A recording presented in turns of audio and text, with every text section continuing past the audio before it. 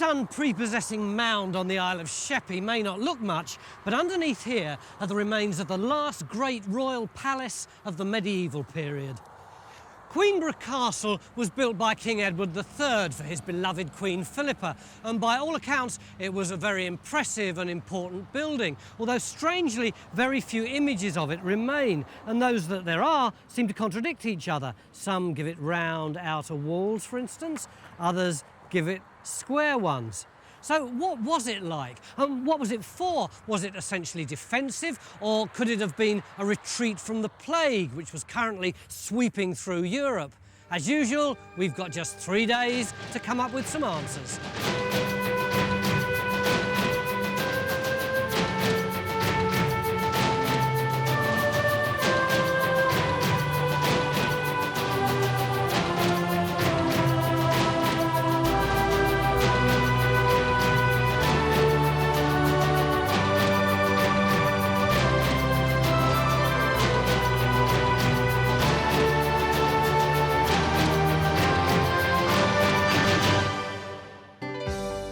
The castle was built at Queenborough on the Isle of Sheppey in Kent in 1361.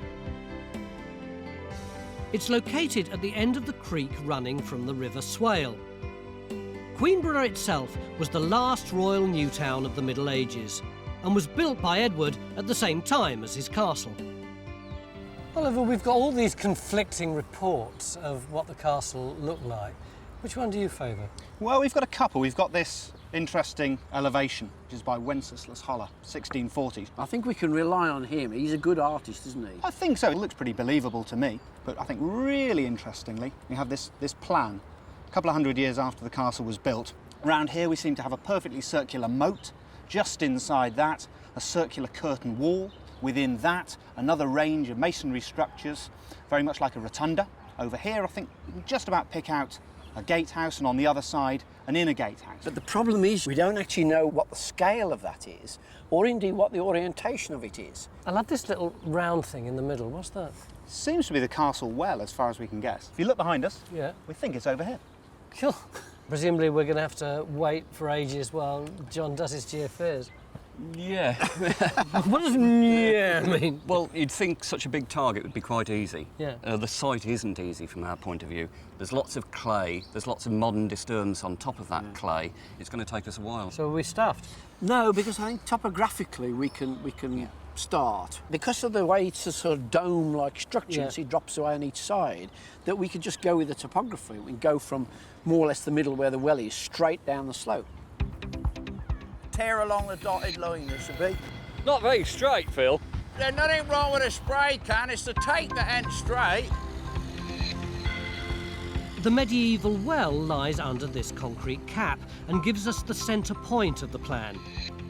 We're going to try and work out the scale of this unique castle by placing Trench 1 across one section of what should be the rotunda, which is the part of the castle housing all the important rooms. Bedchambers, formal rooms, chapel, kitchens and dining rooms. Is this it? That's whitey yellow. Let's have a look, Phil. But I think that's probably a tile. Might be medieval tile, of course. I think so. You can see the sort of clay inclusions in it and the edge of it. Yeah. While Trench 1 gets going and geophys start working their way around the mound, I'm interested to find out why Edward chose this location for his castle. The context is one of the many wars with France, the most famous, the 100 Years' War, the longest of the lot, very much Edward III's great project. If Sam's right, and the reason for the castle was the 100 Years' War, then surely it wouldn't be stuck inland here. It would be out here on the coast. Well, when the castle and town are planned, it's all part of one functioning unit. The castle's here because you need room to lay the town out around the harbour, which is like the pivot of its commercial interests. So the castle is both protecting the natural harbour and it's allowing the town to be built around it so it can attract all the income that goes with it. But isn't this a 19th century map? Can you really construe what was going on in medieval times from that? Oh, I think you can, because with a single high street from the castle, wide at one end, which is where you have the markets, divided off either side into long, thin plots. This is a very typical medieval street plan. It's kind of fossilising patterns of the past. Whoa! There's a pipe. In Trench 1, Phil's finding it slow work as he picks his way through unmarked utilities. He ain't much of a pipe. Yeah. He's all full up with muck, so I don't think he's very important. Do you want to drop down in front of it? The people of Queenborough are keen to get involved, and one of the many spectators has brought us one of her heirlooms to look at. So what we've got here is this beautiful replica of the castle keep, you said. Yes, yes. Could you explain a little bit more about how you came to have, you know, this absolutely, I mean, it's stunning. Well, my grandfather bought it from a house sale in Queenborough about 150 years ago. The man that lived there was a cabinet maker, and he made several items, this being one of them. Apparently, the wood was from the castle itself. I'd played with this as a little girl. It was my doll's house. And now your granddaughter's playing with it as well. And my granddaughters play with it. And you play with the queens in the castle. Yes. So he sleeps right in there, and when she gets up, she goes down here and has her breakfast. Oh, fantastic. And she goes on holiday sometimes. Some of the castle wood may have survived in this model.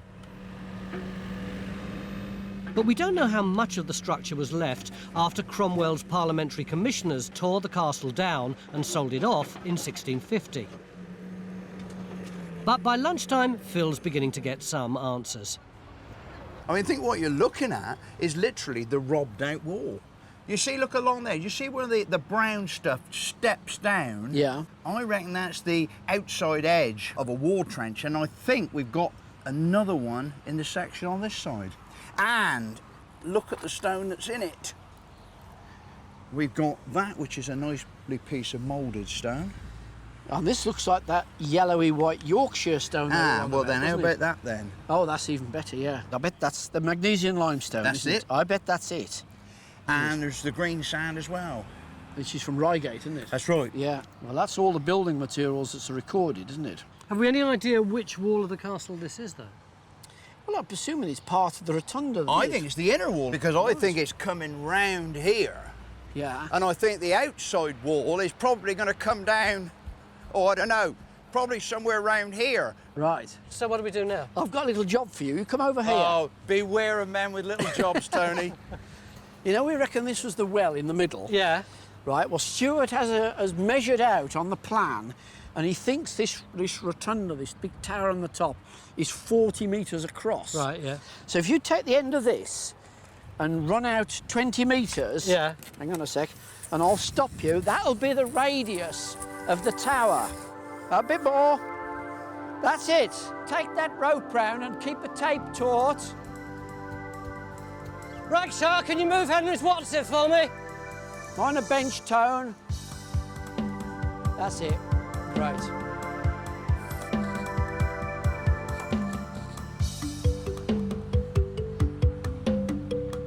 Well done. I bet you're knackered now, aren't you? So what did that prove? Well, I think what it proves, if you look at it, that it's a hell of a big structure. It's a lot bigger than I thought it was. So what are we going to do about it? We've got to go and talk to Stuart now. Yeah. Unless we're going to dig another hole. Going to lie down first. Stuart, that's a heck of a big building on the top there from your measurements. Big royal castle, isn't it? You sure your calculation's right? I think so, because the evidence we've got from the mapping gives us a set of concentric circles which are here in the landscape. So we've got the inner part there. Then just there where the tape dips down, we've got an earthwork going round in a curve around there, which was actually measured and put on a map. Yeah. And then outside that, beyond the paper cup, it dips and rises up again, which is what the map showed as a moat. So all the evidence says, yes, that's the right measurement. Right. Look, that dotted line is the line you've just run around. Yeah. Right. The red is the high resistance stone rubble for the inside of the castle. Then we've got courtyard, the outer wall, and then the ditch beyond. I mean, Stuart and I were thinking a long trench along that line. That's where we've put the tape on the ground. So we'll be inside the castle. Hang on, come look at this. Are you saying that we do a trench which starts here and goes... I'm not doing any more running. All the way down to there. All the way down there. You got it in one. Yeah. Trench 2 should give us the scale of the castle by stretching from the rotunda to the curtain wall and the moat beyond. Oh, look at that. I mean, that is a killer arch, isn't it? Back in Trench 1, Phil's working on the rotunda wall that he found earlier. I mean, that looks better, doesn't it? Doesn't it? Oh, there's that big stone too. Now, what the devil?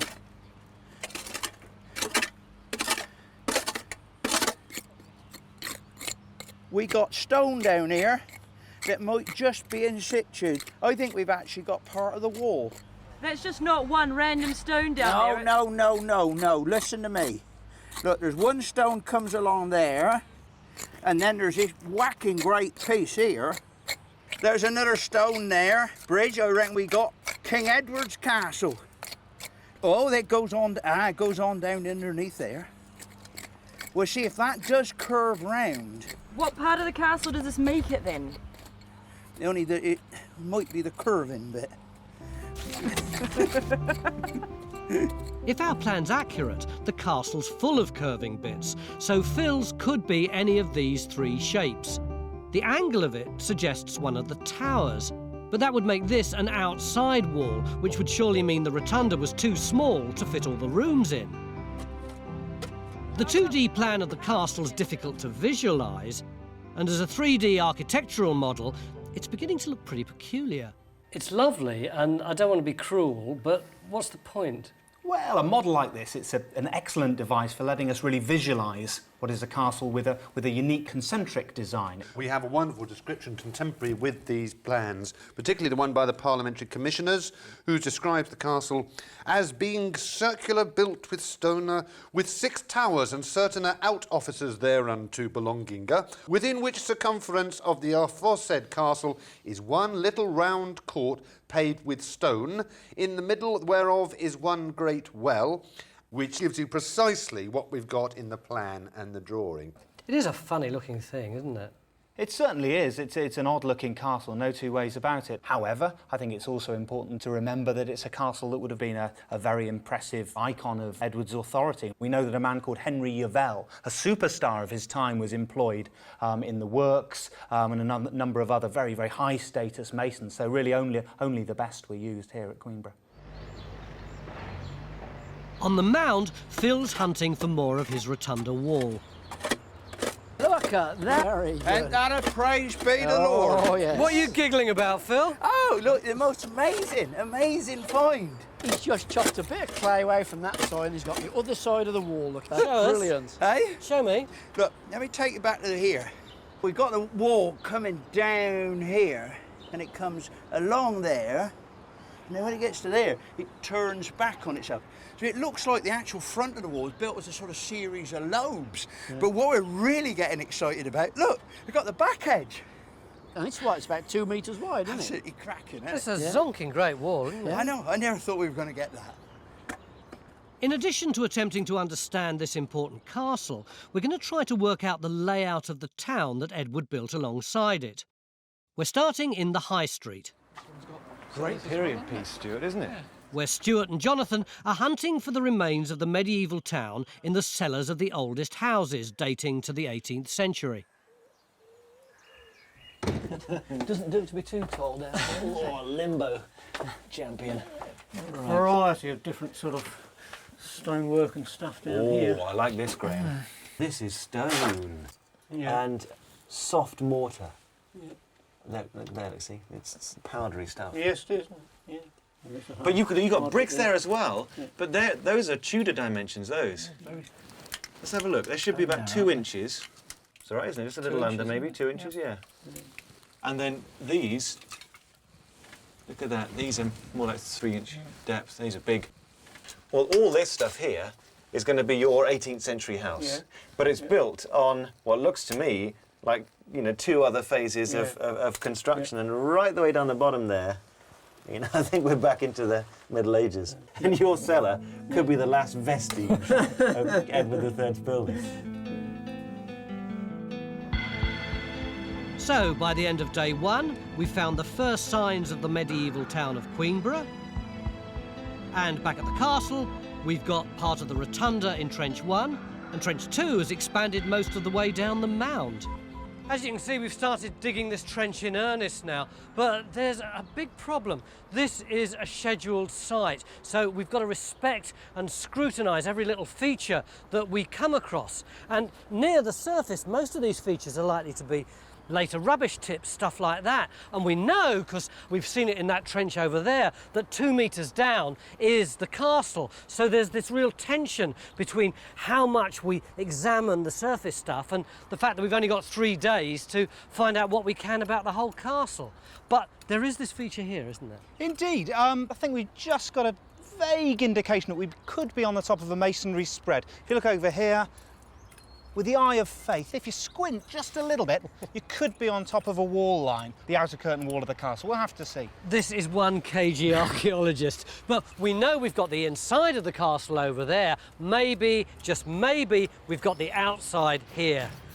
We'll know tomorrow. If you love what we do, become a Time Team member today. You'll get behind-the-scenes footage, ad-free viewing and special masterclasses with the team. We'd love to have you on board. Beginning of day 2 here on the Isle of Sheppey, where we're excavating the last royal palace in England. And yesterday, the temperature got up to over 32 degrees. So as you can imagine, digging was rather inhibited. But the temperature's dropped a bit today, so we're putting most of our resources into this long trench where we're hoping to find the outside wall of the castle. Yeah. Round about here somewhere? Yeah. You see those 2 concrete blocks? So they're modern, aren't they? They're modern, but they might actually mark the site of this sort of edge coming round. Yeah. And then beyond that, of course, should be the moat of the castle. Around about here? Yeah.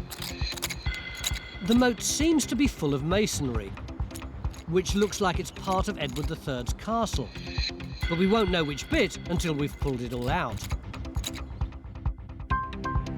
Over in Trench 1, Phil and Bridge are trying to make sense of the wall they found yesterday. I think it's pretty straight. Is it? I know. Think. Engage brain, Phil. Now then, going on it being sort of in that neck of the woods, we got maybe that curving wall is going to be that, and then this one going off is going to be that.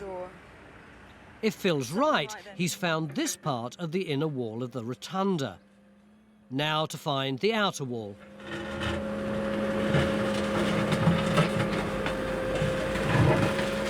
In Trench 2, we've removed some of the masonry dumped in the moat.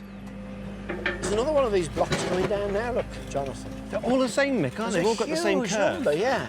And what do you think they Well, are? I'm just looking at the stone there. You see where it's split away? It looks green. It's, I think it's Reigate stone, Surrey stone. Right. And it's in the records, isn't it, for the 1360s building? Yeah. That's the crucial thing. But what do you think it is? Because a lot of it's got this curve on it. Look at this one here, look, and that one. Well, it's all the same. It's from one feature, I think. Right. I was thinking maybe a staircase, you know, turreted staircase. The other possibility, I mean, is that it's something like the well. We know there was a well on the top, and we know that's been altered. I wonder if it could be that. Because that could be an overflow, couldn't it, for water? Or it looks like a water channel, doesn't it? What worries me, though, you look at what's coming out with this stuff. You've got plastic bottle. Is that antifreeze? Yeah, I mean, it suggests that, you know, this has all been dumped fairly recently. The materials to construct the castle in the 1360s would have been brought up the creek leading from the River Swale, which runs round the west side of the island. You've got to remember in the 14th century, all this was an island. It was completely surrounded by water. It was all... The Isle of Sheppey itself was known from Anglo-Saxon times as the Isle of Sheep. And Edward III built the economy of his new town of Queenborough on the wool trade. That would be a real deterrent to anybody. From the river, you can begin to appreciate the strategy of placing the castle in this location. Stu, if the French had attacked here, where would they have come from? They'd have come from the open water, which is out there, Tony, and sort of sailed in the direction where we're moving in now. The Isle of Sheppey is almost like one of the first landfalls if you're wanting to invade this part of southern England. So if you were coming down here and you wanted a safe anchorage, somewhere to base your fleet or to land, you need somewhere sheltered to do that. And round the corner where the swale goes round is a safe place, and that's where the castle was placed. I mean, can you see where the church tower stands? And that's not a very high church tower. So you can imagine there's a big castle standing behind it, dominating the landscape. I mean, if you were a Frenchman sailing up here, would you want to try and land there with that big castle? I don't think I would. Presumably they realised how strategic it was when they were building it there. Oh, I think so. We've looked at Edward III's foundation charts, and we know from that the king was acutely aware of the maritime importance of the site. The charter talks about a deep and broad arm of the sea where ships can be put in at. So they're certainly aware of the significance. Back on dry land, Raksha is exposing the curtain wall and the moat. And other features in Trench 2 are providing us with some interesting finds. This is fantastic for the site because it's medieval pottery, it's shell-tempered ware, and it dates from 1200 right through to 1500. And there's so many varieties of it, but we've actually got two different types of pot coming in here. This one here, which is a rim sherd, but it would have been a large or relatively large bowl. Whilst we've got this one, which is more of a dish-shaped object. This stuff that you'd have in your house then? Yeah, it's common stuff. I mean, everybody would have used it for cooking, for using on the table. It's not high status. And what about all these shells though? I mean, it looks like the only thing they were eating was oysters. Yeah, they ate oysters by the bucket load. Yeah. I mean, they lived by the sea, it's all they ate. And some historical sources actually say they got so fed up with eating them, they didn't want to see them anymore. But so this is pretty typical of this 14th. It's very typical of everyday life. Perfect for the period we're meant to be working in. Yeah. At the same time as Edward III was building this innovative castle in Queen Philippa's name, the accounts state that he commissioned the church, said to be the only surviving medieval building in the town. You know, if Edward III's building for Philippa a new church here for her honour, I mean, you could have done better than build what looks like a barn with vertical crazy paving. I've rarely seen royal building, frankly, this bad. The windows are the wrong shape, the door is the wrong shape. It just doesn't feel 14th century to me. And there's one school of thought by Hasted, the county historian, who reckons that it was all rebuilt in the 17th century. Yeah, which was So it looks like none of Edward's building work survives intact. And there is something in there of the 17th century, actually, that might interest you. And it's this little beauty. Oh, magnificent font. Isn't it? Font, 1610. And it shows the postern gate of the castle. Which was still standing when this font was made by that date. What do you think? It's beautiful. It's very rare to find an impression of a castle's back gate. We still need to sort the orientation of this castle out, look. And if we can work out which way it faced, we should be able to locate it. I think we've got some pretty strong clues myself. I mean, the first clues we've got is from the History of the King's Works itself. Yeah. Where it describes the outer gate and postern to west and east, i.e. outer gate to west, and postern to right, to so east. That's going to be like that with north up here. That's right. Yeah. That also ties with the map evidence we've got when the site was actually standing as earthworks, which had a gap here, which was probably the postern, but this, the main gateway and the outer area here, that would be firmly under the school car park there, where we've got the dining bus and catering and everything. Right, what about you, Oliver? The clue is this place over here, Minster. Basically over that's that way behind us. So that's a view from the west then, isn't it? So the records indicate that the castle faced the west. And John's got a suggestion for a trench that would help us confirm it. What we want is something to investigate this rotation. Yeah. And look, this is where the eastern gate is. And look. Oh yes, good you Lord, can it's see, like a bit of wall, doesn't it? Yeah. How about if we do a trench That's the logic, on that isn't it? alignment and try and tie that down? So Trench 3 will attempt to locate the corridor, which would confirm that the castle faced the west.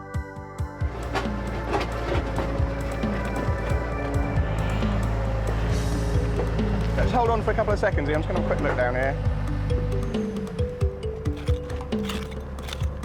That's going back onto this stony rubble. But it might not be as solid a wall if it's just marking a roadway. Yeah. Meanwhile, Phil's extended Trench 1 by 13 metres in his bid to find the outer rotunda wall. Phil? Yo! How you getting on? Well, I've lost my castle, mate. You've lost the castle? That's very careless of you. What's going on?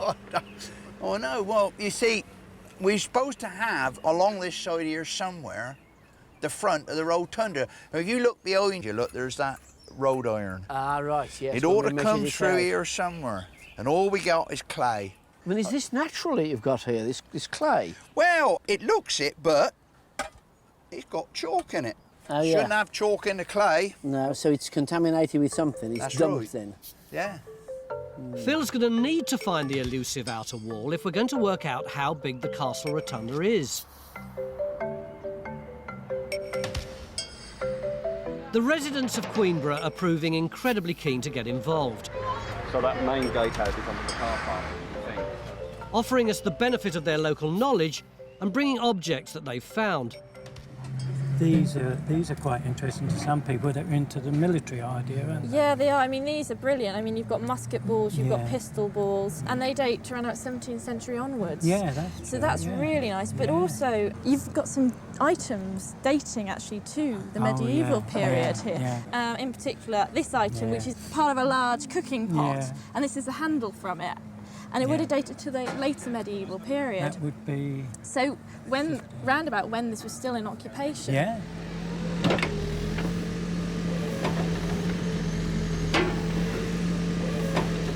By tea time on day 2, Raksha has uncovered a good chunk of the curtain wall which surrounded the entire castle. This is basically the extent of it here. Yeah. We still have some of the stones packed in the bottom, but the rest of it, it's just gone. This doesn't look as big as I expected, Oliver, on that History of the King's Works plan. It looks absolutely massive. It looks to me as if the front portion of the wall has actually gone, so the wall would have been a lot wider, but it's still a pretty decent medieval wall.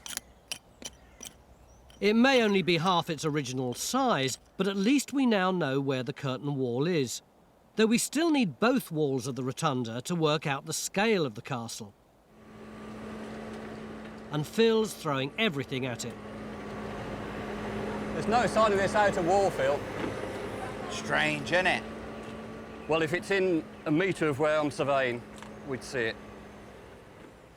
You would have thought it ought to have been there, though. I mean, that's there.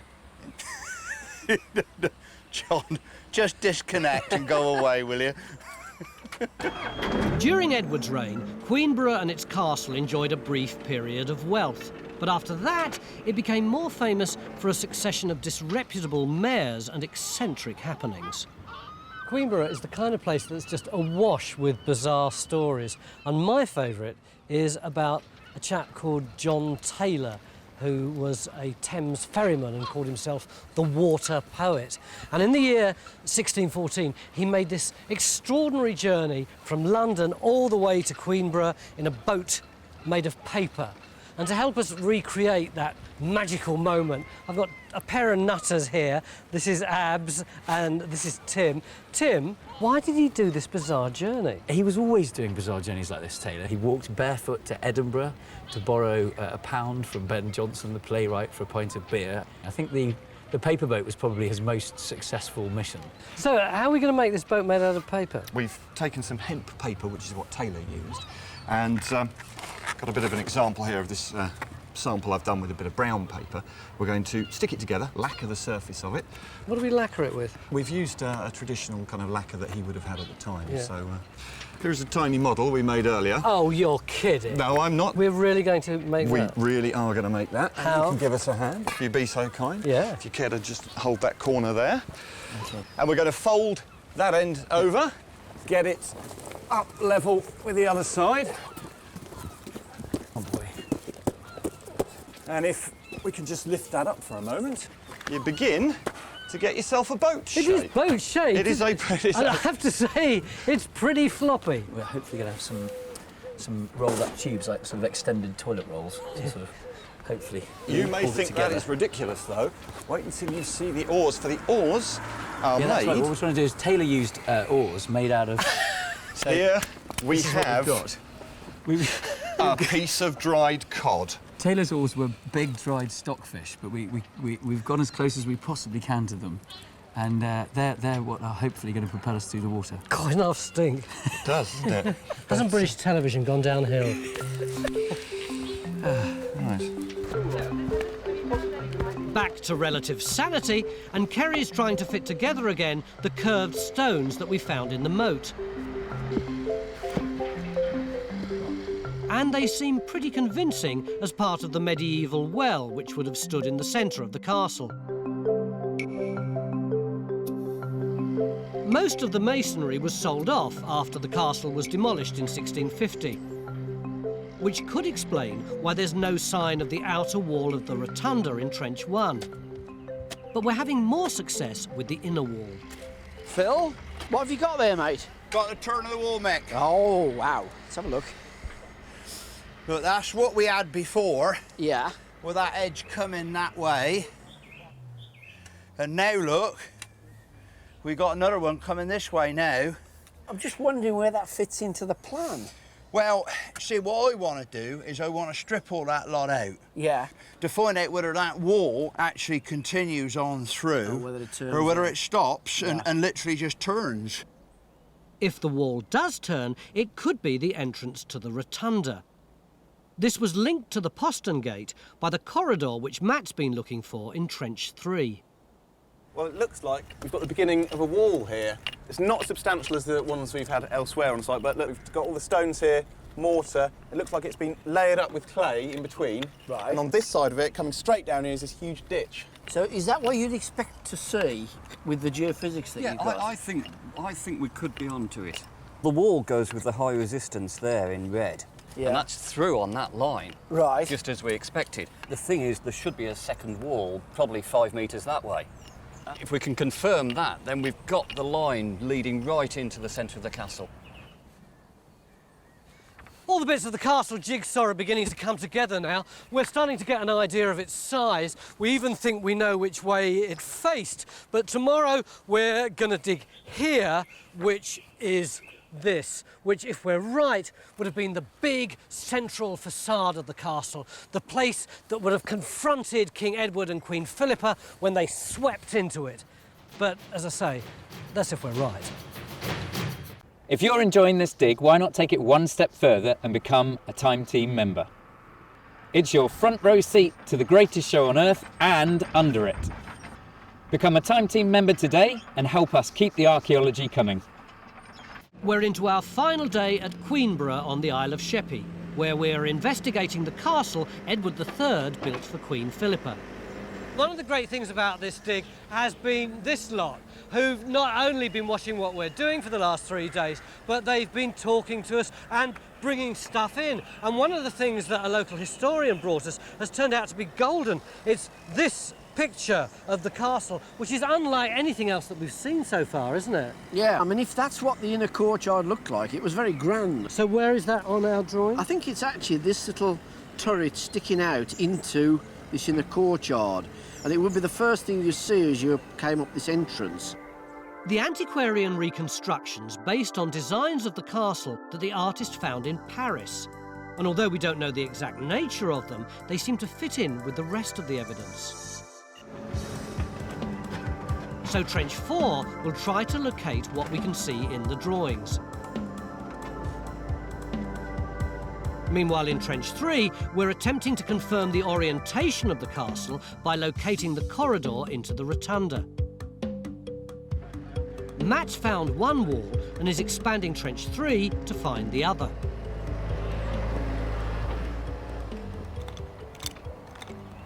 Everyone has been saying for the last couple of days how unique this castle is, but I don't really get a sense of what that uniqueness is. Now, most royal castles are multi-phase buildings. They're rebuilt over many, many generations. Their plans are added to. Queenborough, on the other hand, it seems to be a single-phase castle. It's planned in one fell swoop. So Edward III seems to be employing his masons to impose what's almost an ideal castle onto the landscape. Is it a rather bizarre one-off, or did it actually influence British architecture? And we've got an interesting plan in front of us here. This is Deal Castle, which is down in Kent. It's a couple of hundred years later. It's a castle built by Henry VIII. If you put the two plans next to each other, you can see there are a couple of features that they have broadly in common. It's basically this idea that they have very, very symmetrical designs. There's a line of symmetry. Here at Queenborough, it's down the middle.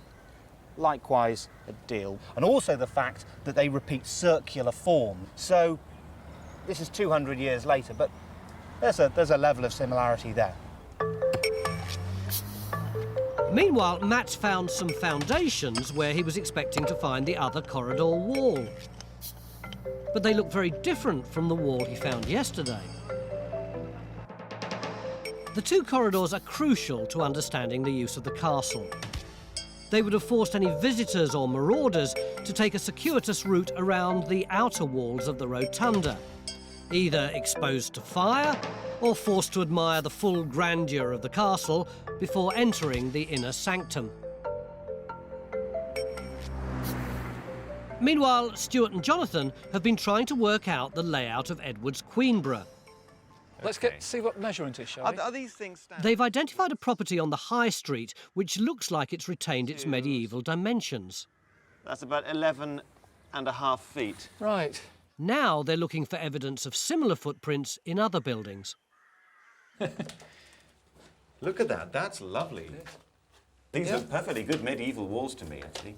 This is the width. Yeah. So this is a measurement we really want, isn't it? So that is 11 feet. That's very similar to what we measured at number 60, isn't it, on the surface? Isn't it? Almost That's identical. Really, really nice. So the width of the cellar under this Georgian house suggests that 3 timber-fronted shops would have stood in its footprint when the royal town was laid out in the 1360s. And I think what we've got is a town which has got two different maritime characters in a way. You've got the bit round the creek here, which is the wharfage, where all the loading, unloading, etc. would be going on for the town, the kind of commercial backside of it, if you could call it that. Yeah. But at this end, where the high street heads, you've actually got what is a fairly formal approach into the new borough, heading straight down towards the castle. Back at the castle, Trench 1 is causing chaos. The more Phil exposes of the inside rotunda wall, the more it looks like an outside wall. And that doesn't make sense with any of the other trenches. Let's say we take those 2 bits of wall down there. Yeah. Right? And we line those up over our 2 bits of wall there. Then Phil's stuff is actually in a void in an open space. It's not actually on the wall at all. What Phil's got there is a piece of curving wall below the ladder there, and then another curving wall coming off it underneath the bucket and the spade. Right? Mm-hmm. If you look at that on the plan, the only thing that fits with that is the junction of one of these walls with the main wall of the castle. But Well, that looks all right. Yeah, but if you put that over the top of that, then none of the rest of it makes sense that we've dug up. You can't get it all to square up at all. So presumably that either means we're misinterpreting the archaeology or the plan's wrong. I'm not sure we're misinterpreting the archaeology because we've looked down this trench for any other sign of any other wall to go with that, and it isn't there. And you've got another conundrum here as well, because if that interpretation is right, and that's the curve of that, and the well is in the right position, and that's the corner of the wall there and the well there, that distance is only 12 metres, so you've got to fit all that tower, all these rooms, gatehouse, courtyard and well into 12 metres. It won't work, you see. It's like a sandcastle skyscraper. Yeah, it's of tiny people. The problem is this damn thing. We've been using this for 2 or 3 days now and relying on it, and there's clearly something wrong with it. So throughout the whole 2.5 days, this has been our one piece of certainty and sanity, and now it looks like this is completely wrong. Should be about 4 metres wide, curving through on this line. If the only thing we can rely on is the archaeology, I'm confident that it's curving. Whether it's castle or not is up to you. Okay. we have to keep digging. So Trench 5 is located over another part of the rotunda, which might help us work out whether the plan is the wrong size or the wrong shape.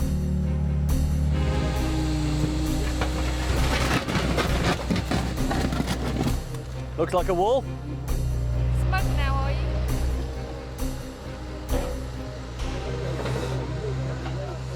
Further round the rotunda, Bridge has been looking for the grandest part of the castle. You can see behind me, you've got loads of white material here. Basically, it's made up of mortar and it's made up of stone, just rammed together. Now, we've got 3 options of what that could be. Either it's intact medieval archaeology. Bit of castle. Associated with the castle. Number 2 could be demolition associated with the castle, dating to about 1650. So where people have taken the good stone out and then chucked back all the rubbish and offcuts and mortar. Yeah, and then use the stone somewhere else. Okay. Or number 3, it could be associated with the construction of the initial pump house that was on the top of the mound here. That's Victorian. That would be Victorian. So you've got 600 years to play with. Yeah, and the only defining feature in this trench is this cut that runs all the way down here. We've got what looks like natural on this side, and then we've got the white material on that side. Bridge is hoping that Jonathan will be able to date the mortar to either the construction or demolition of the castle. I mean, both are contenders. Either 1650s trash or it's medieval, you know, cheapo wall-filling rubbish. The medieval builders had a kind of cornflake box approach to having 2 good, firm outer walls, and you stuff the middle with ill-fitting rubbish that all settles. During the building of the castle. Yeah. Either way, it looks like she's onto the castle, and the shape seems to fit the inner rotunda wall, which should help us with the plan. We're almost ready to recreate the final stretch of John Taylor's eccentric paper boat journey from London to Queenborough, where the town welcoming committee awaits. Our boat builders have transformed several layers of hemp paper into a seaworthy vessel complete with oars of dried cod. All we need is for the lacquer to dry. It's taken us 2 days of really solid work to mess this up this badly. I mean, look at it. You're cheating. You've got these things. No, that's perfectly fair. He had buoyancy aids, he had bull's bladders blown up, so we've got 4 of them. Not bull's bladders, I do accept. Actually, the original Taylor had them blown up by women of ill repute because he believed that they were born to be hanged and could therefore never drown a bee. And so therefore, logically, he reasoned that their air must float. He was a genius. Right. So we're looking to lift and pop her in the water. Gently like Sunday morning. That's the oar. Look at that. We got water. I'm in. Right, we have a man in the boat. Hang on, I've got a fish at the backside. Hold on a minute. We're listing. We're listing. We must let go of that oar. We're in. No way I'm going to.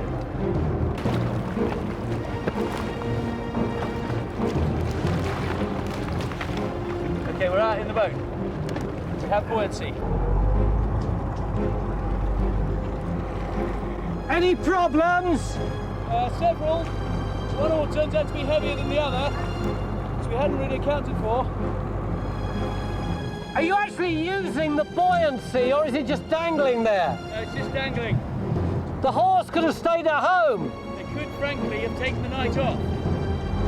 The only problem is we're now drifting past the pier. Anyone for Sheerness?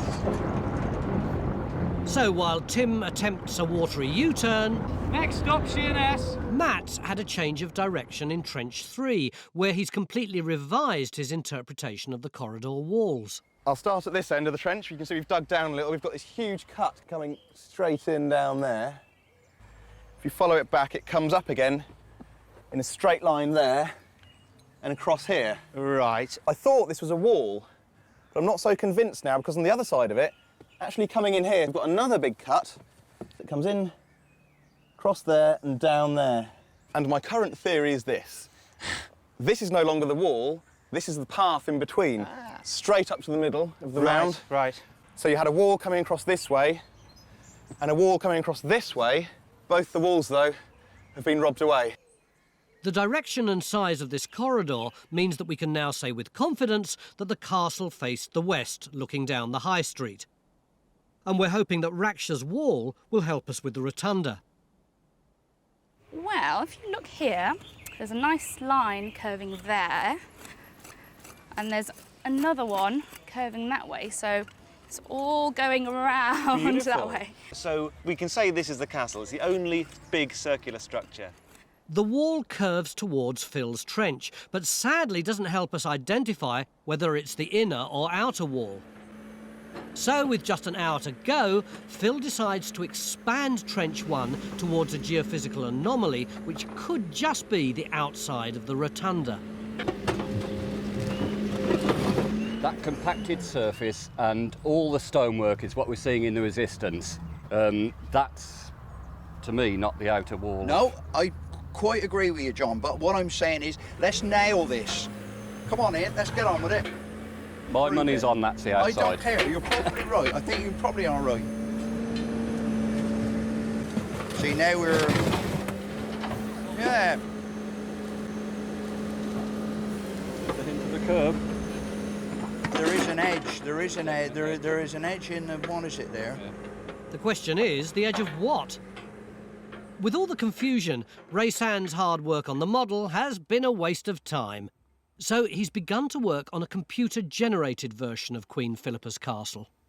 Yeah, it brings out really nicely the way the castle, well, it's like a great wedding cake, doesn't it? We know it's packed with literally scores and scores, 50 or more separate rooms. We know there's a hall, various chambers, a kitchen, guard rooms, stores, absolutely packed with rooms. Yes, let's not forget we're talking about a major citadel palace. Details such as 407 doors and windows towards its closing stages. Some of these must have been of the highest quality. It is, after all, no accident that it perhaps does look like a beautiful chateau with those beautiful pointed turrets, because she was, after all, very much a French noblewoman and must have felt, therefore, very much at home here.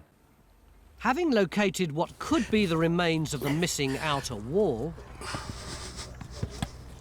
Phil's augering the middle of his trench for signs of the interior of the rotunda. Good Lord alive.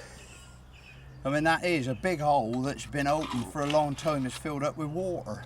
The question is, why is there a big hole where there should be a big structure? Of all the trenches that we've dug over the last 3 days, this is the one that's given us the most problems. Well, yeah. And we still don't know what's in it, do we? Well, I hate to be contradictory, but I think we do, actually. I think what we might have is a very large robber trench going all the way around the top, robbing out the outer line of the rotunda. Because, what makes you think that? Well, on the mapping, we've had this feature, which is a wide ditch round the top of the hill, which will come through here at 12 metres wide in places. And I think that's what we can see here in the cut and over the far side in the cut. And what we've got here is a huge, great robber trench digging all that out. And we actually have a bigger castle than what you've been thinking. Yeah, but Phil's trench, Stuart, shows a circular feature, doesn't it? With a wall coming up to it. Now, these are the only circular features That's on the the only plan. thing that makes sense with that, doesn't it? Yeah, it does. Yeah. And the width of this makes it 24 metres, you know, to centre it on the well. Well, Henry VIII fixed up this castle in 1536 and then built Pendennis and St Maur's and round the coast Deal and Walmer, and they're between 20 and 30 metres. This is 24. So why shouldn't this have been a model for Henry, where that, Phil's trench, is the outer wall? I'm just going with the archaeology as I see it. If you go with the archaeology, you have to end up with... And the argument continues on right until the last moment, when almost 3 metres below the surface... God, that looks like mortar. That is mortar. Phil finds a final clue. Well, maybe there is a structure here after all. Stuart was right. The hole in Phil's trench was a massive robber trench from the demolition of the castle. But traces of the cellars under the rotunda were picked up by the augering. Phil's inner wall was the junction of the inner wall with the gatehouse, and 40 rooms would easily have fitted inside the massive structure of the rotunda.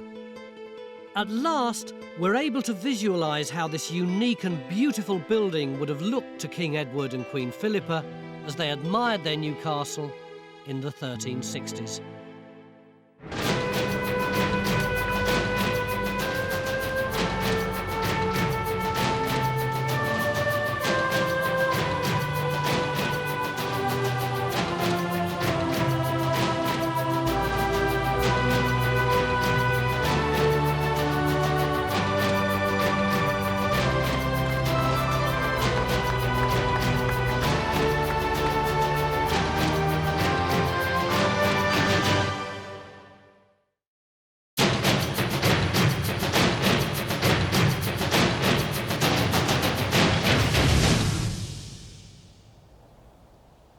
Somewhere underneath all this scaffolding are the remains of Codnor Castle here in Derbyshire. The medieval knights who lived here fought in just about every battle, from the Crusades to Agincourt to the Wars of the Roses. But nobody knows exactly what it looked like.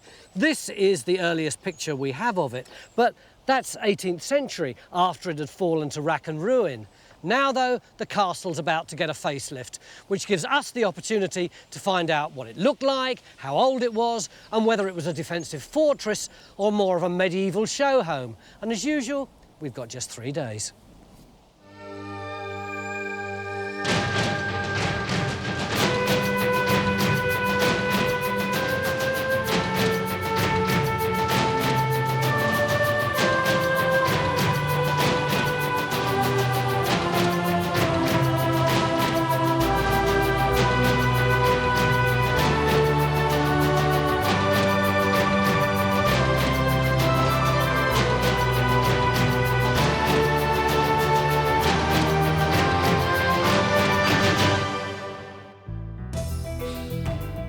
Codnor Castle sits right on the border between Nottinghamshire and Derbyshire, surrounded by countryside which has been parkland for a millennium.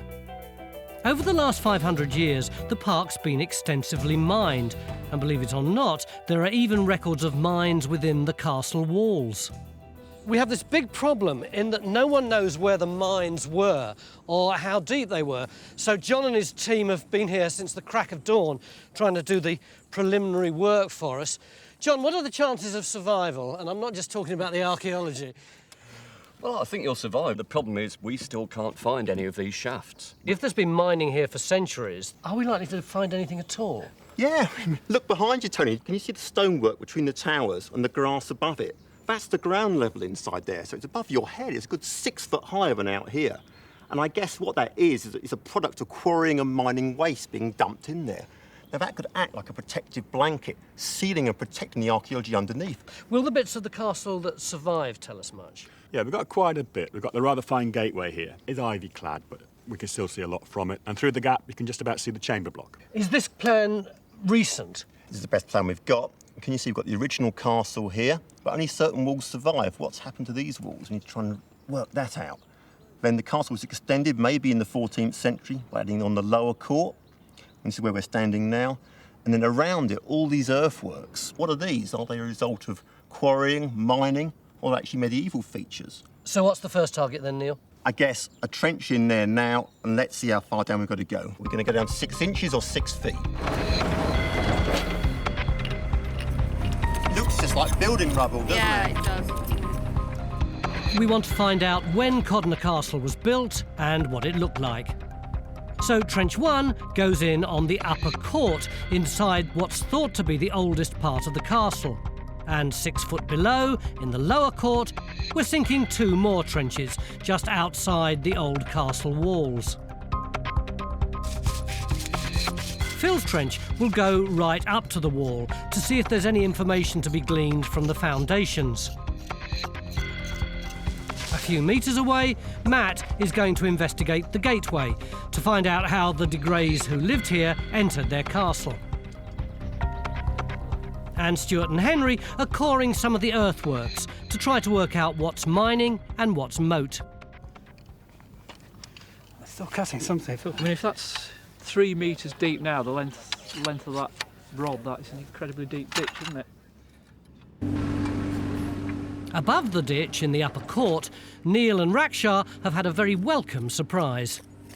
It's very mixed, but it just doesn't look to me like the kind of stuff you would get upcast from coal mining. No, but I think that's quite promising, though, I think. I think this looks like archaeology, you know. And if we're right, we're not even 6 inches down. I know.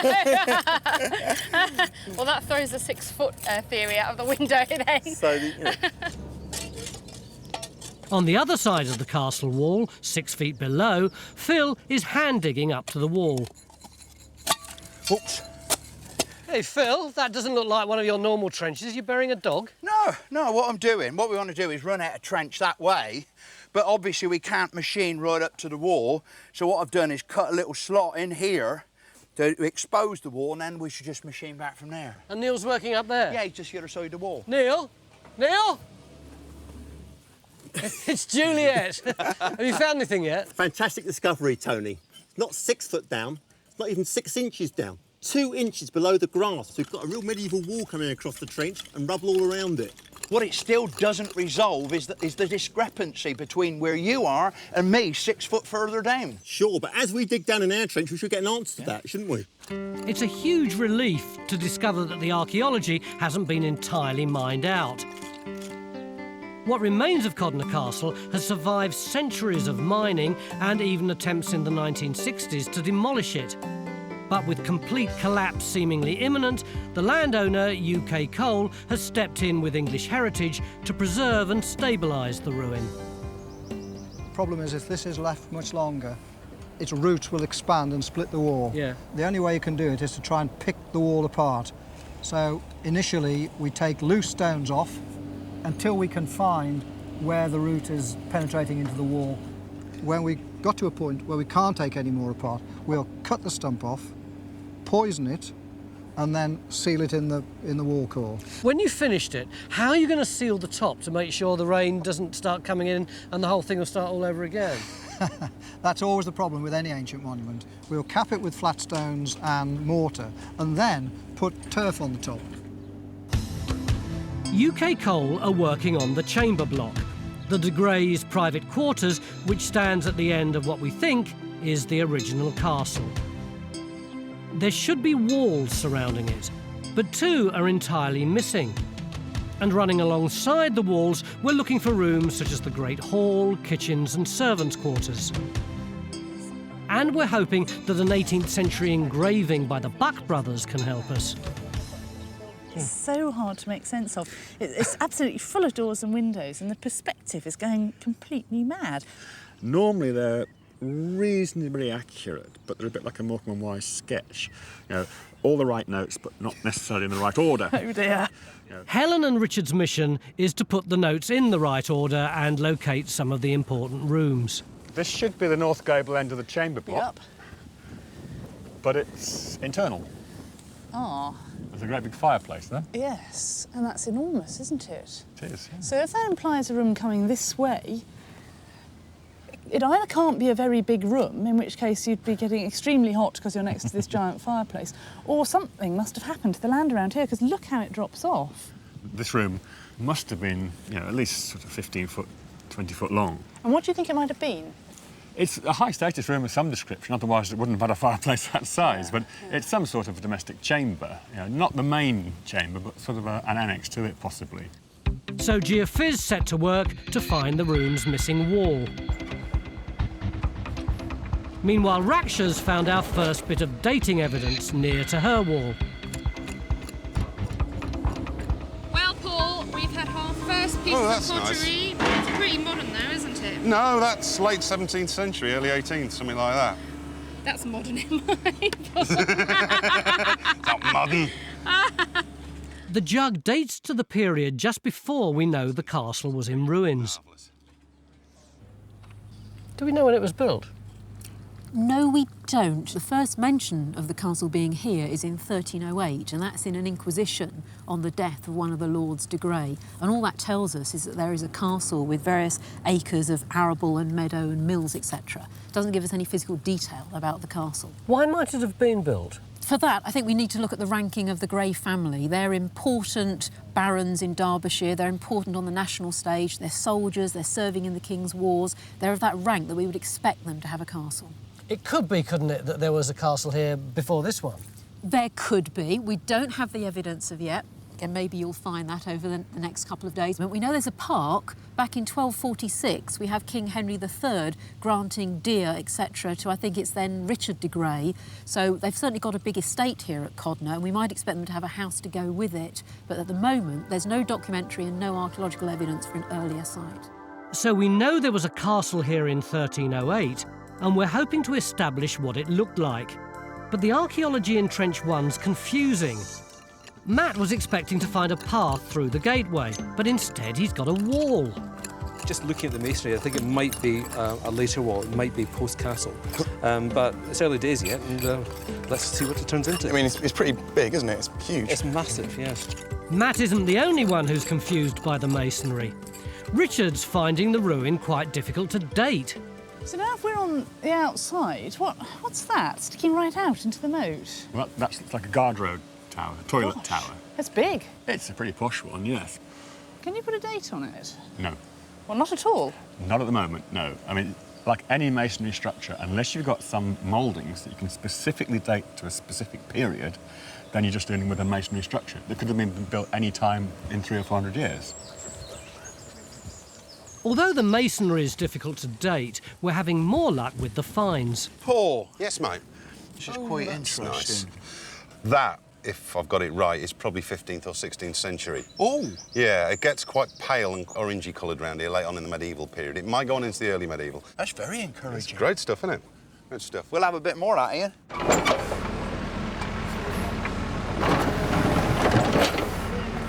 Cool, Neil, when you're up here, you get a real sense of the difference in floor levels between there and here, don't you? Absolutely right, Tony. And you know I said the archaeology was 2 inches below the ground surface? Yeah. That's the top of this wall. You can see that face coming along there. Yeah. Now, it's been chopped out here by quarrying and mining, but we've got a really good face on this side, and where Ratcher is, I think we've got something coming up there, Ratch. There's these 2 stone lintels, one here and one upright right there. Part of the doorway, which the entrance is to be running in that direction. So do you reckon that this wall here, Richard, goes with this one here?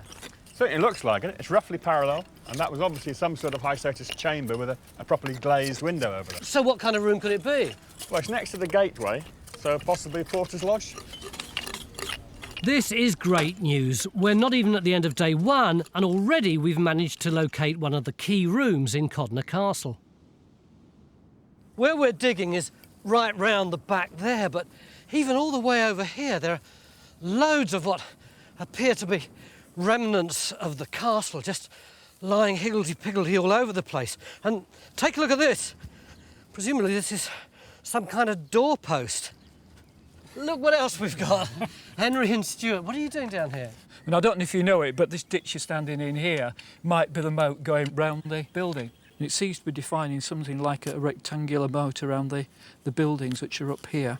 And so what we've been doing is coring it to see whether it ever had water in it, whether it was a proper moat. Anything so far, Henry? Well, yeah, we've caught a few areas. It's consistent that it's over 4 metres deep, and also the deposits in each place is the same. And what it's implying is basically that it's held water, and that water's been flowing, but only very, very slowly. But the really interesting thing is, if you go up there and follow this ditch line down, it actually seems to be turning a corner. If it does, then it would have gone through where the lower court is down there. And the archaeology confirms that the ditch or moat runs right along the lower court and in front of Matt's wall. I think the main discovery since we were last here is this wall here, the return coming off this one, which is built into it, so it's a part of the same structure. Yeah. We don't have another side to it yet, so this may just be a kind of pit here, and then if you carry along the line, you can see just in the corner there, it looks like we've got... Just here. Yep, coming back this way as well. And that would fit possibly with there being a drawbridge here, with a drawbridge pit underneath it. Oh, right. But the problem is that it doesn't line up with this turret very well. This edge seems to be going underneath the turret. It's hard at the moment to think what else it might be. Despite Matt's reticence, this is a huge surprise. A drawbridge means a much grander entrance to the castle than we ever imagined. Oh, that's nice. And the finds aren't too shabby either. That's what we call Cistercian work. It's made by monks? No. Right. It was called Cistercian work because it was first found in excavations of all the great abbeys in Yorkshire. Oh, in you've the got to call 50s it and 60s, something, and I you've got to suppose, call it yeah. something. Yeah. It's a beautiful little thing, really delicate little cup. Just the rim coming around like that. They sometimes have like up to 8 handles on them. They're really peculiar little things. Matt and Faye have found some rather elegant carved stonework on the other side of the wall, but it's thrown them into confusion. The angle coming off here looks like it's chamfered going down. This, that's one work stone there with the corner in it, and it's coming out this way.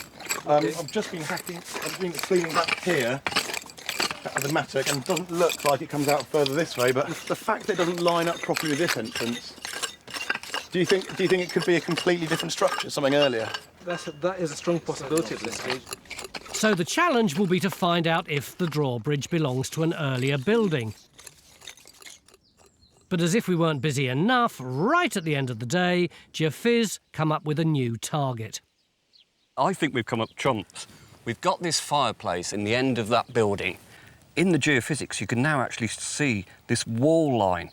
I think we've actually got a room that goes with that fireplace. I think there's a wall line that comes along here. And then look, this strong response here. Is that another building on that platform there? Well, that big blob could just be coal workings, couldn't it? Well, it could, couldn't it? What do you think? Well, it's obvious, isn't it? It's a big wall and it's right on the edge of this really steep slope. So could it be that the actual building range comes right up to the end of the castle? So if this is the perimeter wall, could that be another tower? So put a trench in tomorrow? Oh, definitely. First thing, right through there. Coal mine or castle, we'll know tomorrow. If you love Time Team, you can become a Time Team member today. Your membership directly funds excavations like this and helps us make new programmes and so much more. Plus, you'll get ad-free viewing, behind-the-scenes access and a host of other benefits as well. So become a member today. Beginning with day 2 here at Codnor Castle in Derbyshire. Nobody knows what this place originally looked like, and it's our job to find out. But first, you've got a lovely little find, Phil. Yeah, it's a little buckle fitting, look. It's a gorgeous little thing, made out of copper, and it's got a lovely sort of decoration. And look, some of us still have decorative buckle fittings on our belts today. Oh, that was a little surprise. Well, yeah. Where did it come from? It came out of the ditch here. Hang about. That's got all that black stuff in the bottom, which we got over there, which we thought yesterday was evidence of coal workings. That means that this ditch was filled up after that wall was built.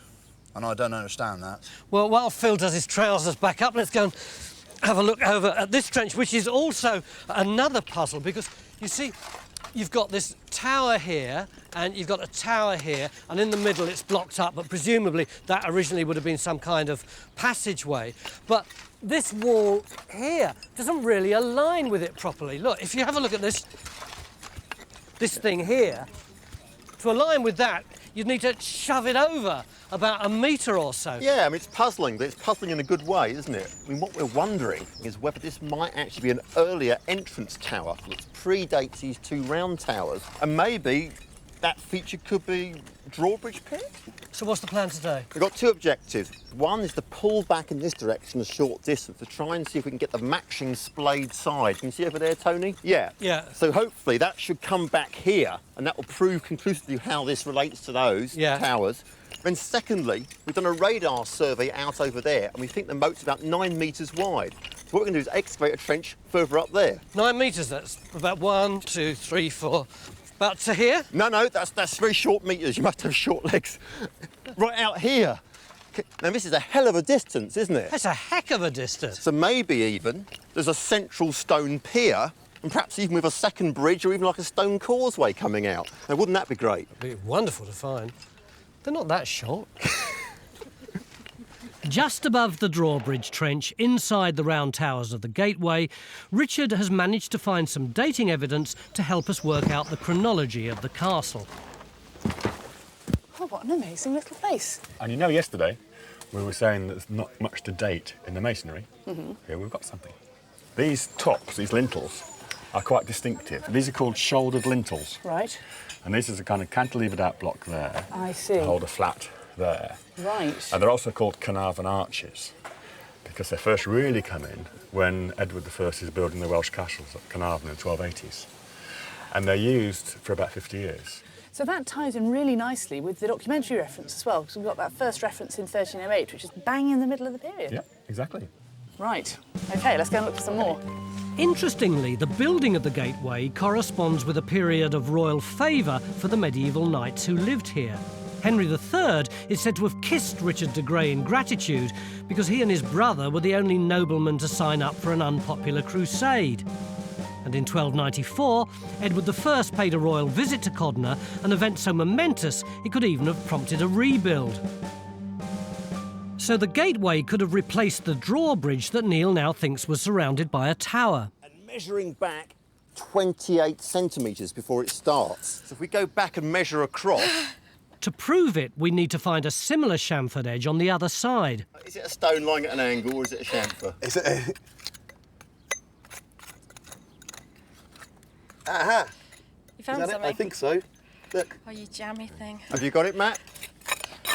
There it is. That's definitely there it there. That's got to be it there. You cannot argue with that. You win. I buy that. Gold star for you. Let's let's do a quick check. Matt, can you hold your tape over the top of the chamfer? And I'll measure out, perhaps go up to, and I'll measure out to the drawbridge pit, 160 centimetres. Right. And if we go across to the other side, and you just hold it on the edge there, Matt. Yeah. Bang on. How about that? So I guess what it's showing is, isn't it, that we actually have a symmetrical tower on either side of the drawbridge pit. And I guess it kind of confirms that this is clearly unrelated to that. Yeah. Excellent. So this is the earliest part of the castle we've seen to date. Although we don't yet know the exact date of the drawbridge, we know it was surrounded by a tower and crossed the moat running around the original castle on the upper court. Around 1300, it was replaced by the gateway that's still standing. But the walls on the west and north of the upper court have disappeared. Phil moves his team to the north of the castle to find out how much has been lost. So that the wall should run through there. He's looking for the wall and tower on the geophysics, which he hopes will be the other side of the room with the big fireplace on the end of the chamber block. Oh, that's better. That's there. it. Look, that is nice. We might have another little course in underneath here. Yeah, there we go. Now that one is knocked out of place. I ain't gonna hold it against Ian for that. So, and then there's yeah. We're into business now. Oh hey, look at that! Oh, look at that! I don't know whether this is foundation or what the hell. While Phil works out what he's found, Raksha and Paul have pretty much finished up in the Porter's Lodge. It's great when there's a little hill next to a trench, because you can see the whole thing in plan, like normally you never can. Yeah. And there are some fascinating details emerging. What's this wall then? Can you see these holes right here? Are they joists to support floorboards? You'd think that, but I spoke to our local friendly castleologist and he tells me it's something called wainscoting. It's where you put timbers on the inside of a building. It's very posh, so it's high status, it goes with the castle. Another fantastic thing is there's this very, very tiny grey spread just here, and that's our earliest occupation layer. And we've also found 2 pieces of pottery in there. Oh, have you got a date, Paul? Certainly have. This stuff comes from Stamford, down in Lincolnshire. They stopped making it about 1150. You're kidding? No, really. But that's ages before the first record of there being a castle here, isn't it? They actually start making it around about the time of the Norman Conquest, so it could be that early in theory. Well, that's a bit exciting, isn't it? Isn't it? This date takes us at least as far back as 1201, when Henry de Grey married Isolde, a Norman heiress who brought into the family Codnor, its parkland, and some money. And it looks like we've found their home, and the entrance might have been Neil's drawbridge over the moat. That looks, doesn't it, as if you might have an intact dressed stone face. That's very similar to the core of the structure we have over there. Look at that. Look at that, yeah. Look at that. I mean, that's hefty stones, isn't it? Shall we measure the distance back to the front of the bridge abutment there? Yep. So Neil gets his tape measure out again to find out how far the drawbridge would have to span to cross the moat. That is 7.4 metres. OK, and if we go, I'll go back to where the radar picked up a big block of masonry, which is about here. What's that distance, Matt? That's 13.9. Well, 7 and 14 in round numbers. Yeah. I mean, maybe what we've got here is a central pier. Yeah. I think Brian was saying that the longest span you could have with wood is about 8 metres. So that would fit perfectly. One span to this. Fits exactly, doesn't it? And in the north, in the upper court, the line of stones Phil found earlier looks like it could actually be the castle's perimeter wall. But it's a stack of mysterious semicircular stones that's confusing him. Reg! Yeah? Rick, come here. I mean, you don't know what it is either. Me, yes, it's semicircular. It's made of... Come here. He's supposed to be shooting another scene. Look at that. What are these things? Whoa. Oh, that's part of a pier base. It's not just one thick thing, look. They're in layers. Look, there's one there. I can even squeeze my trowel in amongst it. And then there's another one there. There's probably about inch and a half thick. And then there's another one there and a fourth one going on down. And they're still going way, way down. And they're semicircular. Am I allowed in your trench? Yeah, yeah. Well, it's not a trench, it's a hole. Good grief. Good grief. That sounds as though... Ooh. Not quite so confident now. Look, they do appear to have tooling. Yeah, they're properly made.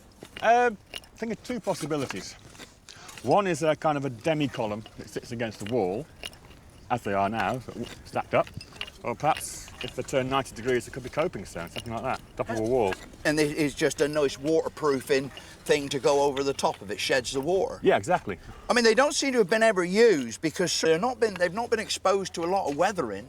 Yeah, but there are some odd things on this site where it looks like things were planned or never finished, or planned, finished, but then sort of scrapped very soon afterwards. While Phil gets to grips with the northern wall, back at the drawbridge trench, it looks like the pier that Neil thought was in the middle of the moat might actually be the other side of the moat. The more this material goes back, the more likely it is that this isn't the pier, this is actually the solid abutment of the bridge spanning across to where the drawbridge pit is. I don't think we've actually got to where the anomaly is, have we, Ian? No, it's underneath my cab. So we just got to... wouldn't it? Yeah, we're just got to pull it back and see if we actually hit that really big anomaly and see how it relates to this material.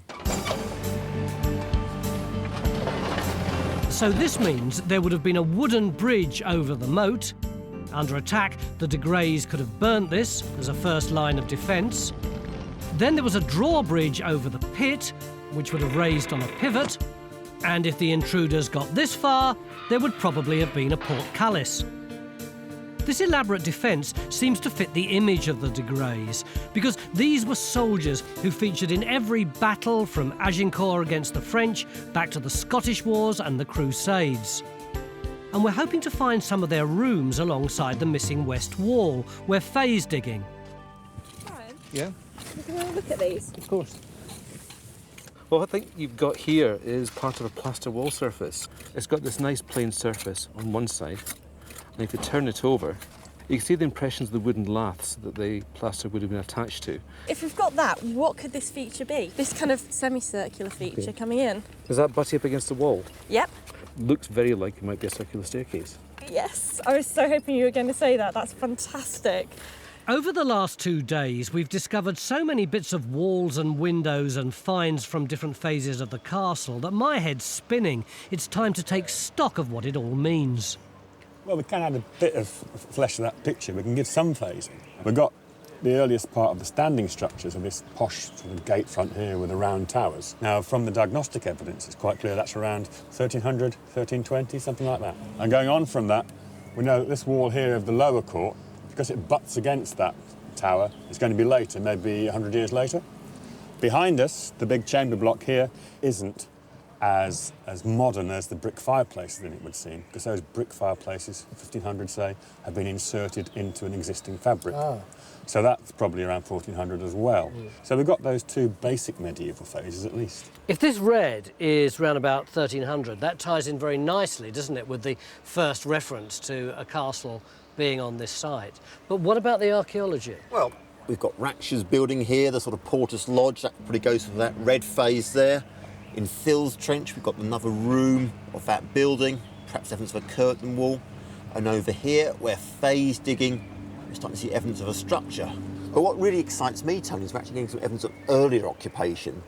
Inside the Porter's Lodge, we've got some pottery that seems to date to the 12th century from a floor. Now, that doesn't go with the red phase, that must be an earlier phase, because we've got a much earlier gate tower that predates the round towers in that frontage. So the archaeology is suggesting earlier structures before 1308. What kind of building might that be? Could it be another castle? Castle, fortified manor. Oh, just look at that entrance, Tony. You know, that's a monumental entrance. It's got a drawbridge. It suggests a major structure to me. Definitely, yeah. The archaeologists were hoping that Faye's staircase might be part of this structure. So that, if that's the ark, I mean, it's much larger than a stairwell, isn't it? That's 4 metres, conceivably, if you project the line. So with the light fading fast, day 2 ends with yet another puzzle. We came here looking for a castle. Now we've got loads of castles. And tomorrow we're going to get down into the Moat to see if we can find evidence of one of the earliest phases. And up here, we're going to shift our attention to inside the castle to see if we can find the rooms where the de Greys actually lived. And all that's tomorrow. If you're enjoying this episode, join us as a Patreon member today. Beginning of day 3 here at Codnor Castle in Derbyshire, and we've got a drawbridge, the first drawbridge we've ever dug on Time Team. This hole here is the pit in front of which the drawbridge would have sat, and you can imagine in the medieval period, before that entrance was blocked up with stones, the knights in armour charging through it and across the drawbridge. Except if you did imagine that, you would be totally wrong, because that part of the castle is much later than the drawbridge. Neil, how old is the drawbridge and how does it tie in with all the rest of the archaeology? Well, that's what we're going to find out today, Tony. All we know is that the castle experts tell us that those 2 towers date to the early 14th century, so therefore this must be earlier than the 14th century. So we've got to get some dating evidence, and that's why we're going to dig into the moat. So can you see where Matt's digging? We've got all this rubble from demolition of the tower, so we're going to get through that to the bottom of the moat and get some dating evidence to go with that bridge. As the rain sets in, Neil and Matt are searching for the bottom of the moat between 2 stone plinths. The suggestion is that these could be garden features from the final phase of the castle. Do you know what? Is that a bit of marble? Is it marble? Or quartz? Yeah. No idea. I mean, you almost wonder where it might have come from, a statue or something. Yeah, from the garden, yeah. This dig has been so rich that it sometimes seems as if the castle has been bursting to tell its story. And it's inspired Victor to create our answer to the Bayeux tapestry following the fortunes of the de Greys during the 13th, 14th and 15th centuries. But the most colourful character of all was Henry de Grey, who managed to survive fighting on both sides of the Wars of the Roses and was granted a licence for alchemy. Oh, so that's what we're seeing him doing here, isn't it? He's in his lab with all his books and his pestle and mortar and his crucible. Yes, and I guess this is in part going to be do with the extraction of mineral resources from his estates?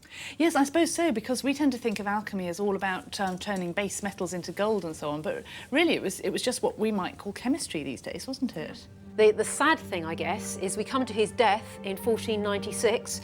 He's got through 3 wives. He's had a number of illegitimate children, but he leaves no heir behind. Oh, so no. we have the end of the line. So that's where his luck runs out. After Henry died, the land passed to the Zouches, who created an industrial empire.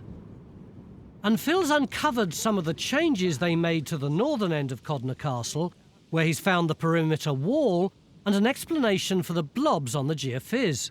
What we've got is this circular thing here, but on the other side of the wall as well, there's this other circular thing. They're not a tower, but I think they're garden features.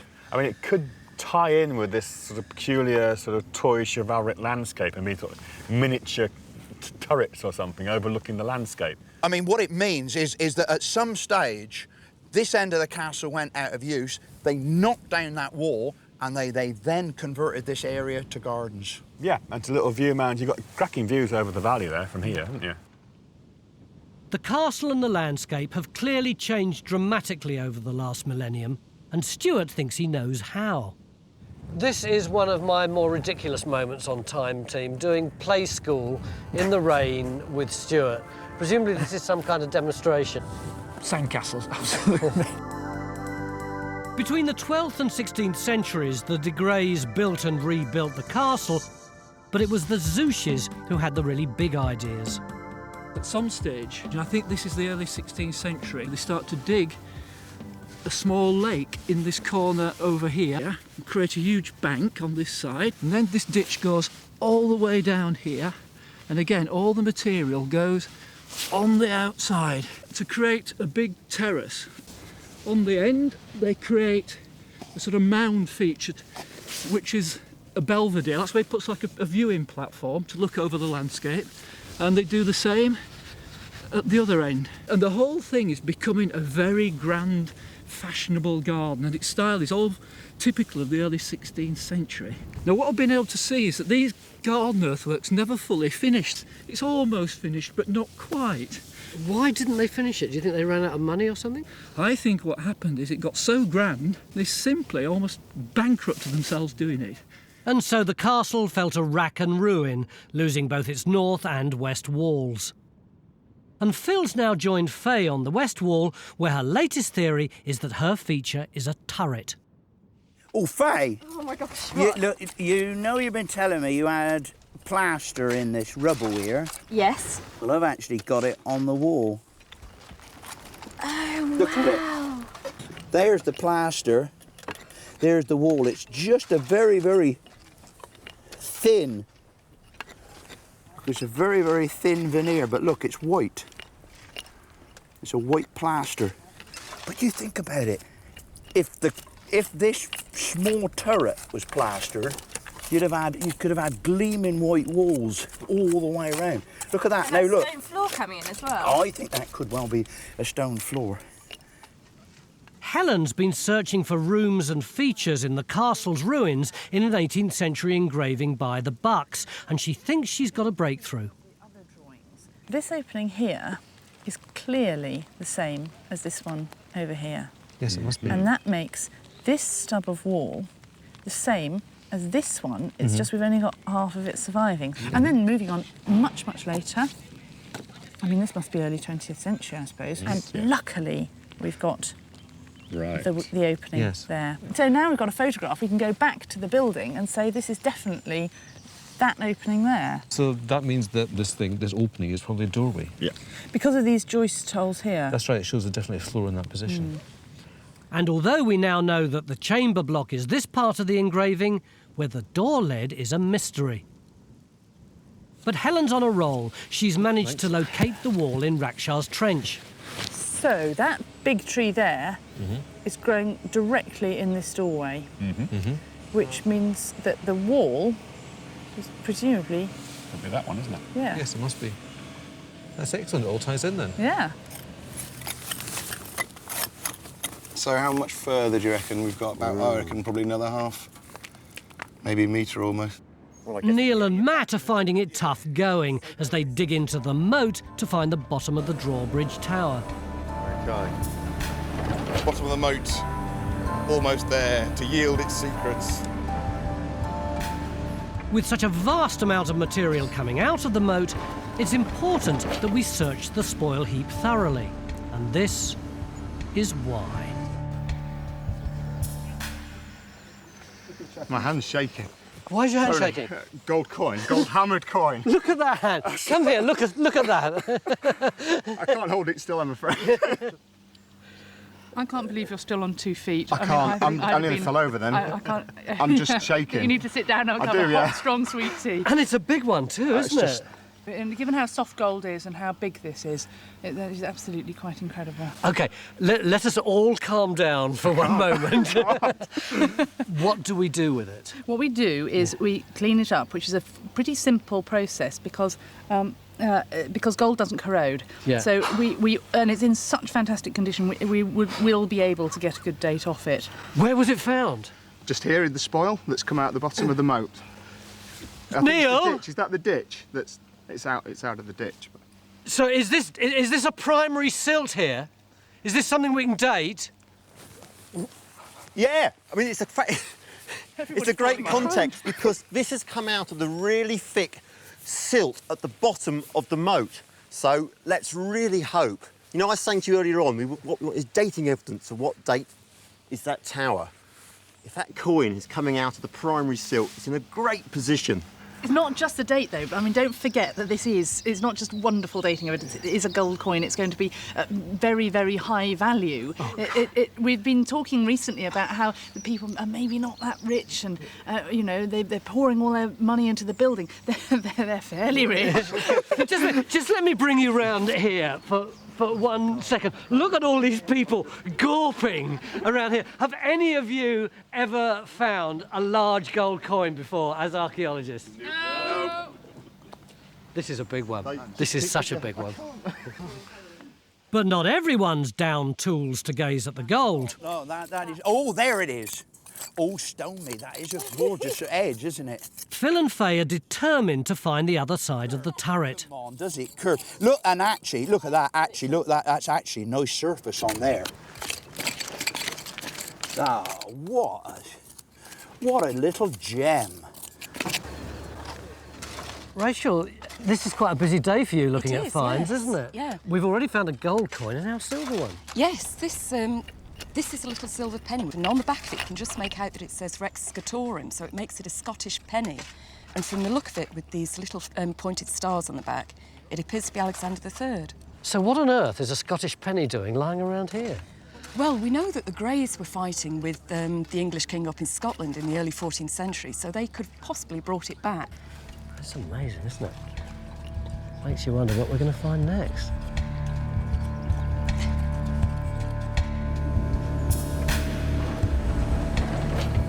With time running out, Neil and Matt are desperate to get to the bottom of the moat in the drawbridge trench. Paul, can you have a look at this? We've got a bit of pottery that's come out of the right at the very base of the ditch. What do you think? What kind of date might that be? Oh, that's... Well, that looks proper medieval. That's your kind of 13th, 14th 13th, century, 14th century. We're getting there. Looks like we're getting... And we now know a little bit more about the other find from the moat. You've been looking in books, you've been on the computer, you've been making frantic telephone calls. What have you found out?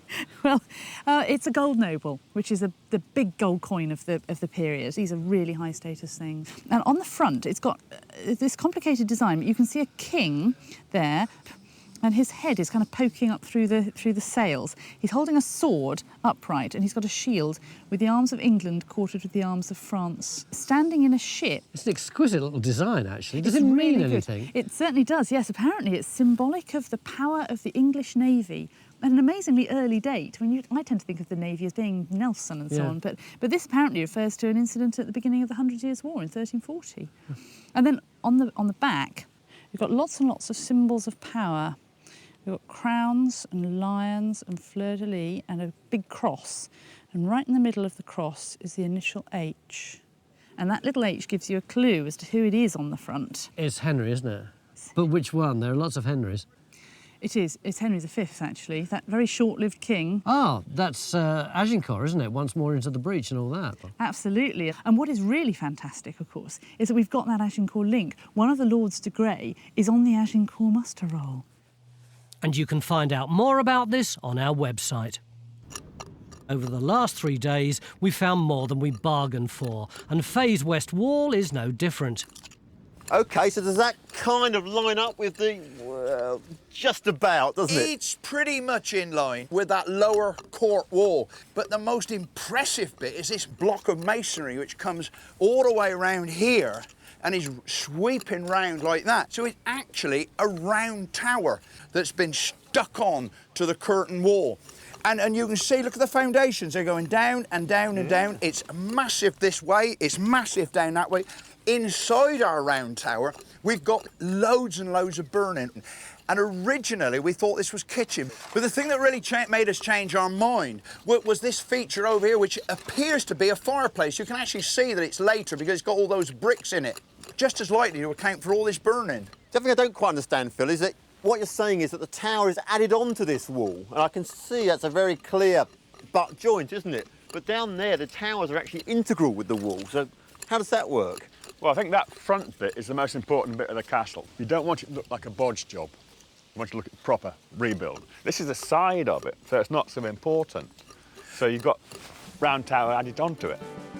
Richard thinks that the tower was added to the west wall at roughly the same time as the second gatehouse, possibly for Edward II's visit in 1322. And he's not done yet. We've been looking for the most important rooms in the castle, and just before the whistle blows, he's found one of them. Now, you know I've been blithely referring to this as the chamber block for the last few days. I'm afraid I've had a rethink. Oh, yes. I think we've found the Great Hall. Oh, my goodness. Because it's such a tall building, I thought naturally it was of 3 stories, chamber above undercroft. But when you start looking for the floor joists, which are pretty important, you've got a set of floor joists there Yeah. for the first floor. None above. So you've just got this one huge room at first floor level, and we even know where the door is. Oh, yeah? Over there. Oh, I don't believe it. We've been staring at that door so hard. That's the one on the Bucks engraving. Exactly. And so, of course, that explains why it's such a vast, great door, doesn't it? Oh. This is more than we could have hoped for. It's the 13th century first floor Great Hall where Henry de Grey entertained King Edward I, and the date ties in with the romantic entrance of the drawbridge. Brian, we've done a lot of work in the Moat area today, and I think we've just about got a good story now. Excellent. We've exposed the front face of the tower. Yeah. We've got a hole that's been crudely bashed through the wall. Mm-hmm.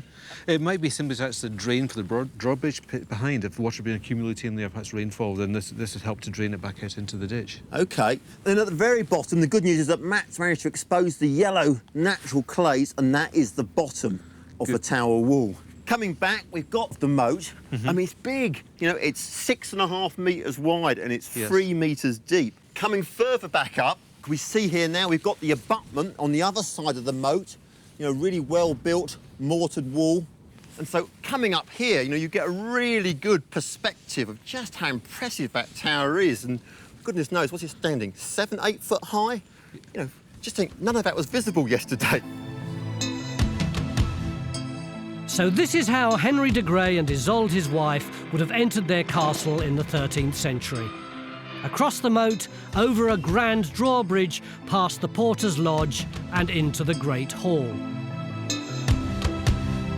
But in the early 14th century, the castle was rebuilt with towers and turrets on the perimeter walls. In the 15th century, they extended into the lower court.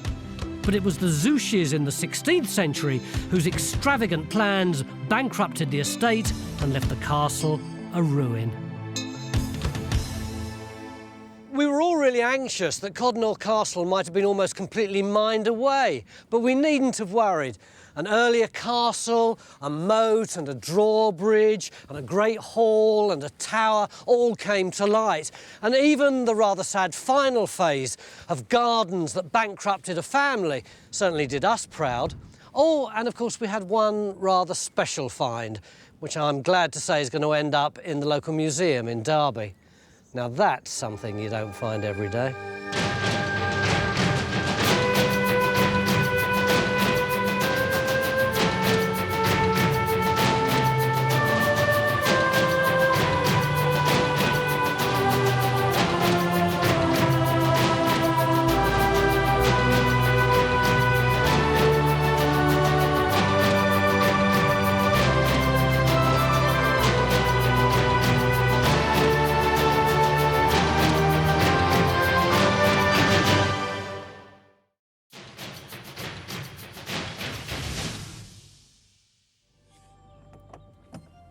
This is rather good, isn't it? For centuries, people have been coming to this place, Radcott, passing under this, the oldest bridge on the River Thames. And right next to the river is this field with these very intriguing earthworks. For years, people looked at them but had no idea what they were. And then last year, a geophys survey came up with some really interesting results. Look at this. It appears to show a castle keep coming out of the ground with what may be walls or ramparts around it. Could this really be a lost Oxfordshire castle that's been forgotten for hundreds of years? And I thought we were just going to have 3 days messing around on the river.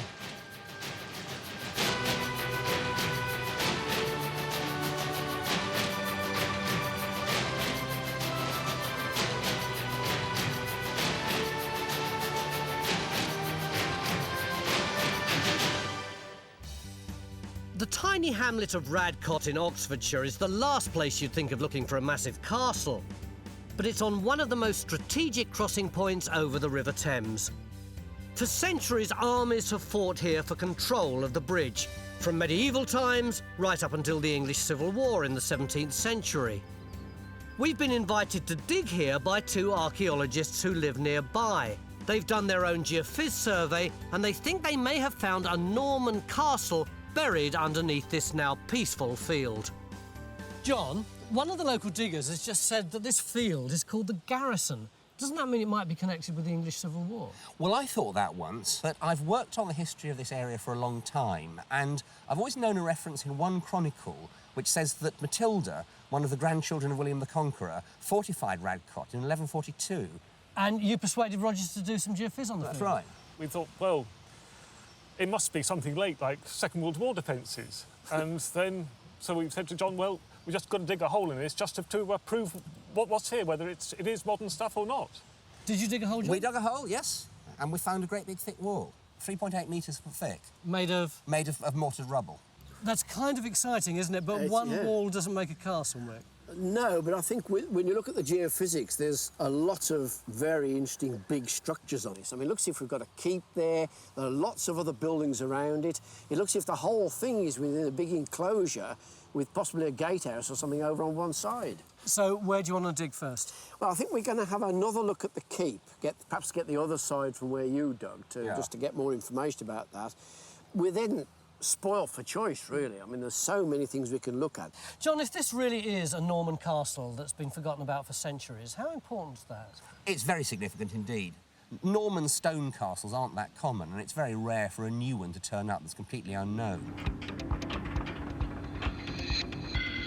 So Phil puts in our first trench over what may have been the castle's Norman keep or tower.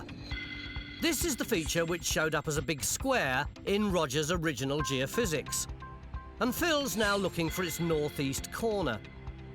But the geophys survey also showed up a number of other strange shapes around the field. And they may be what's left of the rest of the castle. So John's going to take a second look at some of them, while the rest of the geophys team are experimenting with some new radar techniques over the possible keep or tower, which we hope for the first time will give us a 3D model of any buildings while they're still underground. Phil's barely scratched the surface, and as soon as the digger goes in, there's more of it. Bits of pottery start to come out. What's that then? That looks just burnished, doesn't it? Yeah, it looks Roman, doesn't it? I know, it's what I thought. I mean, it looks Roman to me, doesn't it? Let's get it washed and have a look. Yeah. But I think it's... Hey, this is a medieval programme, isn't it? Well, it's supposed to be. And our first piece of pottery is soon followed by dozens more. God, there's some pottery here, look. There's masses of it. And thankfully, they are medieval. You put the bally trowel in the ground and there's pot comes up. So it's an encouraging start. And while everyone else has got their work cut out for them, I'm keen to find out a bit more about the Normans and Radcott. If anyone ever says to me the words Norman Castle, I tend to think of 1066 and William the Conqueror. But the period that we're looking at is a bit later than that, isn't it? Yes, this is getting on for a century after the Norman conquest, when two of William the Conqueror's grandchildren were battling for the crown of England. Is this Stephen and Matilda? Yes. Matilda was the daughter of the last king, Henry I, and he had made his barons swear an oath to her. On the other hand, she was a woman, which was a disadvantage from some people's points of view. Stephen had a less direct claim, but he was a man, and he acted very quickly after the old king died and got himself crowned. So this was really a civil war? That's right. What did this place, Radcott, have to do with it? Radcott is mentioned in one very important text of this period, the Gesta Stephani, which is a chronicle of Stephen's reign. And that says that in 1142, Matilda fortified various places on the Upper Thames. And one of them is actually named as Radcott, which it says was a village made inaccessible by waters and blocked up by marshes. Well, here we are. It's extraordinary, isn't it? You see that lovely old Radcott bridge there and all the water. It's hard to believe that at one time this would have been an epicentre for blood and sacrifice. It certainly is. In the mid-1100s, Little Radcott got mixed up in a vicious civil war. Historians call it the Anarchy, but it was really a big family squabble between King Stephen and his cousin, wannabe Queen Matilda. Matilda's said to have had a castle at Radcott, so could that be what the geophys is seeing under our field? Phil's looking for the castle's keep. His finds trays are filling up with masses of pottery. You can see the fabric there, can't you? That's a nice bit of fabric, that is. And he's only gone down a few inches and already hit what might be a wall. Mick! Yeah? Come here. Look, I think I got the wall. Yeah? That looks like another bit of stone you've got there. That's right. There. So what, have you got the corner of the keep, do you think? Well, I think it'll be somewhere handy. See that wooden post behind you? Yeah. See, now that marks what was supposed to be the other corner of the keep. Right. And John, he marked the other corner as being, oh, I don't know, somewhere about here. Right. So we'd expected it to come through here somewhere. So it looks like we've got our first wall already, and it's only mid-morning. The Normans were great castle builders. The classic early Norman castle was called a motte and bailey, which was a big circular mound with a tower on top and a defensive ring below it with lots of other buildings. But our site doesn't look anything like that. We think we might have a tower and some of the other buildings like a hall or a chapel, but our site isn't round with a defensive ring. It's almost completely flat and rectangular, which is giving our experts something to think about. What we've got is actually a very strange rectilinear enclosure. It's not even rectangular, it's sort of all sorts of odd shapes and angles.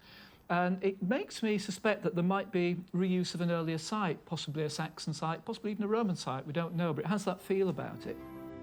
But some of the strange shapes on the original geophysics might be what's left of the castle's other buildings. Mick thinks this dark area here could be the remains of a gatehouse, the fortified entrance to the castle. Presumably this hollow is where the road's coming in. Well, if I look at the topography, that's what it looks like. We haven't had time to plot on a computer exactly where we should put the trench, so Mick and Bridge go for a rather less high-tech approach. Stuart's best guess. Stu, we're looking for this entrance here. Look, and we think we probably ought to go where this hollow is in front of us. Right. He's going to disagree with that. I know, you can see his face. I've just been looking at this possible roadway that comes in from the north up here. Yeah. If you plot out where that might hit this bank, it's not actually in this hollow. Where is it then? It's more here-ish. It's to one side of your hollow. All right, OK. Presumably that gate in the fence there is a bit of a clue, is it? No, I noticed that. So our next trench goes in looking for the gatehouse. 1 bucket width wide to start. But one thing still puzzles me.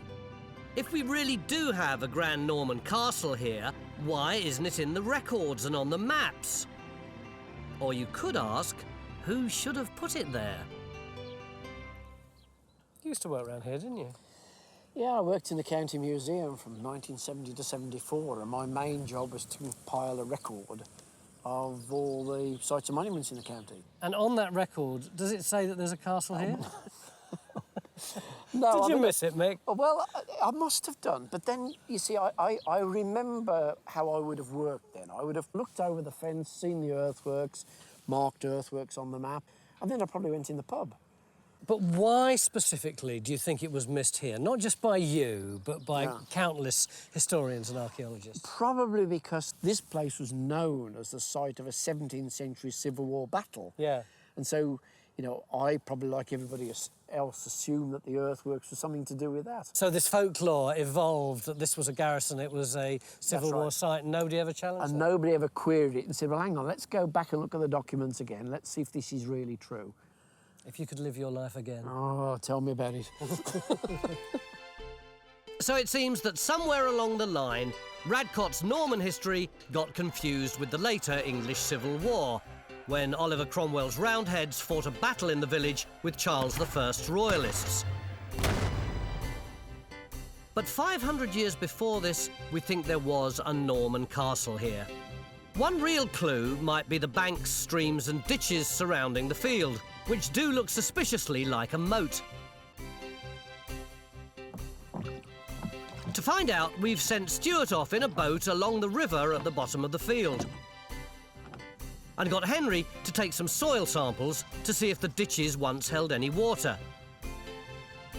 But it's in Phil's Tower Trench where we're getting our best archaeology.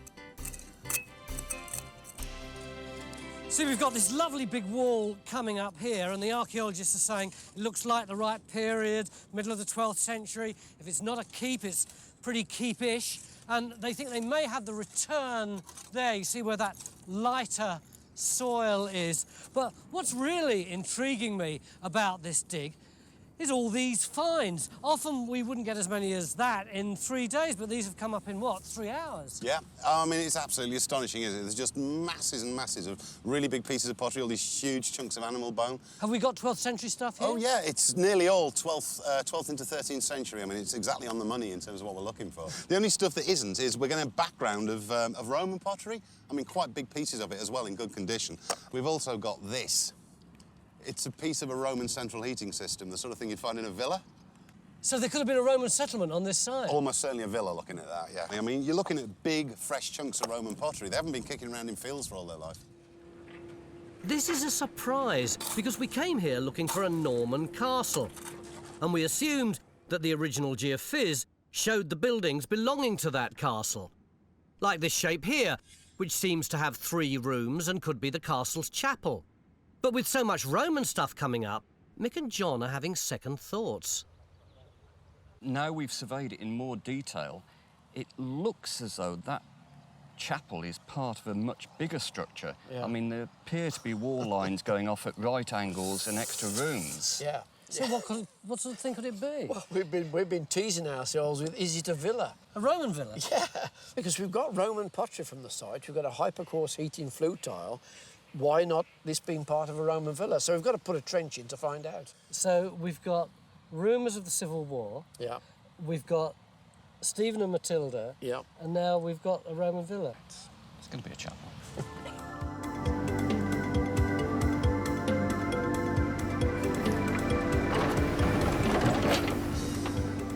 So, chapel, castle or Roman villa? Our third trench goes in to find out. At least things are clearer in Phil's trench, where we're looking for our Norman tower. Phil?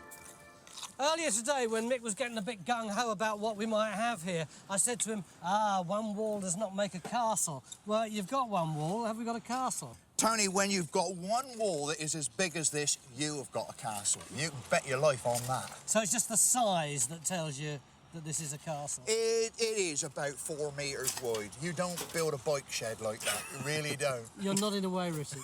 I agree. It's massive, isn't it? And could it be the keep? I think it's got to be. That kind of thickness of wall, it wouldn't be anything else on site. And, of course, we've got some very, very good dating for it as well. We've got masses of pottery, and all that pottery is 12th and 13th century. That's great news. It looks like we've got our Norman tower with some incredibly thick walls. But so far, it's the only part of the castle we have got, and we really do need to find a few more buildings. Unfortunately, that will all have to wait until tomorrow, because it's almost the end of the day and Stone the Crows Phil's off to the pub.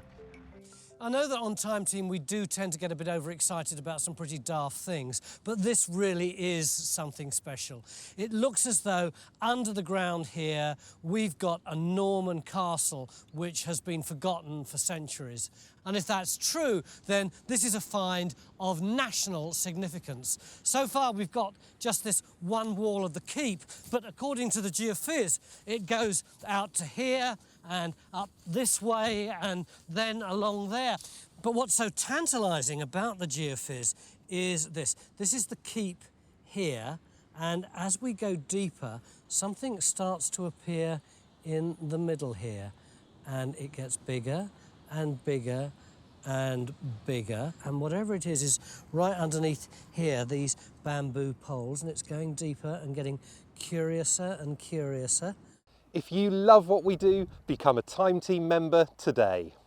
You'll get behind-the-scenes footage, ad-free viewing and special masterclasses with the team. We'd love to have you on board. Beginning of day 2 here at Radcott in Oxfordshire, where we seem to have discovered a previously unknown Norman castle. This is the outside here. This, we think, is the wall of the keep with incredibly thick walls. Now I'm on the inside, and this is where you're going to be working today? That's right. I mean, what we hope to do is get some more pottery to sort of really firm up the dating of the destruction of it.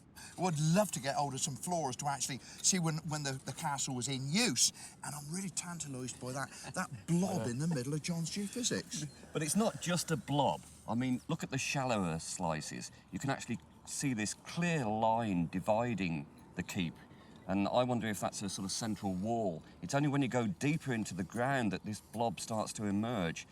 Got any ideas of what it might be? Yeah, I think you get these cross walls in these Norman keeps like that, and very often there are a couple of arcades with a big central pillar or something, which is what this could be. But the only way to do it is to have a look. Yeah, that would be something to find, wouldn't it? Absolutely, yeah. If we've got this keep, and now we know what its orientation is, can't we imply where the rest of the castle is, dig it, job done, go home? You're right, there ought to be more around here. There ought to be a hall, private chambers, chapel, barns, all sorts of stuff like that. And some of these marks on the geophysics might be those structures, but actually there's really not enough in the holes we've got at the moment to make a typical sort of castle out of it. Then what could all this stuff be around the edges? I'm beginning to wonder whether a lot of these earthworks aren't related to something later. I think that we're not looking at a one-phase structure. It's not all 12th century. There's something else going on at this end of the site. So what is going on? And why does our castle only seem to consist of a massive Norman tower, which Phil's uncovered in his trench? Norman castles usually have lots of buildings, but neither of our other 2 trenches have found any sign of them so far. Yesterday, Bridge put in a trench looking for the gatehouse. She's found lots of rubble, but it doesn't look as if it belongs to a building. It's a similar story over in Tracy's Chapel Trench. We don't have a Roman villa. In fact, we don't seem to have any sort of building at all. Something odd seems to be going on in this part of the field, where we've got lots of earthwork banks and ramparts. Up until half an hour ago, I thought this big earthwork was part of the Norman castle, but now Mick says it may be something entirely different. Stuart, you're our lumps and bumps man. What's your take on all this? Well, I think we have got an earthwork here of the Civil War period, but not the Stephen and Matilda Civil War, the later Civil War, 17th century, Roundheads and Cavaliers period. So 2 civil wars on one side? It's looking very likely at the moment. That's extraordinary, isn't it? Yeah. Now, we know that Radcott House, you see through the trees, yes, had a royalist garrison in it during the Civil War, and that the Roundheads besieged it for 6 weeks, and that they fight cannonballs, so they needed somewhere to do it from. I think this is a Civil War siege work here. Dug by Oliver Cromwell's men? Yeah, indeed. How does your work tie into that? Well, it matches. If we move up to that north-western corner, see that shape around there is very reminiscent of the bastions where they used to mount the cannon during that period. So does that mean, Mick, that we're not going to be able to find any more of our Norman castle because it's all been destroyed by these later earthworks? Well, I think that's the problem in this half of the field. The trenches we've dug have just got masses and masses of dumped material put in, which reflects these earthworks. So whatever's in this area is going to be quite well buried. So I think we need a trench across this just to test that out. But, you know, it bears out my sort of concerns, uneasy feelings that we weren't quite dealing with what we thought we were dealing with.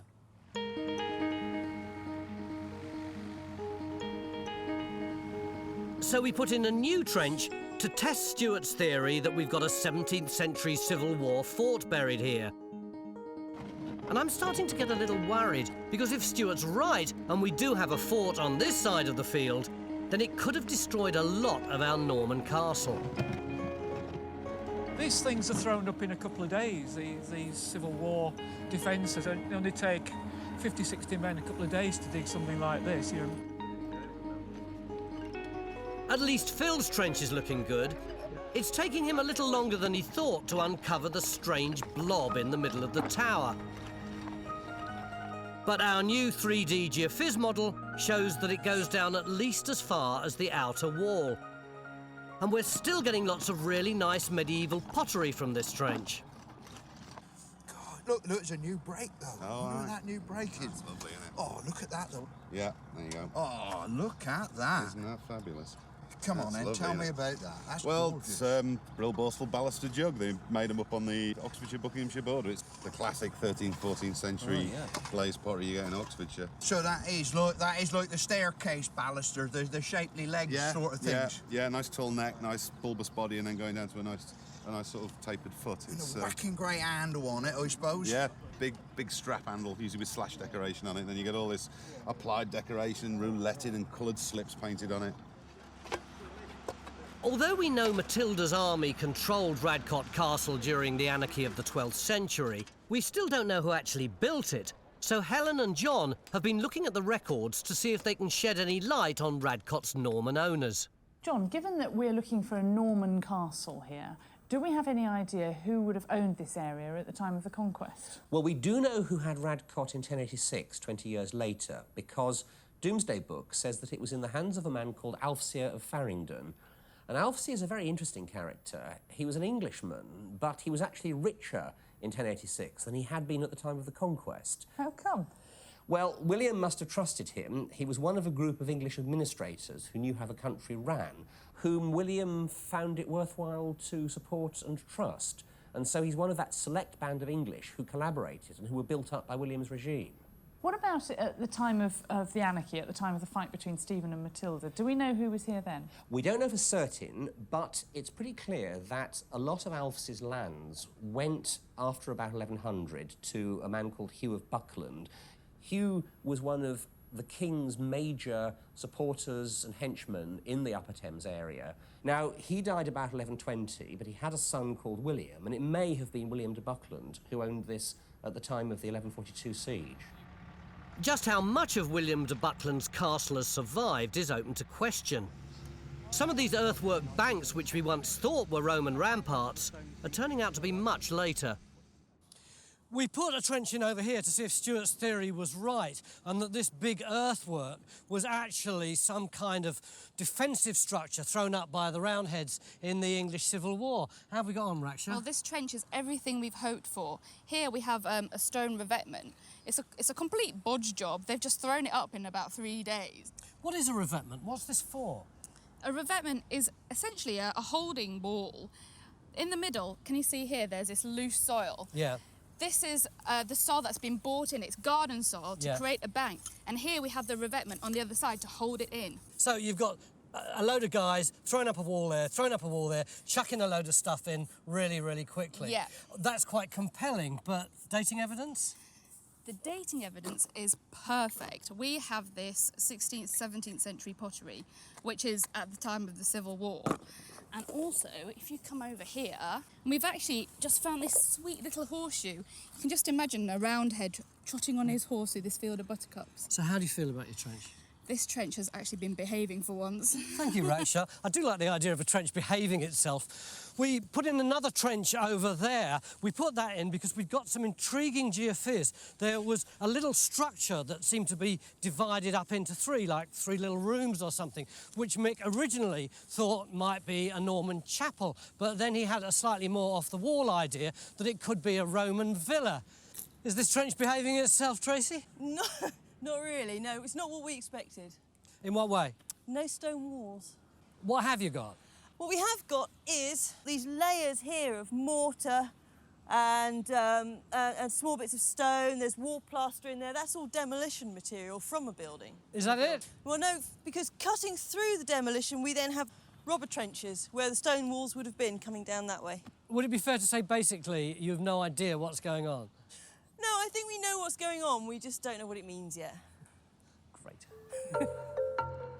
So, while Tracy's trench is still a bit confusing, we are beginning to get a better overall picture of our site. And it looks as if local folklore about the Civil War could be right. Rakshaw's trench proves that there was an earthwork bank built here in the 17th century, and it seems to have formed part of a much larger fort. It covered almost half the field. How on earth did we miss that one?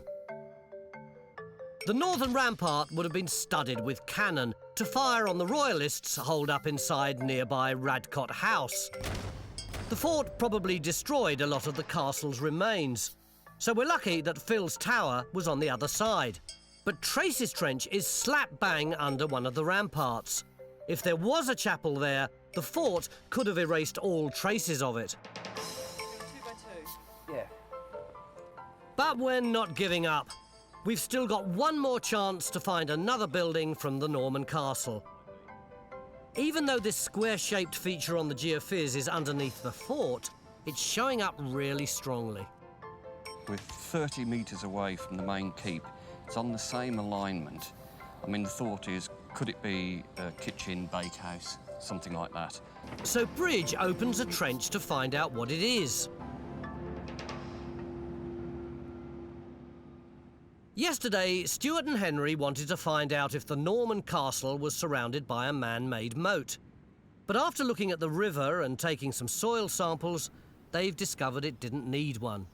So what you're saying is that basically everything out there is boggy, wetland, that this actually sits up as an island in the middle of all that. That's right, and it's not just in the medieval period. This has been an island since very earliest prehistory, from the coring. The lowest deposits are glacial, so we know that that edge has always been the edge of an island, so people must have been here for, well, since people were in the area. And you think that Matilda, this would have been a perfect place for her to defend and hold up here. It's surrounded by bog and marsh. It's got control the river crossing, control the road north and south. So, as an island, the field would have been an ideal place to put a castle and to defend Radcott Bridge. Why was Radcott so strategically important?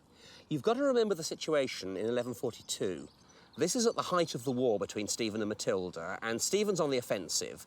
Matilda has retreated to Oxford, which is her base at this point, and she's fortified various places along the upper Thames, which are between her and Stephen. So where is Stephen? Stephen's coming from the west, and he's advancing towards the upper Thames area. So what does he do next? Well, the chronicle of his reign, the Gesta Stephani, says that he attacked the two castles which Matilda had fortified at Bampton and at Radcott, and then the castle at Bampton fell.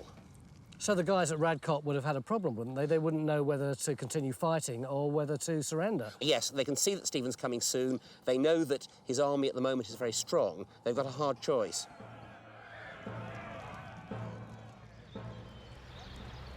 Over in the field, we've decided to concentrate our forces on Bridges Trench, where she's found a stone wall. The archaeologists are taking a complete guess that it might belong to the castle's kitchen, based on our knowledge of other Norman castles. So have we got a building here that dates to the Keep and Phil's Trench?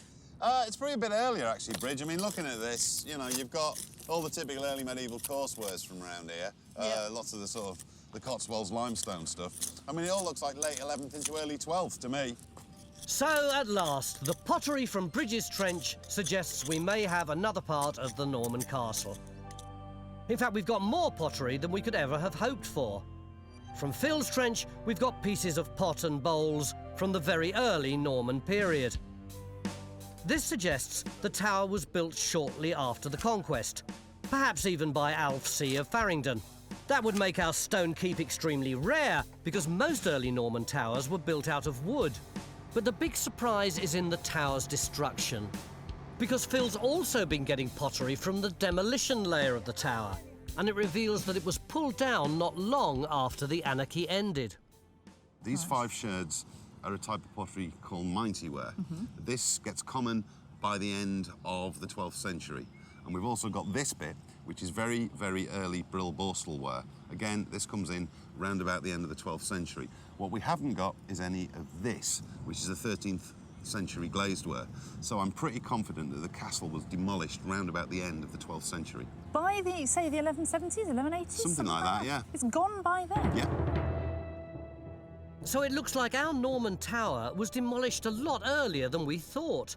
This great stone structure, which must have taken years to build, only lasted for around a century. But it stood during one of the most turbulent periods in English history, the Anarchy. And tomorrow, we're going to carry out our own siege of Radcott Castle. If you love Time Team, become a Time Team member today. Your membership helps to fund new digs and new episodes. Plus, you'll get ad-free viewing, behind-the-scenes access and much more. Beginning of day 3 at Radcott in Oxfordshire. And although the weather's taken a turn for the worse, we're hoping our luck's about to change. Yesterday, we discovered that a lot of our Norman castle could have been destroyed by the construction of a 17th century Civil War fort. This morning, with just one day left, we're determined to get back on track and find out just how much of Matilda's castle has survived.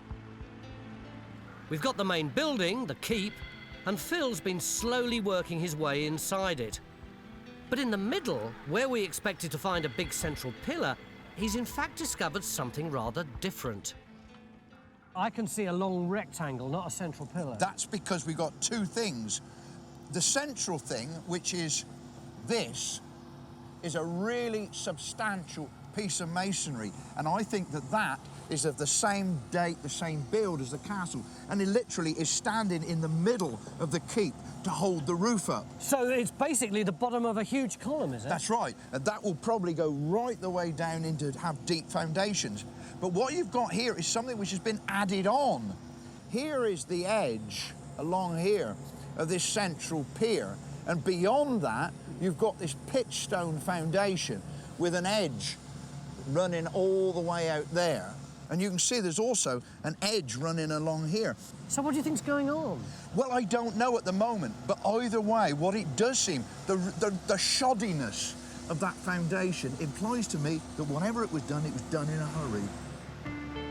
So while Phil stands there scratching his head, we crack on with finding the rest of the castle. And this is the plan for day 3. Phil's going to try and uncover more of the pillar, as well as extending his trench to investigate the area outside the tower. We're also going to take another look at our gatehouse and chapel trenches. It's becoming increasingly clear that the later fort has damaged whatever might have been in them. Only tiny fragments may be left, so we're going to have to work hard if we're going to find these two buildings. We've also decided to look for something new. We've been getting enough early pottery to suggest that there might have been a settlement here before the castle. So Raksha puts in a new trench over this dark line on the geophys survey, which could be a boundary ditch from an early medieval village. Over in her trench, Bridge is digging what she hopes might be the castle's kitchen. And she thinks she's just found the first evidence of cooking. Let's see, let's marry up the two. Aha. Blimey. Does look more like a bread knife, doesn't it? It does look like a bread knife. Are you sure that's medieval? Did they have bread knives in the medieval? They must have had bread. So, medieval bread knife or not, it feels like we're getting closer to the people who lived here. But although we know Stephen and Matilda fought over Radcott in 1142, we still haven't found anything to prove that the fighting had an impact on the castle itself. When Matilda's army knew that the next-door castle had fallen and that Stephen was coming in their direction, what would they have done? Well, presumably when Matilda came here, she would have fortified the site with temporary defences like earthworks and palisades, which would all have been put up in a great hurry. Yes, she wouldn't have had much time. There wouldn't have been much time, no, and the atmosphere would have been extremely frightening. In fact, we get an extremely vivid account of the siege of a small castle in the Chronicle of Stephen's reign, describing the siege of Farringdon, only just down the road, and only 3 years later than this. And this talks about the building of elaborate siege machines around the castle and positioned archers, and then there was a great hail of arrows down onto the castle. Stephen's army was massing and climbing up over the ramparts. It must all have been very frightening. Stuart and Helen are trying to get an idea of what it might have been like for the defenders of Radcott during those dark days. We're going to explore how King Stephen might have attacked the castle, with the help of a Norman throwing weapon called a trebuchet. What sort of range would you get from this sort of...? Out of this engine, we've had 150 to 175 metres with a sort of 2 to 3 pound rock. But they fire all sorts of different pieces of material out of it. You'd get bees' nests, hornets' nests, bits of rotten carcass, anything that made life miserable inside the castle. So what are we going to use in the experiment? We're going to use some very dangerous grapefruit. Why a grapefruit? But it's just nice and safe because there is one drawback to these engines, and that they do misfire. Right. And if it misfires, it's either coming out the back of the engine at head height, which could be quite bad for one of us, or going straight up in the air, which could be quite bad for one of you people. Oh no, right, I'm going to stand well back. Ready? Straighten them up. 3, 2, 1. Oh! The grapefruit has landed, and Henry goes off to measure the distance. OK, Henry, how far was that? Right, that was 87 metres. 87 metres, got that.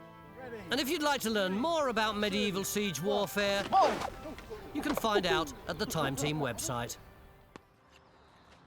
Back on site, and it hasn't taken Raksha long to find evidence for an earlier settlement. She's been investigating these boundary ditches on Roger's original geophys. But just how old they are takes everyone by surprise.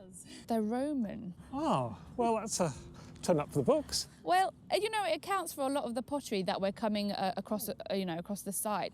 We've been finding lots of Roman pottery and medieval features, and it does seem to suggest that there must be a Roman settlement underneath the keep. So that solves the mystery of all the Roman pottery we've been getting since day one. It shows that our fields has been used and reused over the centuries. We know it used to be an island surrounded by marshes, which would have made it very attractive to the first Roman settlers. It's also likely that the Anglo-Saxons would have lived here too. And when the Normans arrived here after 1066, they put up a castle here, followed 500 years later by the Roundheads, who built a fort on top of that. But this afternoon's really good news is that the fort hasn't destroyed all evidence of the castle. Bridge has been looking for the castle's kitchen, and at last she thinks she's found it. Is this looking any more like a medieval kitchen? Well, we have found a lot more pot that's got a lot of soot on it. So it looks as though it's been used for cooking, or at least on a hearth. We've also found your doorway. Oh, good. Where's that then? Here it is behind me. You see this brown splodge here? Yep. This is where the door jamb would have been, and it's been robbed away. Right. I'm standing in the actual doorway. Right. This orange material, this looks like the bedding layer for a pathway that's leading straight up towards the keep. Right direction. Yeah. Any idea of date? At its earliest, we have got pottery dating to the early 11th century. Do you think, by looking at the construction of this wall, that you might be able to date it more closely? Although it's quite a narrow wall, the way it's built and the way it's finished is quite a good quality. It's quite similar to the keep, really. The cooking pottery and the earlier bread knife suggest this was indeed a kitchen dating to around the same period as the Norman keep. So it would have served food to the knights and their servants in the castle. It's not quite such good news in our gatehouse and chapel trenches, but it's not as bad as we once feared. The rubble in our gatehouse trench seems to be part of a collapsed wall, which might be the outer wall of the castle. The ditch of the Civil War fort has been cut through it. We haven't found a gatehouse, but the geophysics still suggests we're in the right area. So if it is here, it's probably buried beneath all this, and we just don't have time to take it all out. In Tracy's Trench, we can't say for sure if we have a chapel, but we do have some kind of building. All the stone seems to have been removed from the walls when the building was demolished, and the later fort even erased a lot of the demolition material. What's left is a thin line of stones, which could be a drain. This is all one big piece. I hope I don't break it. Right from day one, Phil's Trench has given us our best preserved part of the castle, the tower. But we now realise just how close it came to being destroyed, because Phil's found a huge ditch just a few feet from the tower, and the evidence suggests it's part of the later fort that wiped out so much of the Norman archaeology. Beautiful. Hey? Look at that. Isn't that amazing, lovely. Isn't that absolutely spot on? It's the standard sort of early post-medieval pottery around here. We call it red work, because, I mean, you know, it's like this bright orange fabric. Mid-16th to 17th century, probably more 17th and mid-16th, really. So, Civil War? Certainly brackets the Civil War, yeah, easily. We've also dug up a huge amount of mud from the bottom of that ditch. And thanks to our metal detectorist Dave Tuffery, Okay, filming. We've just found something buried there which causes quite a stir. Someone said race over here. What have we got? We got the FA Cup, mate. What on earth is it? Well, it's a goblet. Wow. Look at it. Bridge, what can we say about it? We can see that it's pewter. But what would be nice is if there's some sort of engraving on the base of it or something like that. We might have maker's marks, we could have anything that might date it. Because the goblet's from the Civil War ditch, it probably dates to around the 17th century. Bridge takes a break from digging to see if cleaning it can help us to date it more accurately. But there's one more little mystery to solve: why the tower's central pillar was turned into a wall. And we've called on Richard, our castles expert, for help. Why do you think it might have been built? Perhaps somebody's trying to strengthen this keep for some reason. Perhaps during the Anarchy. So they're building underneath that big timber beam and building a big cross wall. So this might be our first tangible evidence of Matilda's army on this side. Exactly. I mean, I find it a very favourable interpretation. The point is that this foundation is such a rubbish build, it makes it look as though it was put up in a hurry. And this idea of this wall is continued right the way through the keep means that you can effectively divide one keep into two separate keeps. You can defend either of them. At last, after 3 days of digging, we've got what we came here for. Evidence linking this Norman castle to the anarchy of King Stephen and Matilda, maybe even to the siege of 1142. And after looking at the landscape and using our trebuchet, Stuart thinks he's worked out how King Stephen might have attacked the castle. If I was going to besiege this castle, that's where I'd put a trebuchet along that road. Not only have you got can you lob things into the enclosure from it, but you've also got control of the road itself. You can almost cut off the castle here. So although it's a really strong defensible position because it's surrounded by marsh and so on, if you lost control of those roads, its strength also becomes its weakness because you'd actually literally be trapped in it. You couldn't get out, reinforcements couldn't get in. I mean, you'd be completely stuck in there. Surrounded by water, the defenders would have been trapped with no option but to surrender. So when King Stephen's mighty army arrived, that's exactly what they did. And perhaps to make sure that Radcott was never a problem again, the castle's tower was pulled down soon after the war ended. But never one to let history get in the way of a good story, Time Team is going to imagine what might have happened if they hadn't thrown in the towel. What are you two doing? This looks like a coconut shy. It does, doesn't it?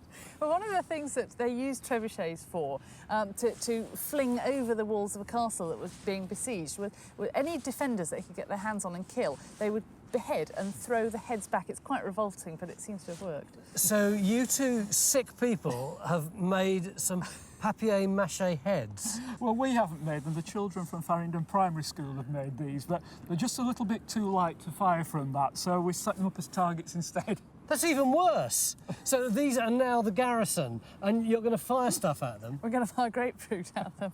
You are sick and weird, Helen Geek. Right, lads, are you ready? When I give the signal, let the fruit fly.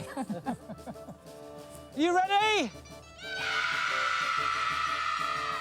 This is like it's a knockout. 1, 2, 3.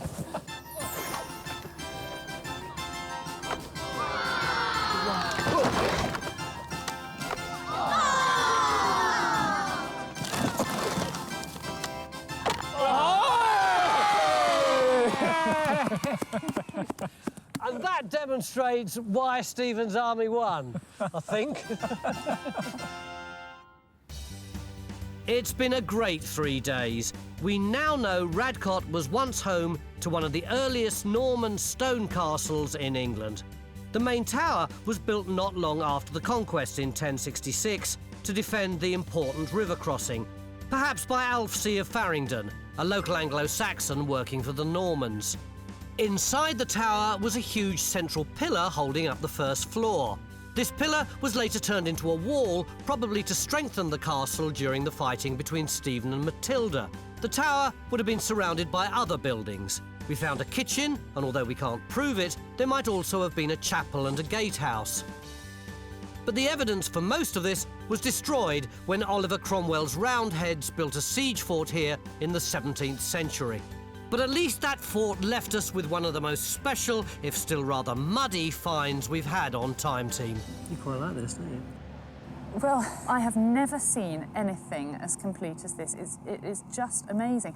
Have you seen this on the bottom? No. It's a maker's mark. 1WA, IWA? It's IWA, but the I is for a J, I think, almost certainly. And usually this was a husband and wife, and I would guess this is going to be John and Anne. And the W, well, the most common surname is that we have today, beginning with W, is Williams. The trouble is there's an awful lot of common surnames beginning with W. But it is just lovely. It really is a wonderful discovery. And along with all the pottery, it's just one of so many superb finds from the past 3 days. It's intriguing to think that there might be a few more earthworks scattered around the country, hiding secrets like the ones we've uncovered here at Radcott. From Roman settlers to Saxon lords, Stephen and Matilda, not to mention a couple of civil wars, we found evidence of some of the key moments of English history. But what stood out for me about the archaeology has been the debt we owe to all those potters, quietly working away, making their wares for hundreds of years, enabling us, thank goodness, to put dates to the real history of Radcott.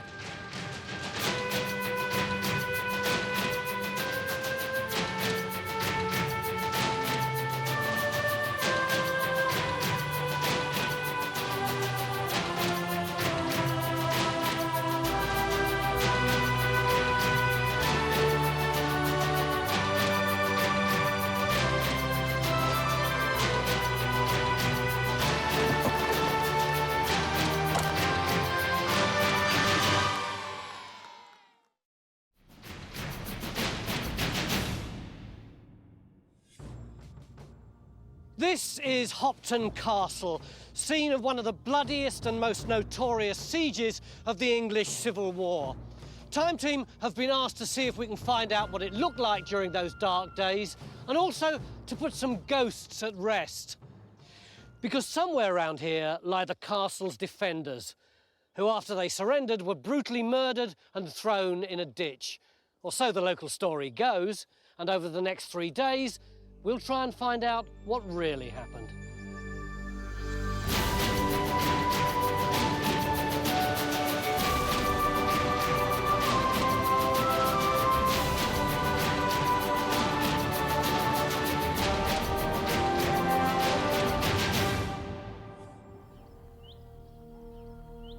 The mysterious ruins of Hopton Castle still bear the scars of a tragic past.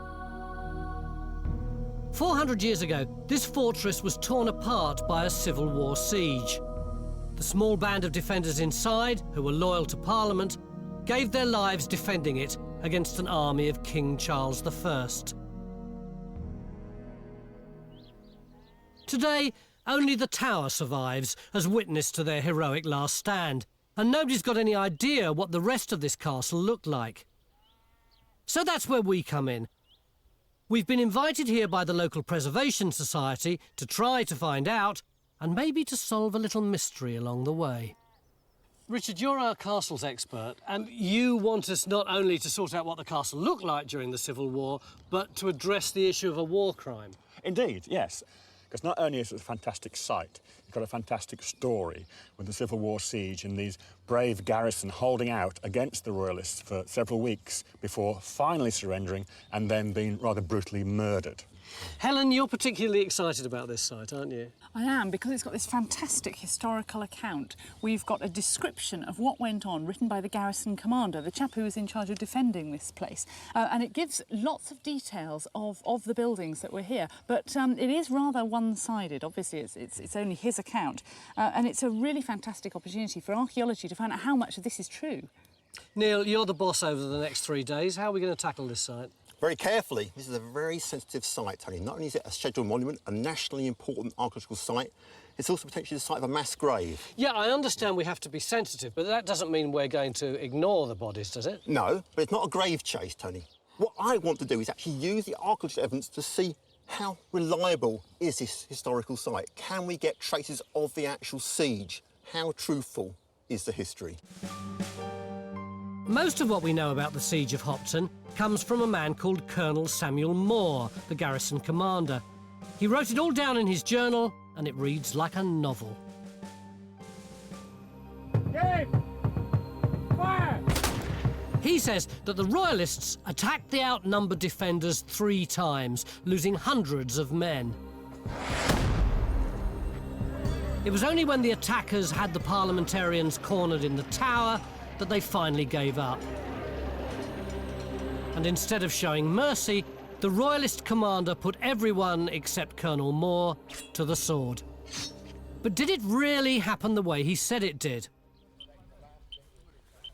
Well, first thing first, and that is to find out what this place looked like. So Geophiz get to work looking for buildings. 6 then. OK, thanks. And Stuart, our landscape investigator, starts hunting for the castle's ramparts. From its shape, we suspect our Civil War castle may be medieval in origin. It fits the classic model of a motte bailey, which is basically a big tower on a mound with a defensive ring below it. Suppose we start a trench somewhere about there. Yes? It means Phil and Bill, the local English heritage inspector, can make an educated guess where the outer wall might be. This wall, which we think might be part of the original medieval castle and might have been refurbished in the Civil War, down into what we think might have been part of the original backfill ditch, and then up onto this bank, which is probably going to be part of the defences or the assault in the Civil War. Yes? Yes.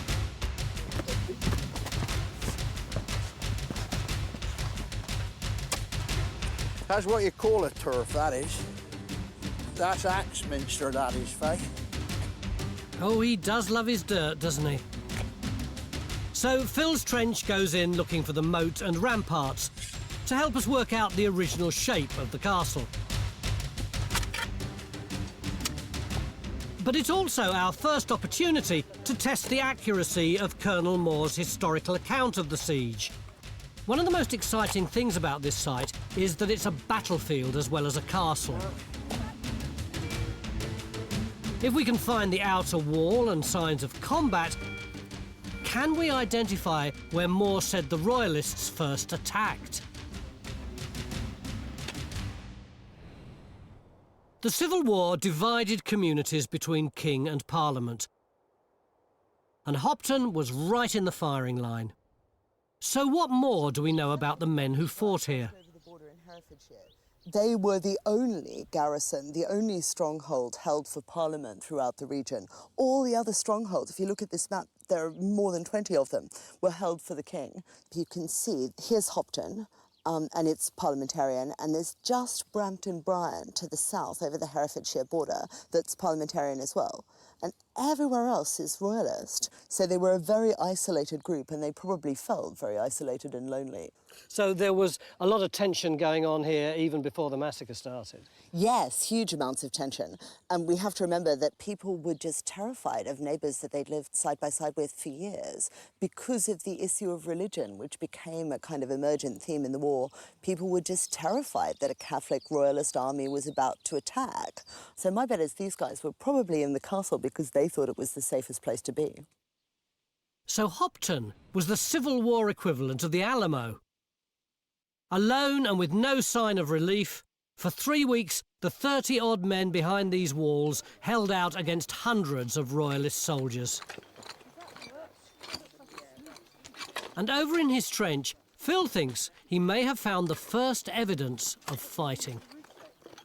We've got a musket ball. It's a bit splattered, but it's definitely a musket ball. But is it Civil War? I don't know, but given the site that we're on, I bet it is. So, we're in the right period, but are we going to find the bloke who was on the other end of this? We'll know later.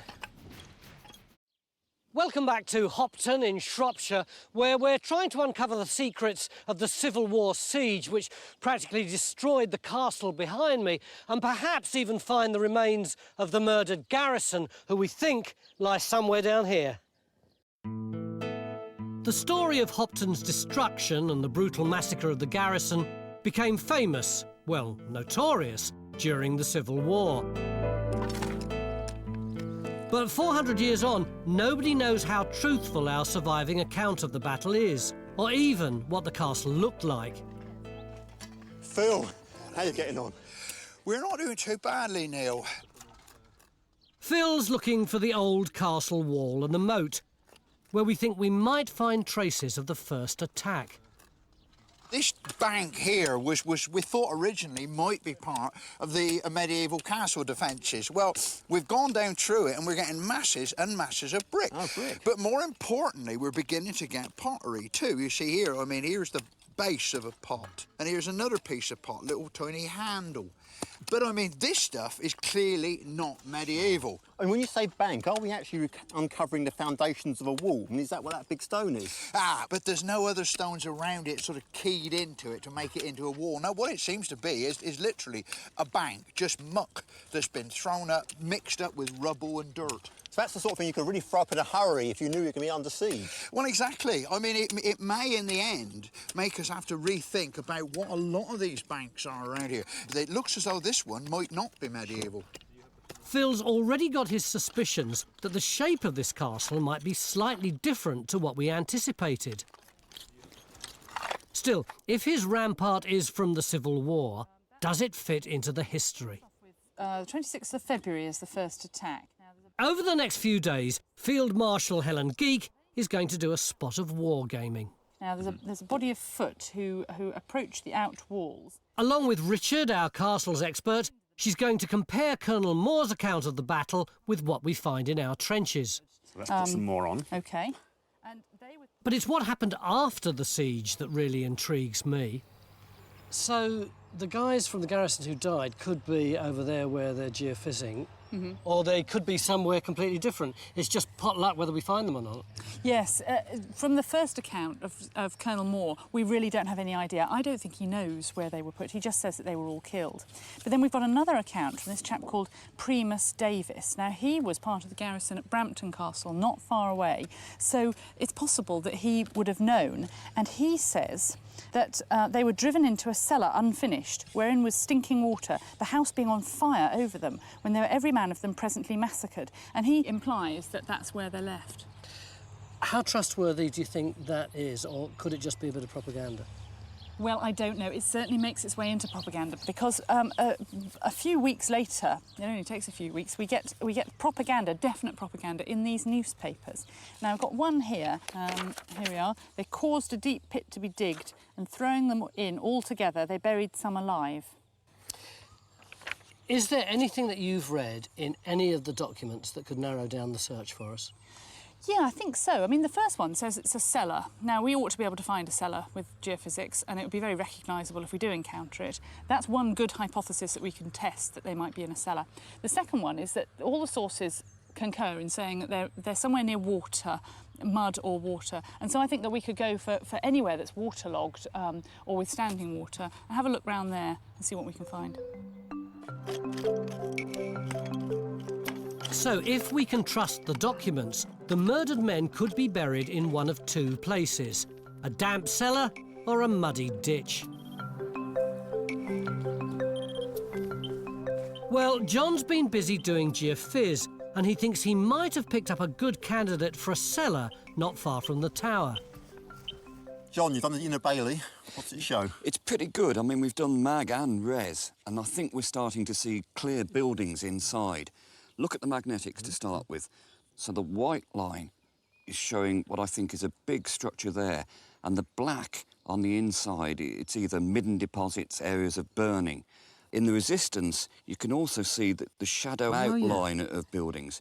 Now, what I think we've got in front of us here, you can see it clearly in the earthworks. Pretty obvious, isn't it? Yeah. You know, but we've got a wall going underneath that hawthorn bush. I think it actually turns through a right angle and comes back underneath our feet. So we've got to put a trench in here, haven't we? Absolutely. I mean, I would have thought perhaps on this side, if we can dig down here, try and expose the wall on this side, see if it matches the wall on that side. Is it a single structure? And of course, the key thing is, what date is it? You know?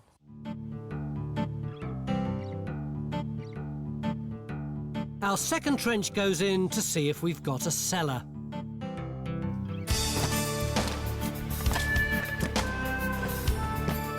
So that's one possibility for the mass grave. But what about the muddy ditch? I'd assumed that our whole team were over here trying to sort out the castle until I saw this little head bobbing up and down behind these rather nasty nettles. Henry, what are you doing? I am coring the bottom of the moat ditch. Which means? Well, basically, although we're stood right in this big ditch here, it was once, we assume, much, much deeper. Once I get to the bottom with the auger, when I look at the soil down there, I will be able to tell whether it's flowing water through there or whether it's still water or whether it's just a muddy hole. Some of the documents say the dead bodies were found in a muddy pit. Right. You could be giving us some evidence, couldn't you? Yeah, no, this should tell part of that story, yeah. But we're not all chasing bodies. Phil's doggedly digging away trying to work out the shape of the castle. He's changed his tune from this morning. He now reckons we do have a wall. It's just underneath the earth bank he found earlier. But he's also got signs of serious destruction, which, fingers crossed, might match our account of the battle. The thing is that this bank sits on top of this incredible burning layer. It's actually on top of the burning layer. Well, look at it. Oh, right. Look at it. Look at that. Yeah, The burning is running underneath. So the construction of that bank is later than that burning. You know, I do wonder what the hell all this burning is, though. Well, we know the buildings were burnt during the siege. Well, exactly. You see, you does make you wonder.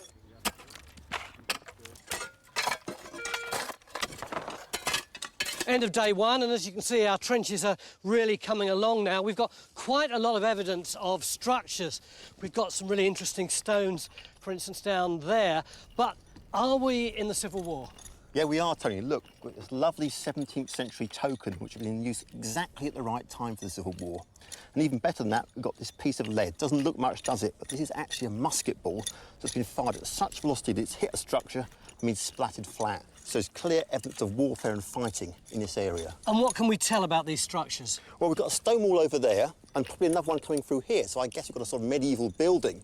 But where's Faye's digging, the layers are diving down and down, and we haven't found the floor yet. Could that be a cellar? I think it has to be, because we're just so far below the ground level. Helen's documents say that the bodies of the garrison were found either in a muddy ditch or in a cellar. Could that be the cellar? We'll find out tomorrow. If you love Time Team, become a Time Team member today. Your membership helps to fund new digs and new episodes. Plus, you'll get ad-free viewing, behind-the-scenes access and much more. Beginning of day two here at Hopton Castle in Shropshire, where we're looking for evidence of the English Civil War, and in particular of the garrison that was slaughtered here.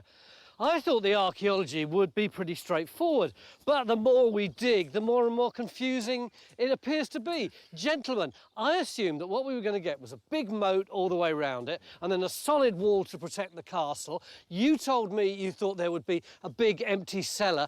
We don't seem to have any of those things. I absolutely agree. I thought there was going to be a large wall around the outside, because how else could this place have withstood siege for a couple of weeks? So we put a trench in here and we asked Phil to look for two things, the stone curtain wall and the large moat ditch. And he hasn't done either of them. That is where you went profoundly wrong, Tony. You assumed far too much. When we get down to the archaeology is different, but it is just as exciting. In here, we don't actually have a massive curtain wall, but we do have a building. And that building must have had a wall that faced out over here, which would have acted as a defensive curtain. Look, I'm lashed by your criticism about my assumptions. Nevertheless, surely it would have to be a wall that was more solid than one that had got little houses all the way around I it. tell you what, if you've got a pack of defenders with muskets behind that wall, peppering you with musket shots, that is a defensive wall. OK, that's put me in my place. The shape of this castle is turning out to be rather different from the simple one we imagined. Sorry, I imagined. It looks like by the time of the Civil War, the inner bailey was surrounded by a small and rather unimpressive wall, and instead of a moat, it had earthworks, and at the centre of it could be a very large building. It looks like we're coming onto a sort of different level here. We've been through this incredibly loose, compacted brick deposit. Yeah. Which I guess is what? Do you think the walls of the building? Yeah, that's nice. Neil and Bill are digging a deep cellar, which we hope might contain the bodies of the garrison. But instead, they've got loads of rubble. We're just coming onto these, which I guess, what, are they roofing slates? They look like roof, don't they? Yeah. So if you've got roofing deposit, if the building was going to collapse in, first of all, I guess the roof would fall in, and then the walls are coming over the top of it. So that would suggest that we're not too far off the bottom of the cellar, potentially the floor level. The brick and the roof tiles clearly belong to a high-status building. It might match something called the brick dwelling house in the sources.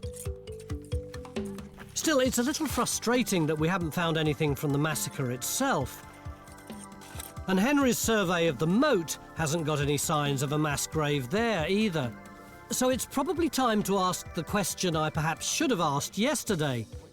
Can we be sure that the bodies are still here? Wouldn't the relatives of the people who've been killed creep here afterwards, take the bodies away and give them a proper burial, which would mean that we wouldn't be able to find them here all these 100 years later? Well, not really, because actually if you look at the list, which we're lucky enough to have, of the defenders of Hopton Castle, you'll notice an enormous number of very Welsh-sounding names, like Evans, Thomas, Jones.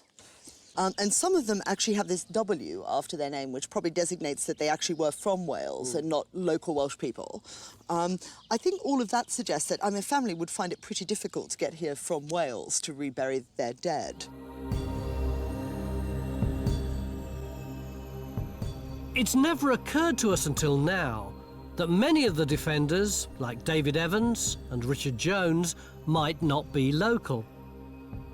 Under attack and a long way from home, it makes you realise how isolated and afraid they must have been. And over in his trench, Phil thinks he can now tell the first part of their story. I think in 1644, in this spot, there was a wall. This is the wall. And I mean, whether or not there was a complete building there, I don't know, or whether that building was ruinous, I don't know, but there was certainly a wall here. And then I think in the early part of the campaign, the initial onslaught, there was a serious fight here, and I think that it was very, very hard fought, and I think there was much burning and devastation, because you see we've got masses of areas of intense burning. You see all that black, that charcoal that's lying directly on this wall, and this comes right the way across, and we can actually pick it up on this side here. I think it was a pretty vicious fight, because we actually have the first possible evidence of conflict. Our human tooth. Cool. And I kind of imagine that there was this vicious fight between the Cavaliers and the Roundheads, and that maybe it got hand to hand, and that maybe somebody took a musket and took a swing at some bloke and knocked his tooth out. And I think once the Royalists had gone away to restock and replenish their forces, the parliamentarians thought, what are we going to do about it? Let's strengthen our defences. And so they'd have got their picks and shovels, and they would have stood where I am,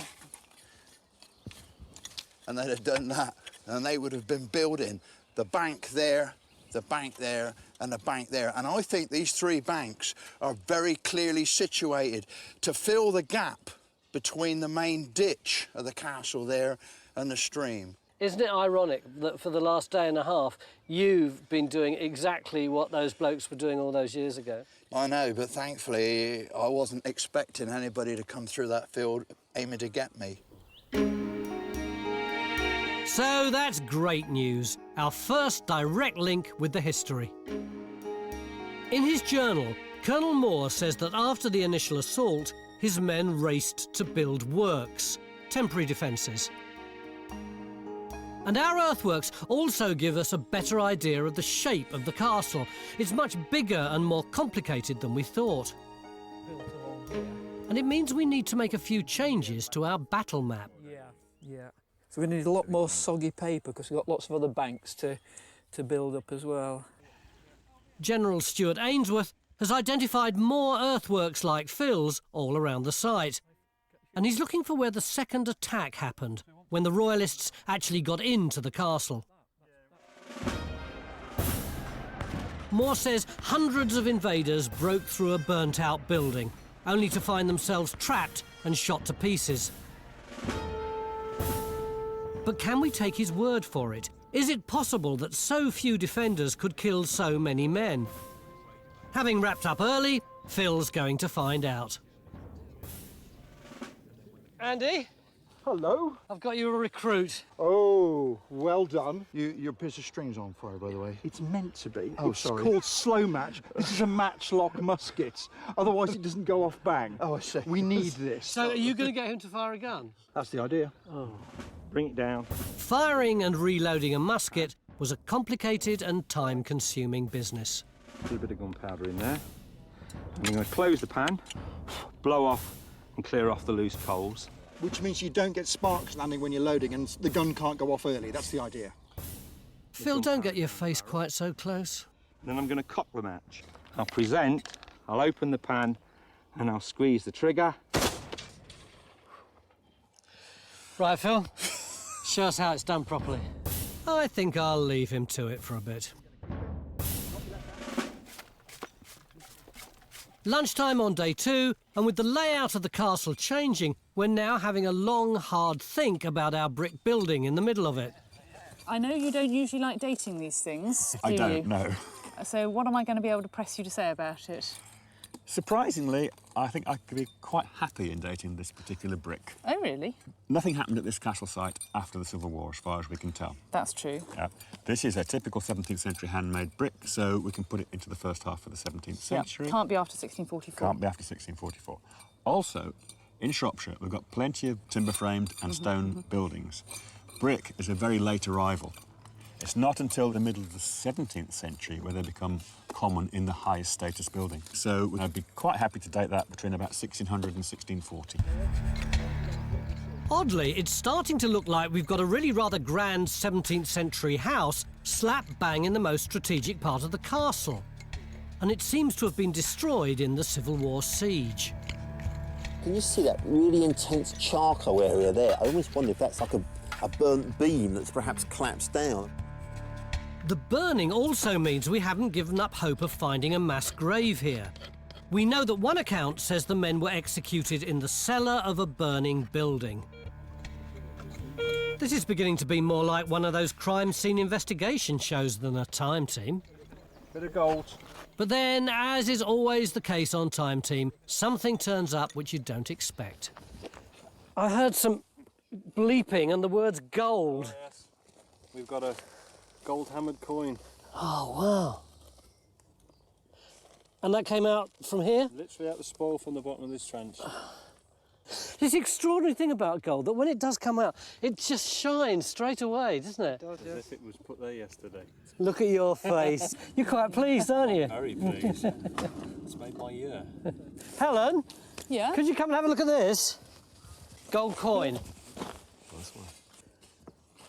Oh, my goodness, how extraordinary. That says Jacob, that's James. Yes. And, well, I think that that is James V of Scotland. I mean... And when was James V of Scotland? Well, he's around Flodden, isn't he? So that's like the beginning of the 16th century. The intriguing thing is, what's a gold coin doing in the bottom of our cellar? Is that where it came from? Yeah. That is fantastic. We've got to find out how long it's circulated for. Yeah. That is just amazing. Helen's got to double-check the date, but could this gold coin have been dropped by one of the garrison, or even by their killers?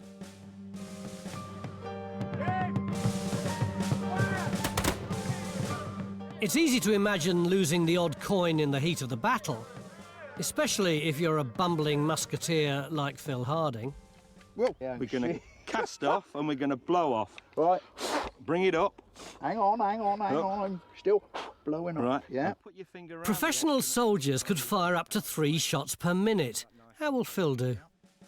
We blow on the match. Quiet. Nothing's much happening. Right. Present. Open your pan. Give. Fire. Cool. Just don't want the crows. How was that? How was it? Well, it was a bit of a surprise when it all went bang, you know. I'll tell you what, if it had taken the Roundheads that long to load, the siege would never have ended. Ah, yeah, but I would have been behind the wall, you see. I'm in a safer position behind the wall. That's where I'd have been. It does show you how exposed those soldiers were, though, doesn't it? Absolutely, but actually, it's a very common sense sort of pattern of movements. You could do it. You would get there eventually. Even a common old agricultural type like me, perhaps. Yeah, I think it might take you some time.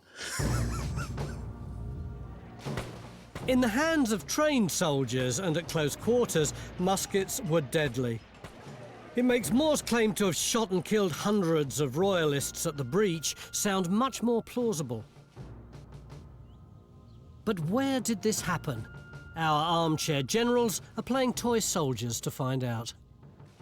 So they're through the breach, most of the 200, so it's at least 100. They're within the breach, but not within our works, but as in a pinfold in the circumference of the burnt lodging. What is a pinfold? It's basically a very large sheep pen.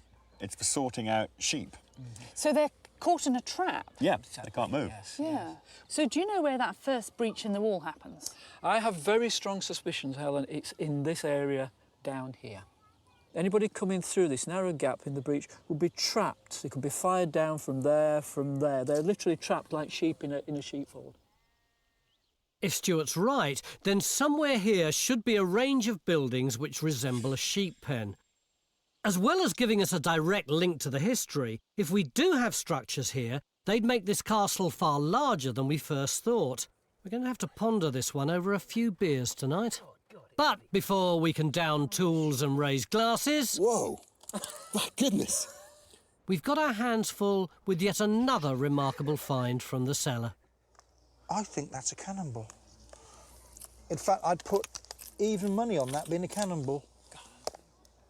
And that's about a 9-pounder. Isn't that fantastic? Further analysis reveals that cannonball does indeed weigh 9 pounds, the size of ammunition fired by a gun called a demi-culverin. Moore's account says at least one of these was used by the Royalists to pound the castle in their third most deadly attack. So could this mean we're close to the end of the siege? Do you feel how heavy that is, Tony? Just that little bit of it is some weight, isn't it? Yeah. Imagine that coming crashing in through the walls and landing right in the bottom of the cellar. I'm in no doubt now that this is the brick dwelling house referred to in the siege accounts. And what we know is that the defenders set fire to it to stop the Royalists using it. So I guess what we've got here is evidence of burnt timbers, being fired on with ordnance. Surely this now locks us in the history and archaeology together. But there's such a little bit of it. That's what's so frustrating. Yeah, I really love to see some more of this. I think we should open up the trench a bit further. What I'd like to see is more the base of the cellar, because it's got these cannonballs, got the nice finds, pottery. Also, how big is this house? Is it just a cellar, or are there rooms on either side? So really, you know, with a day to go, all the effort in here, I would think, tomorrow.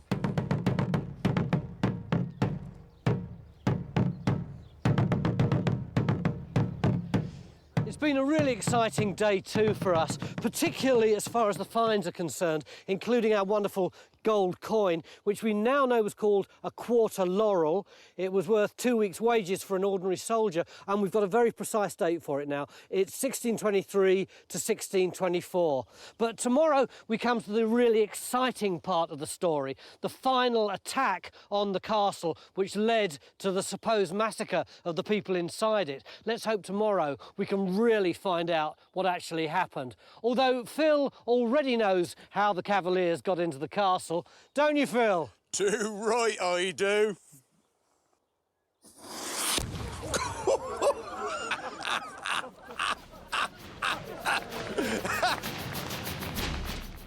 If you love what we do, become a Time Team member today. You'll get behind-the-scenes footage, ad-free viewing and special masterclasses with the team. We'd love to have you on board. Beginning of day 3 here at Hopton Castle in Shropshire, where we're investigating the bloody siege that took place right here during the English Civil War. And throughout our final day, we're going to be concentrating on this area here, particularly this trench, where yesterday we got all those lovely finds, including the beautiful gold coin and the cannonball. But just because we got a lot of lovely stuff out of here yesterday, Neil, does that really justify us using so much of our labour on this one little spot? It's not just this one spot, Tony. We're looking at this large and impressive building. We've got several trenches open. Ian's looking at the other side of the cellar over there and rooms beyond that. Opened a new trench there, looking for rooms that side of the cellar. And Matt's opened up one behind us. Except that on the very first day, your brief to us, Richard, was nothing to do with this specific building. It was, what does the castle look like throughout the English Civil War? Have we got anywhere near approaching that? I think we already have. We've already investigated not just this building, but a lot of the other lumps and bumps around the site, so we know where other buildings were. The landscape now makes more sense to put the whole thing into its context. So I'm quite happy we know a heck of a lot more of this place now than we did on day 1. Trust me, Tony, this trench here will give us the best evidence for the siege. Trust me, Tony. Now, where have I heard that one before? Neil's convinced that our brick dwelling house with its cellar can tell us a lot of what we set out to discover, and another link with the history books. But even though we've got less than a day left, we're still doing geophys. Yesterday, Stuart wanted us to look at the other end of our site. Not only does he think there could be more buildings here, he thinks it could be where the Royalists first broke into the castle. What a beautiful spot you've brought me to. Get a lovely view of the castle here.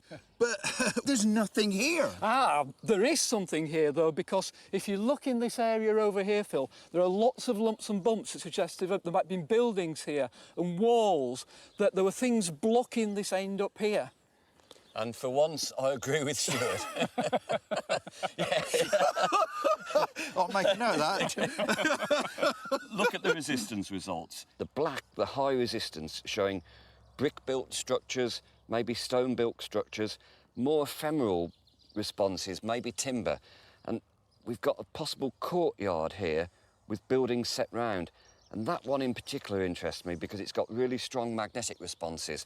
Well, we've got to put in a trench and have a look.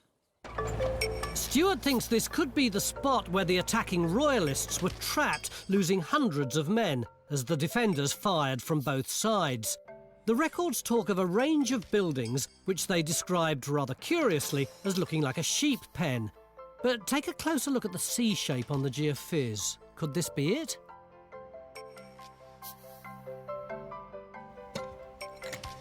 One thing's for sure. This is no longer your typical castle. We've always assumed Hopton is a medieval Mont Orgueil-style fortress, thanks to the 14th century tower. But is this crumbling and frankly rather dangerous structure all that it appears to be? Richard, is it going to fall down? It would have done if it's just left as it is at the moment.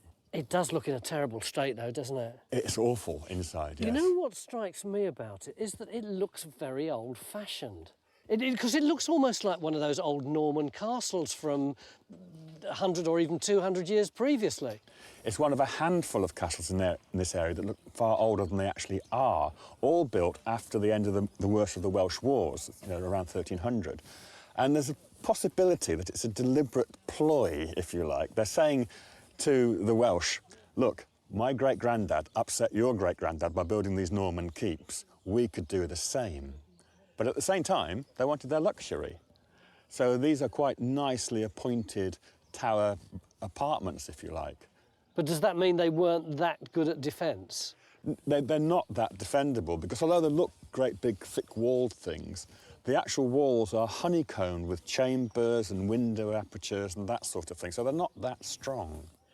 So if Hopton wasn't much of a war machine when it was built in the medieval period, it's now clear it was even less suited for battle by the time of the Civil War.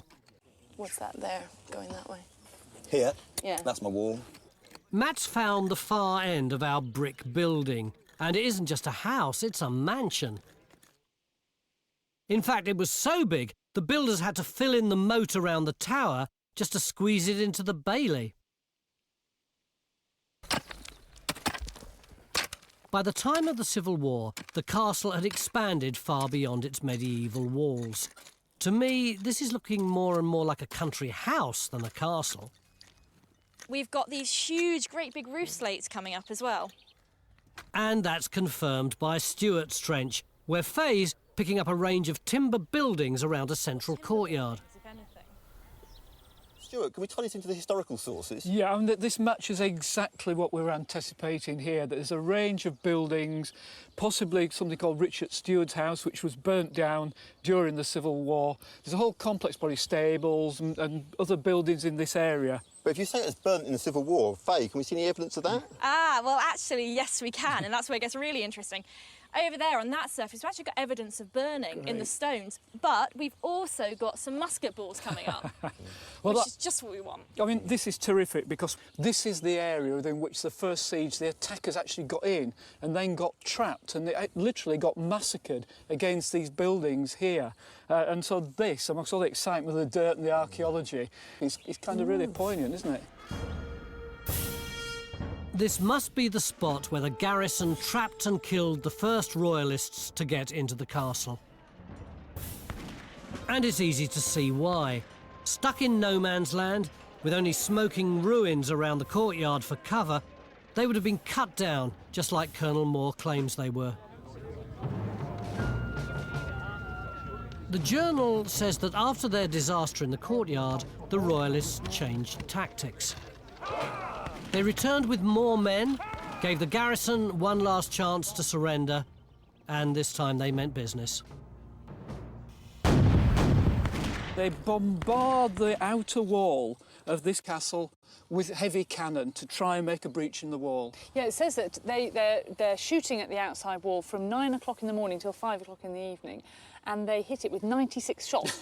By my maths, that is one shot every 5 minutes, which is an incredible amount of firepower. It is, isn't it? I mean, in the end, it was successful. They did make a breach in that wall, and of course the defenders had rushed up and tried to stop them getting through. It's at that point that the hand-to-hand fighting starts with the pikes and the muskets and the clubs and everything, and they're doing that for 2 hours. It must have been absolutely horrendous.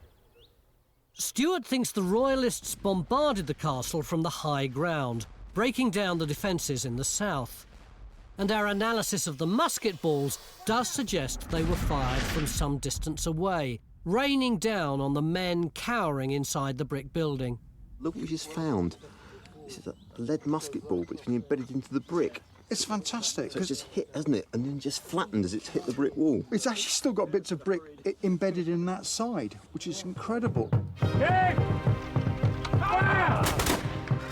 Our archaeology has now built up a terrifying picture of the final 48 hours of the defenders' lives.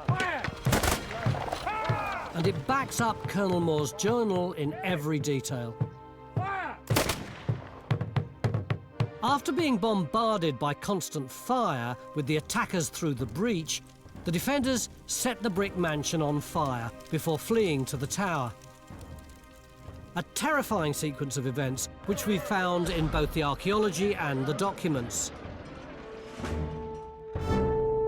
They were now at the mercy of the royalist commander, Sir Michael Woodhouse, and Richard thinks he's worked out how he forced them to surrender. All I had to do is run up the bank and attack that. That looks like a door, but it's actually a window opening. Now, they're trapped on the top floor. They can't do anything about people attacking the bottom of the castle. So this is another example of this building not really doing its job as a defence because it had a vulnerable window close to the ground. Yes, because the window, either side of the window, the wall is only about that thick.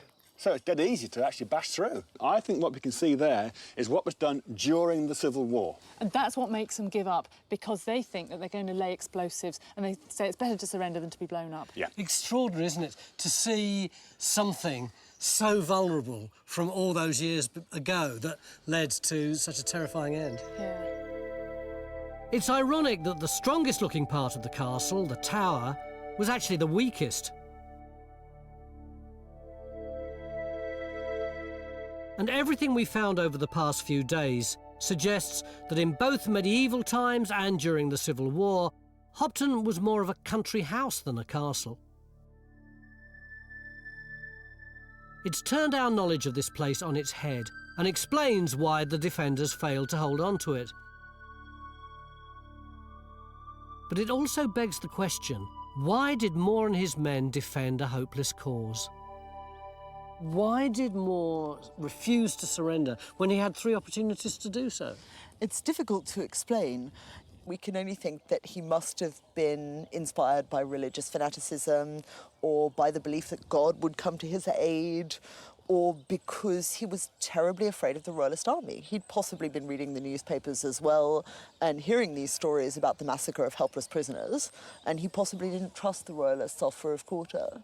What about the other side? Why did Woodhouse allow such a terrible atrocity to take place? Well, that's the really difficult question to answer. Somehow, we were off the map of chivalry, and chivalry and honour did operate in most of these Civil War encounters. There were rules that you could follow, like table manners. The fact that the first offers of quarter were refused may have made him feel that they were off the map. But I suspect one of the accounts of the massacre says that Woodhouse left his men to themselves for 3 hours. It was normal Royalist behaviour, but in this case they seem to have been particularly violently inspired, and that might be the cause of the massacre. But evidence of that massacre continues to elude us. With no signs of a mass grave anywhere else, we were praying that we'd find one at the bottom of the cellar. But alas, as the day draws to a close, we've got to admit defeat. You're kind of performing the last rites on this trench then, aren't you, Phil? Well, I reckon I am. So you're completely convinced that's natural, are you? Well, look, here's the bottom of the wall. Yeah, built right on top. Absolutely. I know, I think this is a deposit that not even a parliamentarian or a royalist ever saw. But while we haven't found any bodies, we're pretty confident our cellar does match one description of where the men were said to have been killed. It's unfinished, without any plaster, and it's also at the bottom of a burning building. And what about it being full of stinking water? Well, most intriguingly of all, computer modelling suggests that our cellar was liable to flooding as well. Who knows? Perhaps this was their place of execution after all. After the battle was over, Hopton was left a smoking ruin. The tower was badly damaged and fell into disrepair. For several weeks, a small band of men had turned this country house into a small fortress and held out against overwhelming and terrifying odds. 400 years on, we've pieced together their last stand and discovered the magnificent 17th century chamber block where they fought and may have died. This morning, Neil, you said to me, Tony, the excavation of this trench will unveil the story of this castle. Has it done that? Oh, it has. The archaeology has worked out so well. What we've now found is this huge post-medieval cellar. It's about 20 metres long, and above that you've got to imagine a 2 or 3 storey brick house. And it was placed here deliberately to replace that. That was old-fashioned, old news. If you had money, this is how you lived. Imagine chimneys, fancy windows, plastered ceilings. This was all mod cons. It is ironic that the new building should have been burnt down and the garrison retreat to the old one. Absolutely. At the time of the war, forget the word castle. Hopton was a house, and fighting was taking place in all sorts of places during the Civil War, not just on set-piece battlefields, not just storming of castles, but everyday houses were being attacked and bloody murder was taking place at close quarters. It is frustrating, isn't it, that we didn't manage to find any evidence of the guys who died? It is, but I guess it was always a long shot. We've only dug a tiny little fraction of the cellar. They're here somewhere.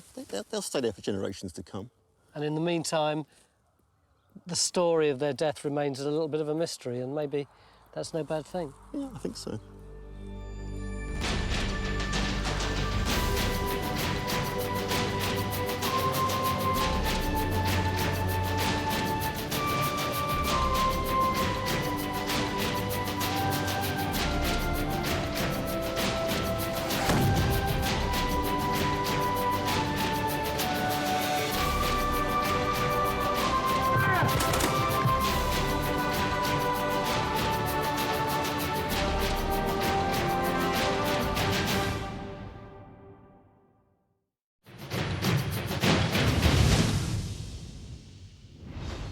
Here on Time Team, we like to go to places where things once stood, to dig holes in the ground, piece together the evidence, and use our imaginations to work out how they would once have looked. But not today.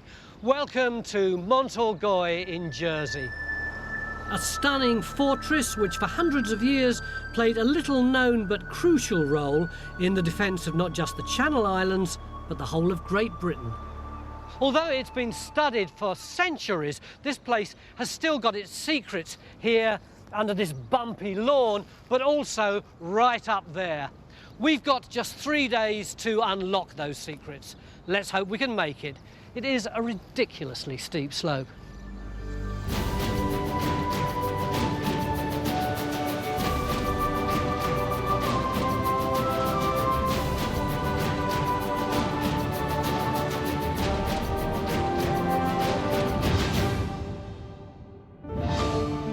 Mont Orgueil, Jersey's oldest castle, sits high over Gorey Harbour, protected on 3 sides by the sea. Built on a steep granite bluff, it dominates not only the beaches of western Jersey, but also the approach to the Channel Islands from France. Entering the castle, you pass through a formidable corridor of gates and courtyards, overlooked all the way by arrow slits, gun platforms and battlements. It was never supposed to be easy to get in. But it's the natural defence of the terrain that's really going to cause the team a few headaches. I mean, that's a serious slope. Yeah, that's slightly more vertical than I was expecting.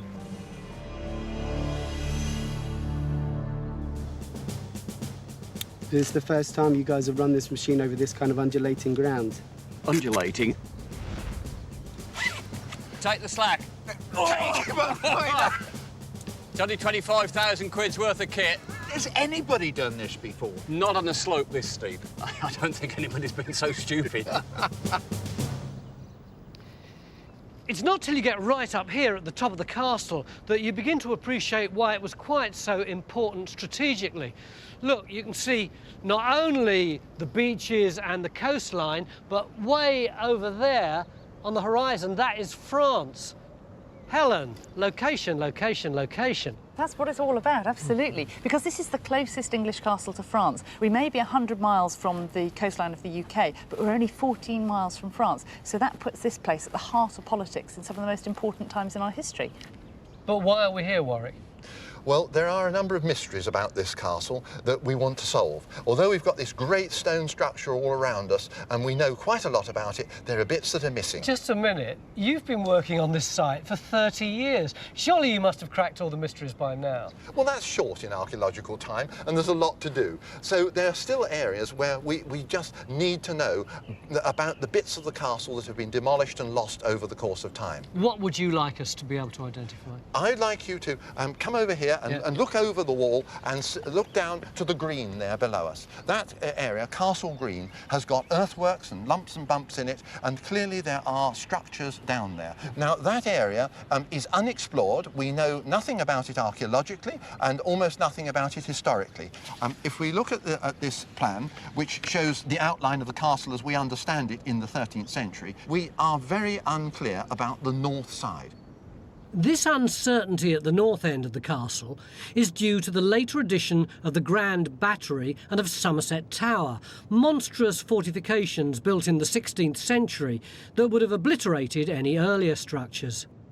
We'll have to closely examine these gargantuan walls, looking for clues in their makeup in order to find evidence of the 13th century walls and towers that complete Warwick's early castle plan. Helen, why should we be so interested in this period of the castle's history?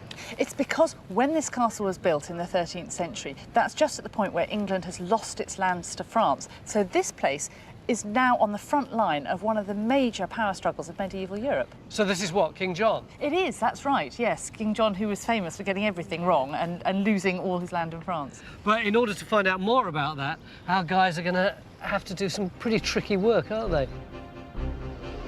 Our efforts will be concentrated on the bumpy lawn of Castle Green and on the steep slopes under the formidable north and west walls. It's a relatively simple task, but with one enormous problem: the extreme terrain.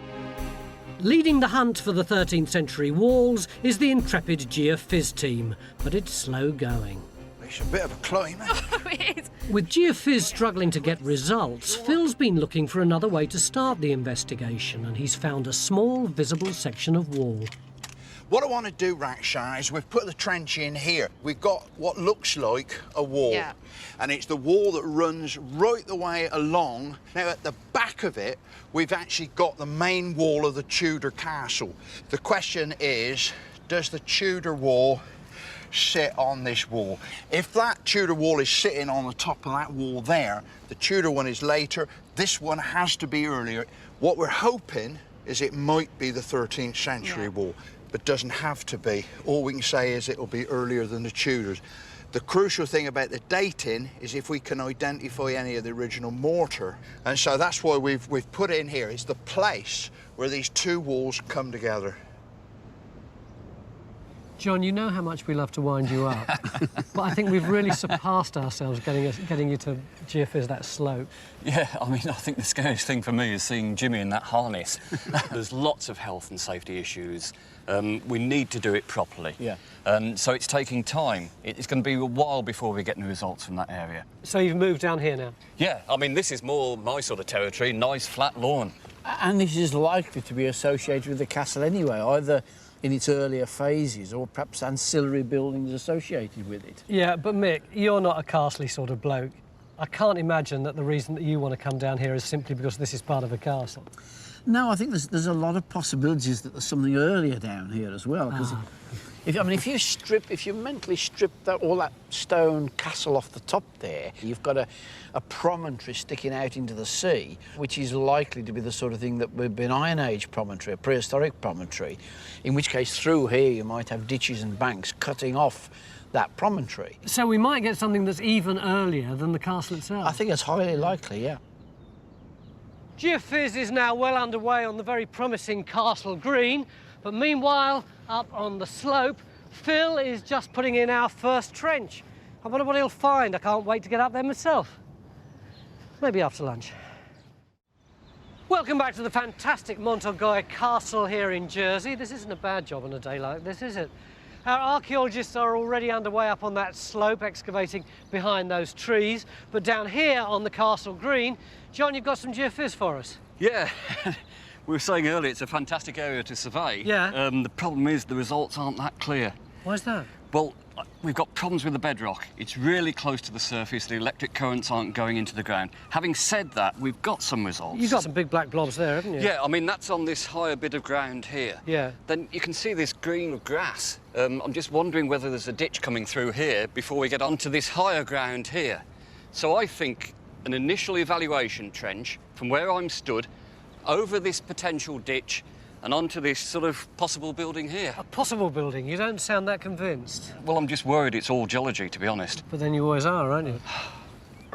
So Trench 2 goes in on Castle Green to look for a ditch that could add to the known defences of the site. And being cut into granite, it should be easy to find. There could be a ditch or something filled up with this crushed granite stuff. It's quite a clear edge, actually. If we're really lucky, it may even date back to the original castle built in the reign of King John. When do we first hear about there being a castle here?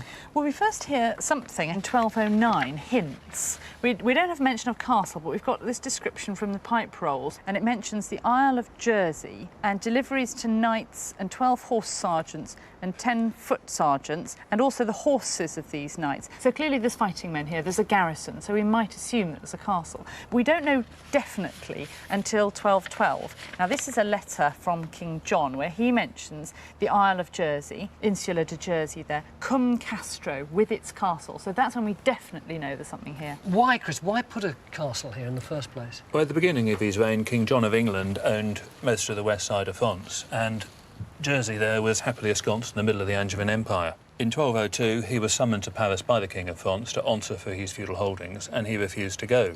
So they were confiscated by the French king, and the whole of Normandy, the Cotentin and Brittany was taken back, and Jersey became a remaining outpost.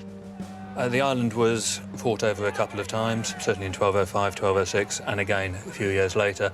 But the ruling elite who were in charge of the island decided they were staying with King John. You can really see it on this map, can't you, that when all this part of France was English property, then Jersey was slap bang in the middle of it and really well protected. But as soon as this part of France goes back to the French king, then suddenly Jersey is on the front line. Yes, and our little promontory here on the east side becomes a perfect place to put a castle because it's in the right place to put two fingers up to the French king kind of thing, to say, look, we're English. So what was the position of Jersey by the end of King John's reign? It was still held by the English king. It was never part of the Kingdom of England. It was just a hang-up from the old Duchy of Normandy. And there began over 800 years of union. Siding with England, though, was to cause trouble with France, making a stronghold on the island vital. But finding evidence of that original stone castle under the massive 16th century walls is proving difficult. Undeterred, Stuart's hunting high and low and may have found something out on the northeast corner.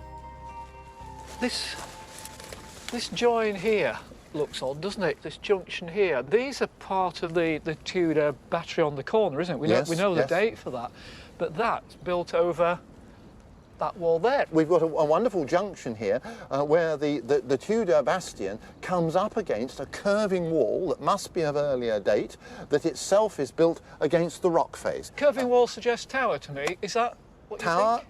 13th or 14th century, part of the arrangement of the curtain wall with round towers on it, as we had before the Tudors. Is this the first time you've seen it this morning? First time this morning, yes. When the ivy was stripped away, we've found something that has never been drawn on any plan or described before. Wow.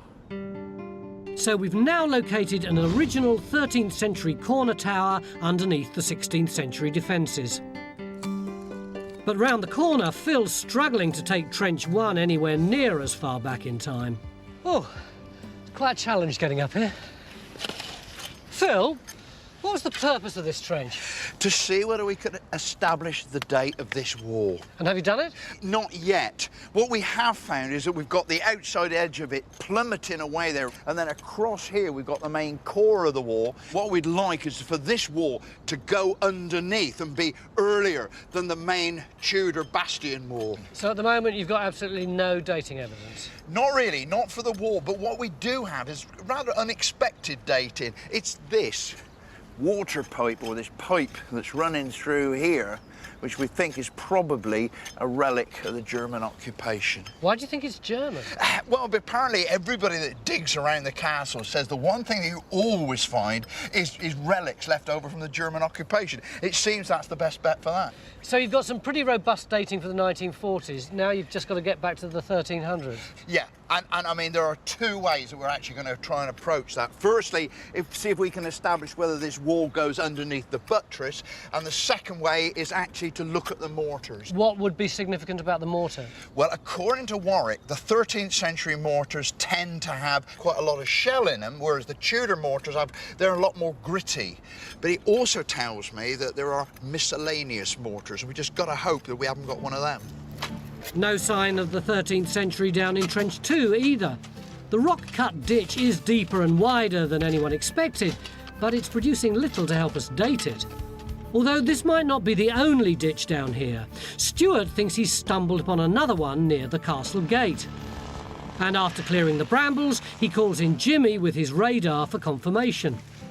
If he's right, this is yet another unknown defensive circuit around the castle. If you follow the contour around it, you can see there's actually a ditch comes round here, and it heads down towards where the drawbridge for the original medieval castle gate was.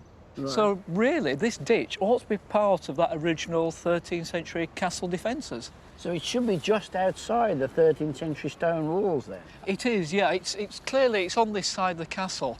This is the weakest side down here. You could easily come up here and get to the base of the towers to undermine them. And so I think it needs some form of defence around here. And to be able to prove this is part of those original defences will be great. I mean, the radar that we've done across it shows it's about 1 metre deep. Mm-hmm. So we should get some datable material from that, shouldn't we? Well, I hope so. I mean, given where it is at the base of the slope, there should be all sorts of material in that ditch, shouldn't there? Well, let's get on with it then. We'll get on with the tea. There was rumours of cake, you know, before we started filming this. You'd be lucky. So trench 3 goes in to see if there is a second ditch cut below the western wall. If Stuart's right, it should run tightly butted up against the lower slopes of the castle, parallel to John's ditch. But the question remains, where's the wall that should go with it? Stuart has a hunch and is about to boldly go where no landscape investigator has gone before. With a beady eye, he's clocked something 30 feet up. Can you see how the masonry is different to the battery above it? Encouraged by the daredevil antics of the rest of the team, Good luck, Stewie. he heads off up the rock face. Confused by such an up and down archaeological site, I catch up with Mick to get my head around what's going on. So Phil's looking for a 13th century wall up there. Yeah. Down there we've been digging for some ditch. Yeah. But suddenly I find that you've opened another trench here. Yeah, well, there's another ditch, you see, coming through here by the earthworks, so we want to know the date of that one as well. But, you know, given the magnificence of these castle walls, there's a bit of me that feels a bit disappointed that you're just digging for ditches. But the castle walls are just half of the defensive system. As well as each line of stone wall, there would have been ditches at the front as part of the other part of the defensive circuit. So we need to look at those as well. And do you think all those ditches will be the same date? I'd be very surprised if they were, because the walls are all of different dates, and so you'd expect correspondingly different ditches to be dug. After all, this is the weak side of the castle. The rest of it's defended by the sea and rocks. This is the side you can come overland to it, so you're going to have to revise your defence strategy from time to time, dig another load of ditches. It's hard for me to concentrate solely on Mick, because while he's digging down into the ditches, Stuart, perversely, is swinging in the air about 30 feet above our head. Stuart! Hello! What you doing up there? Having a look at this masonry here. You see this block here? Can you see there's a band of masonry going that way? Yeah. This is very different to the stuff that's on top of it, and it goes in a curve. This is earlier than that. That's Tudor, so this has got to be earlier, and it looks like it's the corner of a round tower. Could that be the 13th century wall that we're looking for? It looks very probable. Well, the castle is beginning to give up its secrets, although very slowly, and it's hard work, isn't it? It is, yeah. Who knows what we're going to find tomorrow. Normally, on Time Team, I try and finish a part with a cliffhanger, but just can't think of one. If you love what we do, become a Time Team member today. You'll get behind-the-scenes footage, ad-free viewing, and special masterclasses with the team. We'd love to have you on board. Beginning of day 2 here on the island of Jersey, where we're looking at the awesome Mont Orgueil Castle and trying to unpick some of its secrets. Yesterday afternoon, John suggested we put in a long, thin trench here because we'd started looking at the defences in front of the castle, and he thought there might be a defensive ditch running along there and maybe some sort of building over here. So, Matt, what have we found? Well, we do have this ditch here. It's a huge one cut into the rocks, nearly 5 metres across. It's been backfilled and then recut again at that end, so they keep using it. But down at this end of the trench, there's nothing. Any dating evidence at all? Well, we've got a few bits of pottery coming up from the fills of the ditch, but nothing firm yet. John, bit frustrating, slightly inconclusive. Well, no, the ditch is good. I mean, I wasn't sure about the building, but we've done some more resistance and radar. You can actually see we've got another massive ditch showing in both data sets, and they're both showing another huge ditch. Where's the ditch? Well, you can actually see it in the grass, the dark green, lush grass. This is just over here, yeah? Yeah, that depression there. Yeah. And the ditch is running through there. Now, is that related to the castle, or is it part of this promontory fort that we talked about that might be here? So do you want to dig it? We've got to. It looks quite promising, but I must admit there's part of me that thinks we've gone a bit ditch crazy on this dig. So Trench 4 goes in on Castle Green to investigate John's geophys. A third ditch would mean the approach to the castle was very heavily fortified. But will it relate to the 13th century, or could it be much, much older? I'll laugh if this turns out to be a prehistoric site and we've got a socking great medieval castle behind us. We're now unearthing diagnostic and datable artefacts across the site, but they're just not doing much to take our story back in time. Second World War? German barbed wire, I would think, yes. Frankly, so far the finds have been a bit disappointing. You can see this is obviously very late, 19th century ink bottle. Desultory is the word that springs to Definitely. mind, except that, Phil, you've just turned up with stuff from your trench. Absolutely, Tony. I mean, most of what we've been getting is the debris that's been thrown over the walls, but we do happen to have some bits of pottery which we're pretty sure are a lot earlier. What do we think about that one, Olga? Right, well, this definitely is our first piece of prehistoric pottery, and I imagine it dates to the Iron Age. But you see, if you want early, Tony, really early, look at a piece of flint. This stuff is actually going to throw our story back probably to 4000 BC, something like that. But we don't really want to throw our story back. We want to throw our story right back to the beginning. Oh, I know you want the early stuff, Fred Flintstone, but we're actually trying to date the earliest castle up here. Have either of you seen in the pottery anything that could be, say, 13th century? No, not yet. Not as yet. But we haven't got down to the critical layers yet. Sure.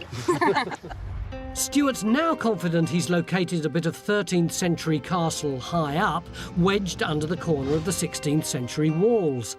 So he's back up his rope, recording the archaeology with a little eagle-eyed help. Yeah, I can hear you, Stuart. I found some new wall up here, Henry, which is really, really nice. It's a curving bit of wall going round this crag. And it's got mortar in it. With the crushed burnt limpets in it that Warwick was saying are likely to mean it's 13th century. If I give you a couple of positions, can you plot them for me? First one now, where I am. Observation stored. Right, I got that, Stuart. Where my left glove is now, Henry. Observation stored. Encouraged by this medieval discovery, Stuart follows the base of the vast 16th century wall in the quest for more. We're walking on a wall of ivy at the moment, aren't we? Yeah, so follow behind me, and if we have to go on our bums to scale across, then no problem. OK. Now, there's a few stingers just down here. OK. Bingo! Concealed under the ivy is a second tower. This is really good. So in addition to the northwest corner tower, we can add a second 13th century tower just along the western wall. Everything we're finding on this site is geared to war and defence, suggesting that this castle has seen some serious action. Looking up at it, you really do get the most amazing sense of how difficult it would have been to storm a castle like this, how many layers of defence there are. It's all absolutely bristling with defences, isn't it? But the stone castle, once it's built in the early 13th century, it doesn't stay static, does it? It's constantly being added to and remodelled over It's constantly the being years. added to because the castle and the island are constantly under attack. Yeah, I wrote down some of the attacks. I've been trying to make a list of what's been going on, and I have got attack after attack after attack. There's this big one in 1294, isn't there? Yes, there's about 1,500 people believed to have been killed at the time, which is probably about 10% of the island population. That's terrible, isn't it? It would have made a difference. Yeah. And who's attacking at that point? The French. Oh, no wonder they're not terribly popular. This way I say I'm called a French. Sorry.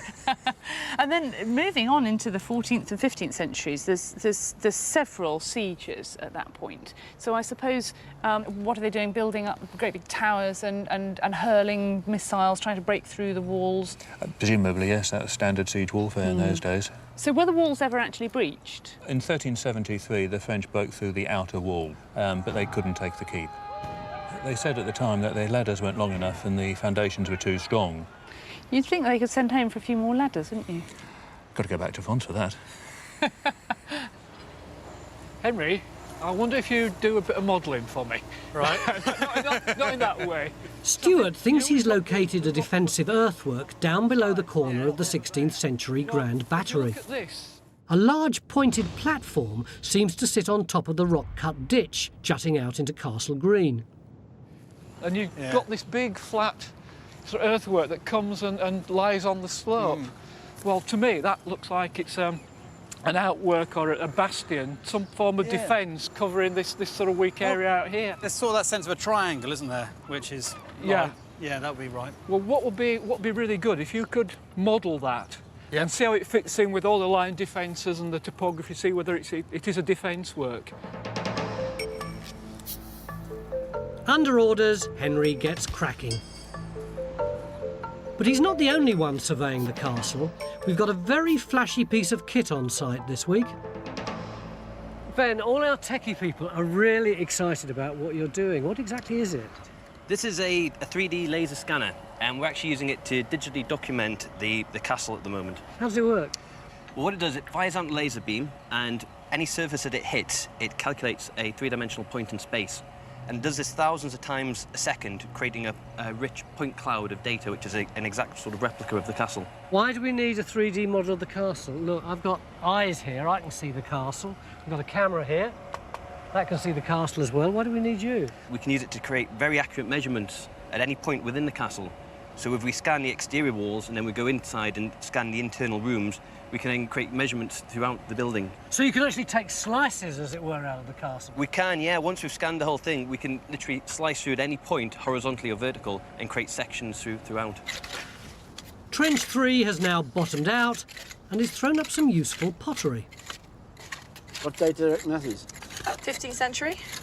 Oh, right, at the bottom. Yeah, right at the base. Right, well, I was just expecting it to be sort of 13th century or something like that. Well, we thought medieval, so it's later medieval, but... Right. Unless it's been washed down and it's cleared out, but from the evidence, it looks like it's 15th century. But we have got lots of rubble and other bits coming in. Yeah, I mean, that's a cracking section you've got there with all those tip lines, isn't it? We've got mortar, we've got stone there, and it looks like some form of building was here or up there somewhere initially. So if that's the bedrock there, presumably something sat on the top of that platform there, didn't it? It must have done. So to confirm whether there was a structure sitting on this platform, Phil's dragged over to take a look. Ah, no, is that looking more... And Trench 5 slowly exposes a small but solid wall on the granite spur. Henry's contour map is also revealing evidence of a defensive structure, confirming Stuart's suspicions. That's where we put the trench over the big ditch is there, isn't it? That's It's not right. sure- And the platform's over in this area here, isn't it? Yeah, that's right. You can actually see, I think, as an earthwork, part of that ditch coming through. That's just showing it in colours representing height, difference in height, whereas you see more if you model it by slope. So the blue areas are the steep bits of slope, and the red areas are the flat bits. And then that way you can just see how dramatic that platform is as a flat area, yeah. and just how dramatic that slope is coming down here. I mean, that is classically what you'd expect from an outwork round a castle. So at some stage, an arrowhead bastion was built over the earlier rock-cut ditch. These gun platforms gave great angles for defensive fire and were popular through the 16th and 17th centuries. This is all positive stuff, but none of it has anything to do with the 13th century. Time to join the boffins for a cup of tea to find out what's going on. Gentlemen, I'm really struggling with the archaeology of this castle, mainly I think because it's got the big Tudor castle dumped right all over it, and it's hard to see anything else. But our first goal was to find the early castle, the 13th century one. How have we done there? We have found a tower on the rock behind us. We have got a very nice 13th century tower base sitting on the rock there. We found a fragment of another one part way down the west side, and we've got the known one at the southwest corner. So we've got the whole of the west side, and all the 13th century plan there is complete. But where we're sitting now, the ditch in that trench and this wall behind us, that isn't 13th century, is it? It doesn't seem to be. I mean, it's just possible that ditch here is part of that. It's undateable.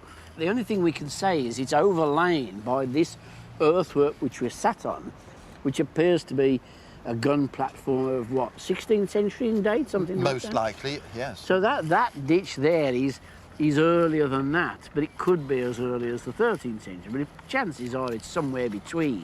What I'd like to do is put another section across it over there to test, because that had very little information in it, just see if we get any dating from that one. So Mick orders a second section across Stuart's ditch. His hope being Trench 6 will provide an early date for this ring defence. Back over in Trench 5, Warwick's dating techniques render Phil shell-shocked. Warwick? Yeah? You know, you were saying about that Shelley mortar, and if you had shells in it, it was 13th century. Look, and look, and look again. There are whole shells in the mortar.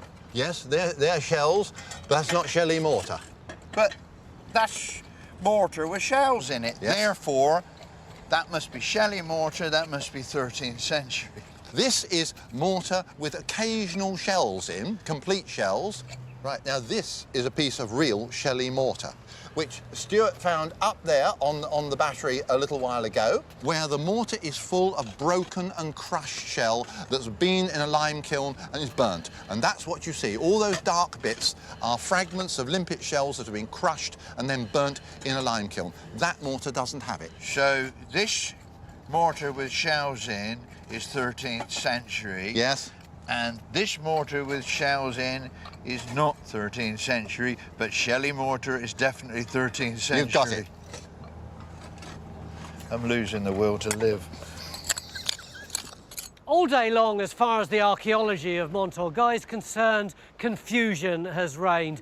But thankfully, at last, the mist seemed to be clearing, and hopefully by the time we go tomorrow, we'll be able to tell the full story of this castle. Mind you, this being Time Team, there's bound to be a few surprises along the way. If you're enjoying this dig, why not take it one step further and become a Time Team member? It's your front row seat to the greatest show on earth and under it. Become a Time Team member today and help us keep the archaeology coming. Beginning of day 3 here at Mont Orgueil Castle in Jersey, and actually we came here to do a pretty straightforward job, which was to find a couple of 13th century walls so we could identify the original castle on this site. But as the days have gone on, the archaeology has got more and more complicated. We've not only got our 13th century stuff, we've got 15th century, we've got Tudor, we've even got prehistoric. Quite frankly, by the time we leave, I think they'll probably have to rewrite the guidebook, because what we're finding is really awesome.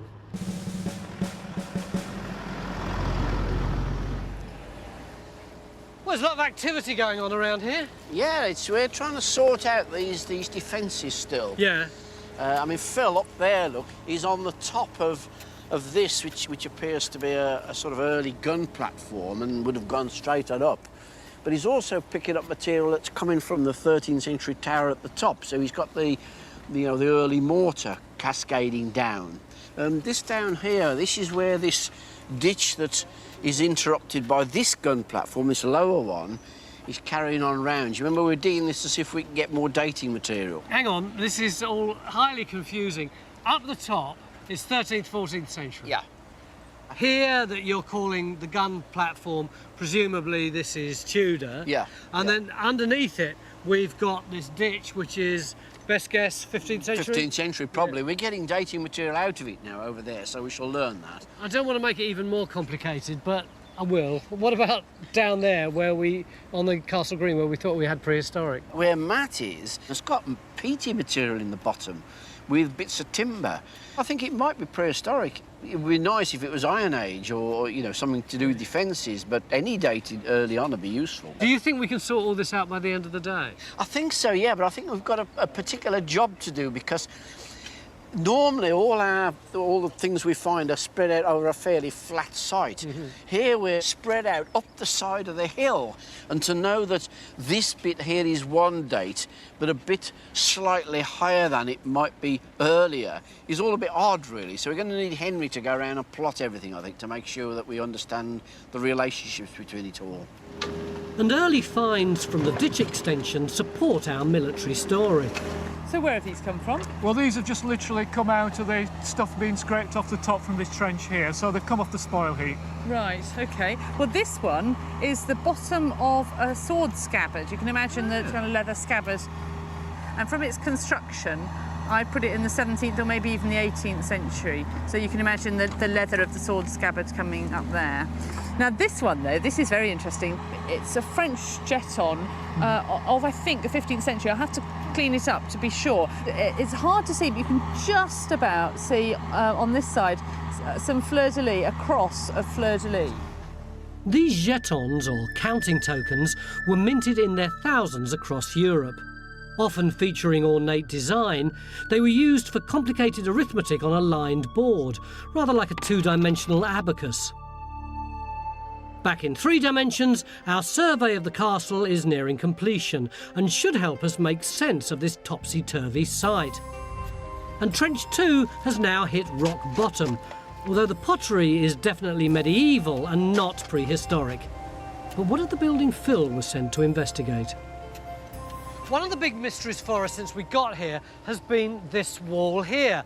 Doesn't seem to be the same build as the big Tudor castle up there, nor were we convinced that it was necessarily part of the original 13th century castle. And in a way it sort of seemed to be a bit isolated on its own here, but whatever was it? Phil, have you managed to solve the problem for us? We have solved the problem, Tony, and we've always known that this wall went round and actually butted onto the bedrock on that side. Well, we've dug into here and we can show that this wall butts directly up against the natural. So this is a totally freestanding tower, and we reckon that it's exactly like one of those over there. I've talked to Warwick about it. We know it's not 13th century. We've seen the mortars. It's not the Shelley mortars. It's mortar with shells in it. It's probably 15th century, and it's almost certainly part of that defence over there. What was it for? What this tower is doing is covering this lower ground in here. You've got people up in here, defenders with guns and bows and arrows. It's literally like a big pillbox that is designed to keep people off those lower slopes. And this is new stuff. No one knew about this This before. is crucially new stuff to the whole development of the castle. Helen, big structure up here. Looks like it's defensive. 15th century. How does that tie in with the history? Pretty well, really, particularly if it's connected with that tower, which was built by Richard Harleston, who arrives at the castle at a really peculiar moment. During the Wars of the Roses, somehow the French have got hold of the castle, and Harleston is sent to relieve it for the English. Hang on, so that's the Brits sieging their own castle? Yeah, absolutely. I know, it's kind of backwards, isn't it? But anyway, the French get driven out, and Harleston sets about updating the castle. Now, this tower here, you can see it's got the arrow slits, but just peeking through the trees is what looks like a window. Now, that is a gun port for the modern artillery. Now, this tower also looks like it was built for artillery, so they're part of the same defensive system. That does make sense, doesn't it? You'd have a tower there guarding the front entrance and one here checking out the rear. Absolutely. It all ties together. These new defences, along with those of the 16th century refortification, show that the castle was under constant threat. And Stuart believes Mont Orgueil's defensive evolution mirrored developments in weapons technology. So he's mapping known medieval firepower against the castle's walls. Their effective range from the arrows is about 100 yards. I can just sort out 100 yards. Just marking out this distance of death is chilling. I'd never think I could be killed by an arrow or a crossbow from that distance. By the time you get to the 15th century and starting to use muskets, you've got a different order of beast to deal with. You've got these musket balls which are coming at you. Their penetrating power is such that if you're at this distance, the ball wouldn't just kill you, it'd go straight through you. Oh. Out the other side and take 2 or 3 people out the other side. There'll be chunks of meat flying everywhere. People are killed by splinters of bone behind the person that's been hit first. By the Tudor period, when you're getting the cannon coming in, suddenly they're gonna do you a lot of damage at 2,500 yards.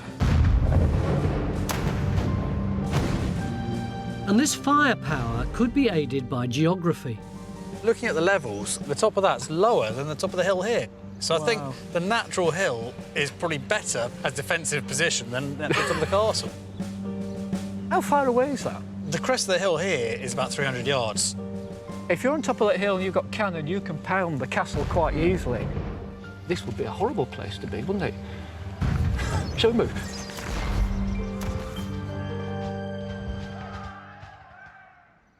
We've now established there's no ditch in Trench 4, but as it turns out, Castle Green still did its bit for the war effort.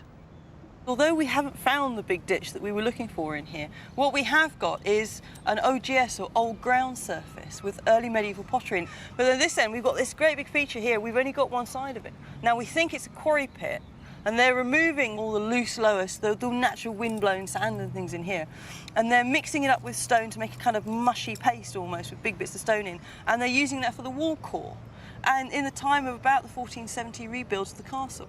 I haven't heard the word prehistoric mentioned once. No, neither is there in that trench over there, where we've got 14th century at the bottom, 15th century halfway up. There's nothing prehistoric down here at all. But you got us all excited about the possibility of prehistory down here. Oh, that's right, yes, and there's no evidence. I mean, there is prehistoric stuff on the top of the base of the castle. That's where the prehistoric site must be.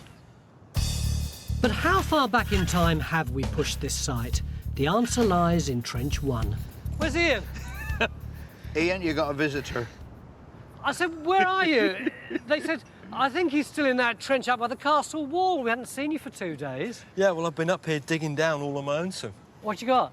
Well, we've got to the bottom of this medieval wall, and I've just got underneath the wall, down into these rocks and this old ground surface. I'm back into prehistory. How do you know it's prehistory? Because all the soil's absolutely full of Iron Age pot and prehistoric flintwork. You tried to insult me a couple of days ago by calling me Fred Flintstone, but I'm totally unrepentant. I still love flints. Look at how sharp that edge is across there. It actually goes in an arrow shaft like that. That arrowhead is probably about 3000 BC. It's really satisfying, actually, that we've managed to nail the prehistoric part of the story to here, isn't it? Absolutely, but I know you're not remotely interested in it. All you're interested in is the medieval stuff. And when I talked to you a couple of days ago and we talked about why we put this trench in here, I said we wanted to find out which of these two walls was the earlier and which was the later. And I said there was 2 ways that we could do that. One was by the stratigraphy and one might be by the mortar. And the stratigraphy we can show with this one is that this low wall here is the earlier one, and it is earlier than the big Tudor wall back there. And it's 13th century? Ah! Now, I can't tell you the date of it because the mortar was going to be the crucial dating thing. We do not have the Shelley mortar in here, so I cannot say without doubt that this is 13th century, but it could be. It is definitely earlier than that wall. That's tantalising, isn't it? So you satisfied now? Yeah, I'm going back down again. I'll leave you to chat to Barney Rubble. Back to the future. Our photorealistic 3D model of Mont Orgueil is nearly complete. And Stuart's keen to use it as a tool to accurately measure the dimensions of the massive Tudor gun battery added late in the castle's life. I'm really interested in the thickness of the Grand Battery for a number of reasons to do with the defence of this castle. What's the measurement from the face of that north wall of the Grand Battery to the inside wall of it there? So we're looking at 12.405 metres there. Right. Crikey, that's thick. I mean, when you think that the average stone wall is probably only about maximum 2 metres thick, and how deep is that from the corner to the inside of that curve of the battery? I'm looking at 23.271 metres from end to end. That's put there simply to absorb cannon fire from cannon up on the hill here, because if it was simply a wall, say a 2 metre thick wall, it would just shatter with the impact of cannonballs, so they need that depth of earth to absorb the impact. And while this huge Tudor gun platform buried much of the original castle, the archaeology is not entirely lost to us. So when do you start getting the good reflections? Just in front of where you're standing. At the 11th hour, Jimmy has made a remarkable discovery. His radar has picked up a complete 13th century tower inside the later bastion. That ends our investigation, and it's time to draw together what we've learned about the earliest stone castle and its subsequent development. What can we add to this now that we didn't know when we started? We can confirm that there is a half-round tower. We've also found a completely unknown round tower. A round tower there. A 15th century battery down here. A solid half-round What about bastion. down on the slopes? A half-round, a D-shaped 15th century. 14th, 13th century. I think I'd better pull this together. Mont Orgueil has been in use since prehistory. The steep-sided granite hill has been recognised as a perfect defensive position for at least 5,000 years. The site was set in stone in the 13th century, when a fortified keep was built on the highest point. Protective curtain walls and towers surrounded it, high up on the crest of the hill and part way down the slope. In the 15th century, the castle had a military makeover. 2 formidable ditches were cut in the rock below the hill, and a pair of gun towers were added to protect the gateway and cover the approach to Castle Green. The late 16th century heralded the most substantial changes. Towers and walls from the earliest castle were knocked down or buried under a monstrous gun battery, and a lofty D-shaped tower designed to protect the heart of the castle. The arrowhead bastion at ground level was the cherry on the cake, leaving Mont Orgueil groaning under the weight of guns. But all this refortification was to prove futile, as the castle became a prisoner of its own geography. Henry, have you got those measurements yet? Yes, I have, Stuart. Where I am now is just over 200 yards away from you, but I'm actually over 4 metres higher than you. I'm not even at the top of the hill yet, so I've got the advantage. So you're definitely higher than me? Definitely. What are you up to, mate? 4 metres. Well, we've been trying to work out why these defences are so complex, particularly on this side of the castle, and why the castle seems to get higher and higher and higher over the periods. And it's really quite interesting, because if we were standing on the 13th century battlements on the castle, we've got the height, we've got the advantage. Got bows and arrows. Bows and arrows, exactly. So if anybody was attacking down there, the effective range of a bow is about 100 yards, which is where about Faye is just down there on the lower lawn. If you fired a bow and arrow... Right, shall I get her? She'd be dead. That's pretty good, wasn't it? But then later on, when they got muskets... Their effective range is not that dissimilar. It's about the same distance. So where Matt is over there... That was a terrible day. But the big difference comes a little bit later in the Tudor period. Yeah. Cannon. Of course, yeah. Cannon makes the biggest difference. And you've got a hill up there. That's where Henry is, way up there. Exactly. Yeah. If you had a cannon on that ridge at 200 yards, that's the distance, the velocity of the ball would completely smash any walls here. So in the Tudor period, you had to build this great big thick work here to stop the impact of the ball, completely destroying the wall, destroying this castle. Suddenly, he's got the height, he's got the advantage. So is he going to fire his cannon at us? He hasn't got a cannon, we have. Ah! Very funny, Stuart. Ha ha.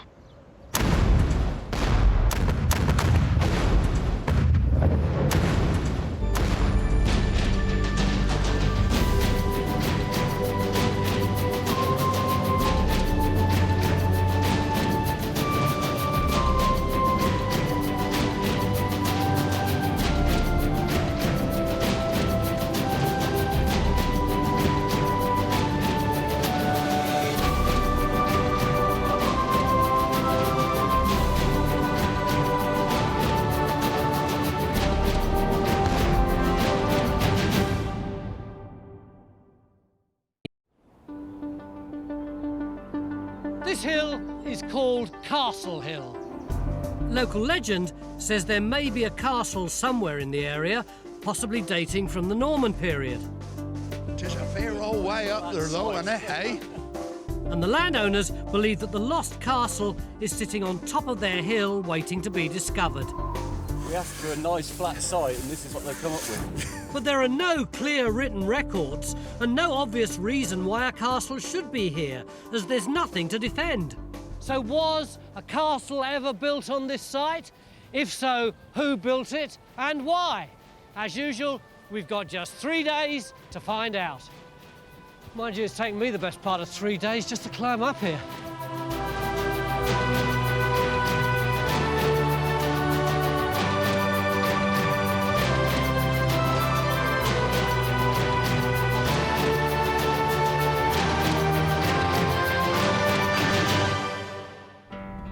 Where are we going to set up base camp? Here? At 450 feet, Castle Hill in South Somerset is the biggest hill for miles around. Come on! Until we sort out a vehicle route, it's a real challenge for everyone who wants to get to the top. He adopts the rambler attitude with a rucksack on the back. He was walking like that when he left the bar. Jimmy, did nobody tell you you can get a vehicle up here?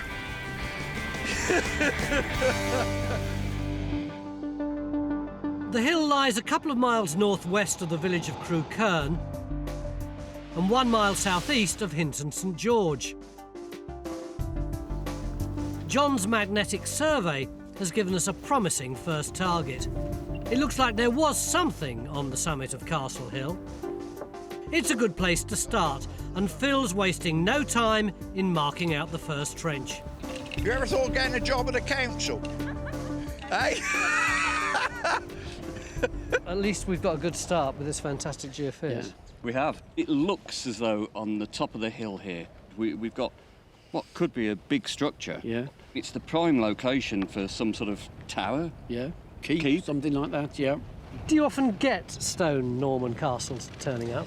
You get stone keeps, even if the rest of it is timber. You get a mound with a tower on the top or a tower with a mound packed round it. Well, we've got this lovely geophys. Where do you want to put in the first trench? Anywhere in the middle there, just to see what we're getting. To see what it looks like. Got everything to play for with it. But let's have a look, let's see. So trench 1 is going in slap bang on top of the hill, where geophys is picking up signs of an intriguing structure. When you're ready. With a bit of luck, it could even turn out to be a castle keep. That's exactly what the landowners, the Irishes, would like us to find. Sons Andrew and Paul Irish have been fascinated by the giant hill in their backyard for as long as they can remember. So, guys, that's in your back garden? It is. It's been a fantastic feature of our childhood, really, having the hill there, all the stories that go with it, and yeah, a bit of an adventure playground in itself, really. What's the local folklore that suggests that there was a castle up there? Well, so far as we know, there was some sort of medieval castle there. So you want us to find some definitive evidence of the castle? It'd be fantastic. It's really hard imagining people living up on top of the hill. So it'd be incredible to try and imagine how the building was up there and how dominant it must have been in the landscape. Let's hope we can solve the mystery for them and prove that their hill was indeed the site of a medieval castle. Well, there we are, look. That's South Somerset. Meanwhile, Mick and Alex have hauled themselves up the hill to survey the wider area. Could there be a reason hidden in the landscape as to why you'd build a castle on this spot? For me, it's the sort of strategic significance of this location. I think that's the thing, you know, because that's where the Somerset levels are, which is boggy and waterlogged for probably 6 months of the year at that time. Yep. So anybody coming from the east, from Winchester, from London, going down to the southwest peninsula that way, have really got to come through a relatively narrow gap. So this could be controlling, I think so, that corridor and the kind of traffic that would be going down here. Not just military traffic, we've got... No, I mean, you know, you've got people who are trading, there are goods moving about, but the significance is when an army comes through. Yeah. If you could perhaps map just what area of ground it can dominate. I've got just the tool, Mick, but it involves a bit of technology. OK, well, let's try it. Whatever was built up here may have overlooked a trade route and played a vital defensive role. So it's entirely possible it was a castle. Mary Ann and castles expert Mark Morris are looking through the local historical records for any mention of one in the area. This is a mid-12th century charter. It's given by Baldwin, Commes Exon, Earl of Exeter or Earl of Devon. And at some point midway in the charter, he says, Castri Mei de Cruca, my castle of Crewe Cairn. There you have it, in black and white. We have a castle at Crewe Cairn, and this is a document from 1148. And are they talking about that castle? Possibly. It has to be said, we're not exactly in the middle of Crewe Cairn right now. No, it's a couple of miles away. There could be any number of hills or castle sites around here. So it's back to the archaeology to give us some answers. I think so. Keep digging.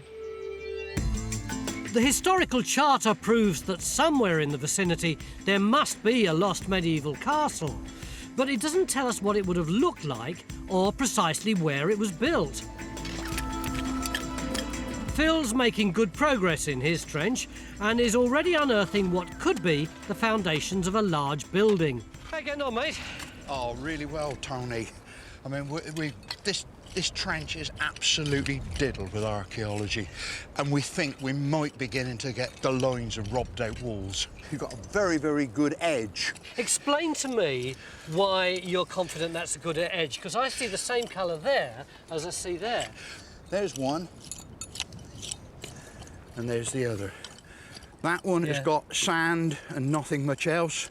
This has got loads and loads of little stones in it. Totally different. OK, yeah, I believe you. So we've got stony stuff across here, and there we think we've probably got the other edge. You can see here, it's very, very sandy, and here we've got this sort of stony, gritty stuff. And then out on this side, beyond where we think the wall line might be, look, we've got masses and masses of stone rubble. Now, whether or not that's where they've demolished the wall and thrown out the stone that they don't need and taken away the stone that they do need, I don't know. So it's looking good. And we have also got our first piece of pot. Can you date that? 12th century, Ooh. or about there. Yeah. It looks like we've got a really big building here. But is the building large enough to be a castle? The results of the radar are now in, and as we suspected, confirm the existence of a large rectangular structure on top of the hill. As we go into the ground, you can start to see this rectangular structure taking form. That's great, isn't it? I mean, it's looking more and more like a keep. We've got this clear ditch following this line. So what we plan to do is put a trench across there to look at that ditch, see if it's related to the structure. Is it me, or does that look absolutely central to this rectangle? Yeah, but if it was a hall block with a first floor hall, then this could be a pillar supporting some sort of vault in the middle. So where's that on the ground? If we've got this big pier, it's going to be at this point here, and that'll be supporting the upper floors. It's starting to get a bit exciting, isn't it? So we're extending Trench 1 by 3 metres to look for this mysterious central feature and to see whether Mick's grand ideas about this site are correct, while Rakshar and Matt are opening up a second trench on the lower slopes over what appears to be a ditch. You see the orange just coming up there, the blob that we're coming through could be this ever so slightly darker bit, couldn't it? Because we're trying to look for an anomaly first, and then the ditch should be a bit further up the hill. Down at our base camp, Alex is using some specialist computer software called Viewshed Analysis. It maps the entire area that can be seen from the top of Castle Hill. What we do with Viewshed Analysis is we take a point in the landscape, which we've taken from up there on Castle Hill, OK, and what we then map is all the other places on the landscape that can be seen from that point, and that's what you can see in the green. That's very good, isn't it? We can see all of this with the naked eye when we're up there, but this really helps us to map it. Just looking here at the Fosse Way, OK, the Roman road, which is something we could see parts of from up on the hill. Well, this confirms we can actually see here where the Fosse Way crosses the River Parrett. Ah, that's a really important point to control that, isn't it? Yeah. I notice you've got on the map here Crow Castle here, because this might be the earlier castle, mightn't it? Well, this is the thing. This early documentary reference we've got refers to a castle at Crook. Yeah. And for me, the place name, Crow Castle, is so similar to that early reference. Yeah. and the proximity to Crewkerne as well, which we know was an important Anglo-Saxon market town and mint, might suggest that this is one of the first places you put a castle. Yeah, I think you ought to go and have a look at this and see whether there's anything to see at all on the ground, but not before you've had a cup of tea. I think I will do. So Alex and Mark are going to investigate another contender for the castle in the documents, nearer the town of Crewkerne. But with its spectacular views of the area, our Castle Hill is still a prime candidate. And some new finds from Rakshar's Trench are looking very promising. What you got, Lindors? Pots, lots and lots of them. Look at those. Isn't that fantastic? Maybe getting on for 20 shirts come out already, just while the guys have been cleaning the top of it. Trench too? Yeah. There's no glazed wares, there's none of the early stuff, it's just solid 12th century pottery by the looks of it. And it's cookery? Well, they were general purpose pots. I mean, imagine a sort of the early medieval equivalent of a brown paper bag that you could cook in. Okay. So we now have evidence that people may have been living on top of Castle Hill in the medieval period. And all afternoon, the archaeologists have been sifting through the rubble in Phil's Trench in search of building foundations. Have you established whether this is rubble or could it be something more substantial? That's what we're trying to do now, Tony. I mean, we've got it all cleaned up. We've really got to strip it off and find out whether it's masking a wall or whether it is just rubble. This does look like a very, very good contender for a foundation trench. You can see we've got a lovely edge coming along, one edge there, and then another edge back here. So that, if that is a wall, it's going to be a really deep, substantial wall. But this is where you've extended the trench. That is some hole you've put in there. Yeah, we still haven't got to the bottom of it. This is John's central pillar. Yeah. And, I mean, it is literally going down and down and down and down. And You haven't found any evidence of it yet? Not of the wall, no. I mean, I think it's literally the decayed mortar from where they robbed that stonework out. Meanwhile, Alex and Mark have made their way 1.5 miles down the road to look at another hill. They want to work out if that could be the one mentioned in the records. So here we go, Mark. When do we get it described, this site, as Crow Castle? Well, yeah, it's a late reference. It's sort of 18th, 19th century. It's the first one I can find at the moment. What I think is significant about this site is the fact that we are much closer to the town of Crewkerne. If someone says, my castle at Crewkerne, there's the town. So, you know, Castle Hill is a mile or so further away. Yeah. So that would argue in favour of this site. Yeah. And it's not just a hill, is it, that's been christened Crow Castle, because we've got some actual earthworks. This is a modified hill. So there's a number of factors in favour of this site as a castle, and I quite like the idea that in the immediate aftermath of the Battle of Hastings, you've got rebellion, and there's a desire amongst the Normans to kind of look down on the Anglo-Saxons so that they can't get bands together and attack the invading Normans. So this hill, much closer to Crewkerne, could well be the site of the castle in the historical records. If that's the case, then what are we digging up on Castle Hill? A forgotten castle or something else? We don't tend to see many yurts on Time Team, but the team have taken to them like ducks to water. Reminds you all of Glastonbury, doesn't it? Look at you all. It's very civilised. Here you go, Tony. Well, thank you. Bunch of hippies having a cup of tea of an evening. End of day one, have we got a castle? Well, what we have definitely got is a mid-12th century castle at Crook. Whether this is Crook Castle, anybody's guess. And I've been out looking at a site called Crow Castle, close to Crewkerne, and that's increasingly looking like a candidate for this castle that's referred to. Which raises the question, if this isn't a Norman castle, what is it? Mick? Yeah, but I mean, look at the latest geophysics. There's our trench, which is producing buildings and Norman pottery on the top. But you can now see we've got 3 lines of ditches. That one, this one here, and then one outer here. And they could be the triple ditches of an Iron Age fort, a prehistoric fort. So, you know, it might be that it's got an earlier past as well as the Norman stuff. So is this site prehistoric? Is it Norman? Let's hope we find out tomorrow. Love and peace. If you love Time Team, become a Time Team member today. Your membership helps to fund new digs and new episodes. Plus, you'll get ad-free viewing, behind-the-scenes access and much more. Beginning of day 2 here at Castle Hill in Somerset, and we haven't shown you this side of the hill before. It's the less steep side that our 4x4s use to get to the top, the sort of tradesman's entrance. We're attempting to uncover a mysterious lost structure on the top of Castle Hill. Phil's put in a trench over the summit where radar has definitely detected a large rectangular building. And Rakshaw's been digging in what may turn out to be the defensive ditch surrounding it. Initially, we thought we were finding evidence for a stone-built castle, but a discovery early this morning suggests we may have been on the wrong track. Phil was pretty confident about what was happening in this trench, but he said we'd know more once we lifted this rubble. Well, as you can see, we have lifted half of it, and there's this little scatter of stones down there, which has caused a little bit of a disagreement between my colleagues. What are those stones? Well, we think it's a post hole. We think there's been a big timber in there, and those stones are the packing round it. And what do you think that means? I think there might be a big timber building here that's underneath all the stonework that we've got. Yeah, but you're ignoring the radar.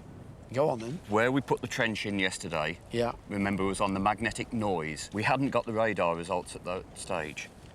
We then extended the trench because we'd got what we thought was a central pier on the radar. The big hole that Phil had. The big hole. Yep. But the strongest evidence for stone footings are on either side of this trench. So you're saying that rather than being a wooden building or a building with wooden supports like Mick's saying, it could still be a stone building, except we just haven't picked up those stone walls yet? Yes. I think there are other possibilities as well, though, because, I mean, we could have had a timber building replaced by a stone building, or the rubble that we've got could be the platform for a big box frame building on big, you know, 18-inch square timbers. And then you still might have a stone building, which, as you're saying, we haven't seen yet. But we can get this wall over here if we extend the trench that way, Yes. can't we? I think we've got to do that because Yeah. we've got to test this theory. See how quickly he moved away from his wooden building theory. I'm with you, John.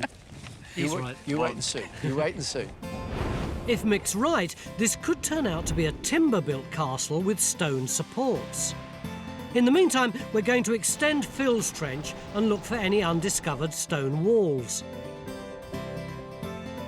And in Rakshaw's trench, Mary Ann is catching up on some of the many finds from the previous day that may give us an idea of the date of the site. They're beavering away in Trench 2. There's some finds that are coming out. There are some good finds, and we're actually very excited. We are indeed. This is what looks like to be a medieval pin. And would that have been used on clothing? Yeah, so it would have fastened. I'm not quite sure if there was a clasp, but it's definitely some kind of pin fastening on some kind of garment. It's really beautiful. It's made out of copper alloy. If you kind of move it around in the sunlight, you can almost see the gold gilding on it. So very high status, fancy goods. Yeah, but the exciting thing is it came out of what looks like to be a pit, stroke ditch, we're not entirely sure yet. It's full of 12th century medieval pottery. Pretty good start for day 2, isn't it? Good for one trench. We think so. Yeah. Over in Phil's trench, we've been opening up a large hole where we thought there could have been a central pillar. But we haven't yet found a base for it, so we're digging deeper and deeper. It'd be nice to actually see where the bottom is. Meanwhile, Alex is listening to farmers' tales about some large stones ploughed up many years ago on Castle Hill. But Andrew's told me that you were up here in the 1960s working down this land with a tractor, is that right? Yeah, this was a hill that was non-productive agriculture. So we thought, well, you know, let's have a go at putting a rotavator and try and reclaim it and get a bit more agricultural use out of it. And then we got the plough up and there was these 2 big stones. And I could see they were going to be a nuisance, they were going to break the farm machinery. So, you know, as a responsible person, I just dropped the plough and gently pushed them out of the way. So you just sort of pushed them to the edge of this steep slope here, thinking, you know, well, no one will ever want to see them again, and these are out the way so we can plough the field. And then we turn up. You all turn up. And all of a sudden, these stones seem to be quite famous, and I can't find them. If these stones weren't natural, it's further proof of a man-made structure on top of Castle Hill. So where do you think this stone came from then? Oh, over there. Yeah, in the distance you can see the Ham Hill quarry. All the local stone in the areas comes from that quarry originally, from Ham Hill quarry. Right, so potentially then, if we've got the Normans or later building a castle up here, that's the type of stone they'd instantly go to, you think? That's right, and it's obviously not that far. Right, so maybe we should then think about going over there and have a look and see what they've got. And we should let you get back to your cows. That's very kind of you. Alex and Andrew head off to Ham Hill Quarry to investigate this local source of building material. In the meantime, Mary Ann's trying to find out whether our pottery finds date from the main period of Norman castle building. All the evidence is looking mid-12th century, but the Norman invasion was 1066. It was, and we do have the majority of castles built immediately after 1066. However, in the middle of the 12th century, you have a period which historians call the Anarchy, rather evocatively. Yeah. We have a civil war between, on the one hand, King Stephen and his cousin Matilda. So these are grandchildren of William the Conqueror struggling for the throne. And what it leads to very quickly is a civil war. That people have called the Anarchy. That people have called the Anarchy. As soon as government breaks down, as soon as there is a civil war, people start building castles. So there's rich men doing big building works, but also this kind of idea of forced labour constructing castles or fortifications. There's a rush to refortify. One of the best illustrations of the way that royal power collapses in the middle of Stephen's reign, in the middle of the 12th century, is the coinage. The coinage had always been, since the 10th century, one coin with the king's head on it, and that ran throughout all of the kingdom. In Stephen's reign, Stephen's coins are only found in the east and the southeast. In the southwest, where we are, there are coins being issued for Matilda. And you also get even individual barons issuing their own coin. So you have two sides competing for people's affiliation and fighting against each other. So there's always the possibility of extreme violence. It's not a great time to live, and it's always the peasants who suffer. The sand is reddened, so it's burnt. There's a lot of burning there, and there's actually quite a bit of charcoal in there as well. This means we could be looking for a lost Anarchy period castle rather than a conquest one. It's too early to tell for sure, and in the meantime, things seem to be getting ever more confusing. We really don't know. You're so sort of convinced that it's a castle. I mean, you know, it's kind of, oh, it's a stone castle, oh, it's a wooden castle. What happens if it isn't a castle? We're halfway through the dig, but are we any closer to solving the mystery of Castle Hill? Hello. Remind me, what is the date of the pottery that we've got up here? Tony, it's all mid-12th century, nothing from the 11th century, which means that it can't be a 1066 conquest castle. It has to have come from this King Stephen reign of anarchy.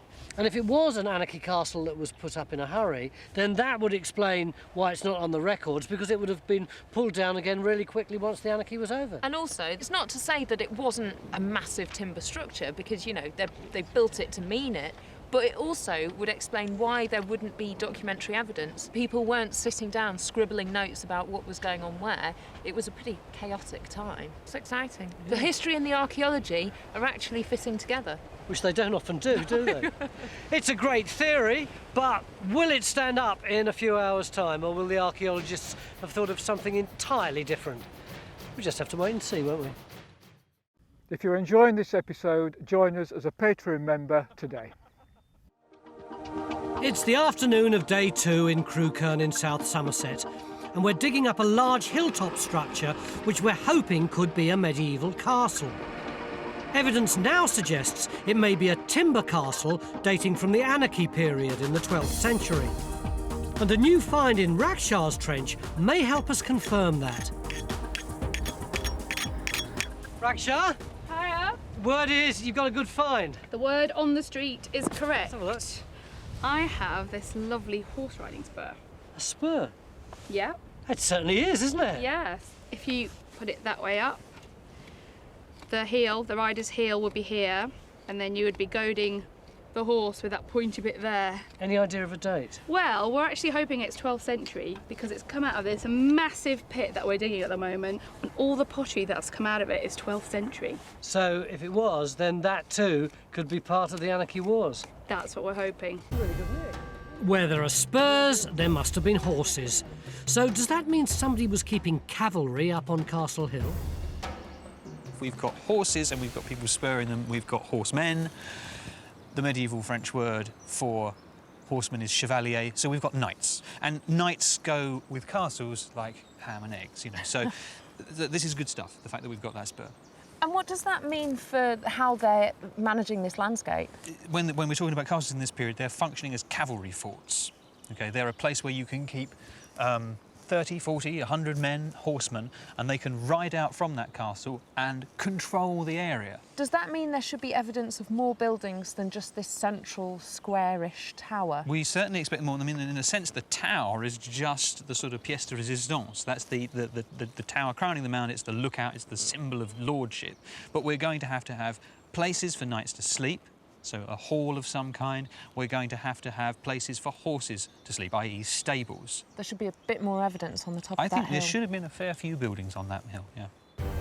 There could be more outlying buildings still waiting to be discovered up on the hilltop. And Phil seems to be making a breakthrough as he extends his trench to where the first radar survey picked up signs of stone remains.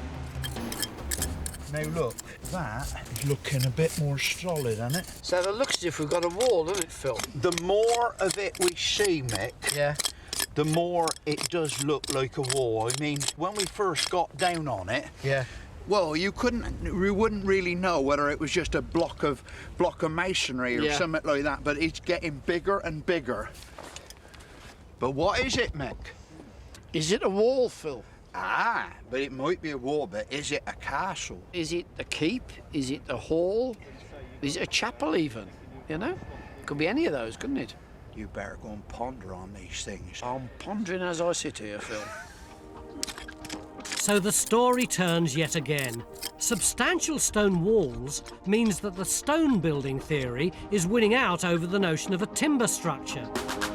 There's not yet enough evidence to prove it's a castle, but this dig's not over yet. One thing's for certain, building any type of stone structure up on this hill would have required a massive investment of manpower. The best local source of stone is found at Ham Hill Quarry, 10 miles up the road. Quarrying it and transporting it in the medieval period was no mean feat. You've got here an enormous block of ham stone. And you work in these quarries, is that right? Yes, we do. This is the stone that they're using to build all sorts of buildings from the medieval period right up to the present day, is that right? Yes, correct. And what's it like to work? It can be very hard. It's not the best of stones. You've got to pick through it to sort the best out. It suffers from clay beds and iron faults. But with modern technology, you can cut round the problem sort of thing. So with modern technology, it's a lot easier. It's a lot easier. Yeah. What would it have been like in the medieval period? Very difficult. Do you want to show me some of the techniques they would have used? They would have used a pick similar to this. We've been in here. As they got deeper down, they would have different picks also with longer handles, so they could work in a more upright position. I guess it's time then I had a crack at this just to see what it's like. The safety goggles on. There you go. Here we go. Right.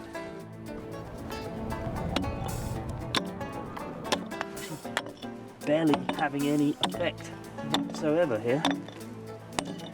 And that really isn't easy, that. So that's one pass through I've done there. But that'd probably take me about 3 weeks in, that would, I think. Yeah. Let's just say theoretically then, I have worked out a significant block of stone. First, you've got to get it out of the quarry face, haven't you? Yes. And you've got a bit of stone over here. We've got a piece of stone here with a bedding fault through it. Right. Shows you how it would have been done, how the natural bed is here. Yeah. And the stone here, and they would have driven the chisels in along here to split the stone on its natural bed. Should we have a crack at that? We can have a go if we want, yeah. But this is a two-bloke job. Yes, one has to hit it, one has to hold it. So one's got to trust the other. Yeah. Okay. So you're the quarryman. Shall I? I'll be chisel monkey. Yeah. Work into the stone. He's gone in there now, you see. And now, right. You can see that actually. That's really smooth, isn't it? That is. So what we're going to do is I'm going to think about how we're going to get it from here all the way to our site.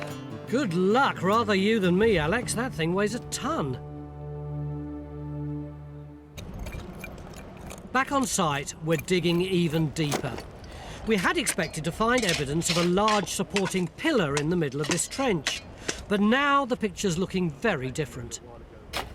You've got a bit of construction work going on here. Yeah, Tony, we've literally taken it down another layer, but we still haven't got the bottom. I don't understand, though, because you said that you thought that there would be a platform for a big pillar about 2 metres down. That is literally what we thought it was going to be, but I think we've got to scrap that idea. All we've got is this whacking great hole that is filled up with loose gravel. Why are you still going down? Because we'd like to get to the bottom. We really do want to know what it is. Yeah. At the moment, we haven't got the foggiest idea what this hole represents, but if you come over here, I'll show you something that we do know about.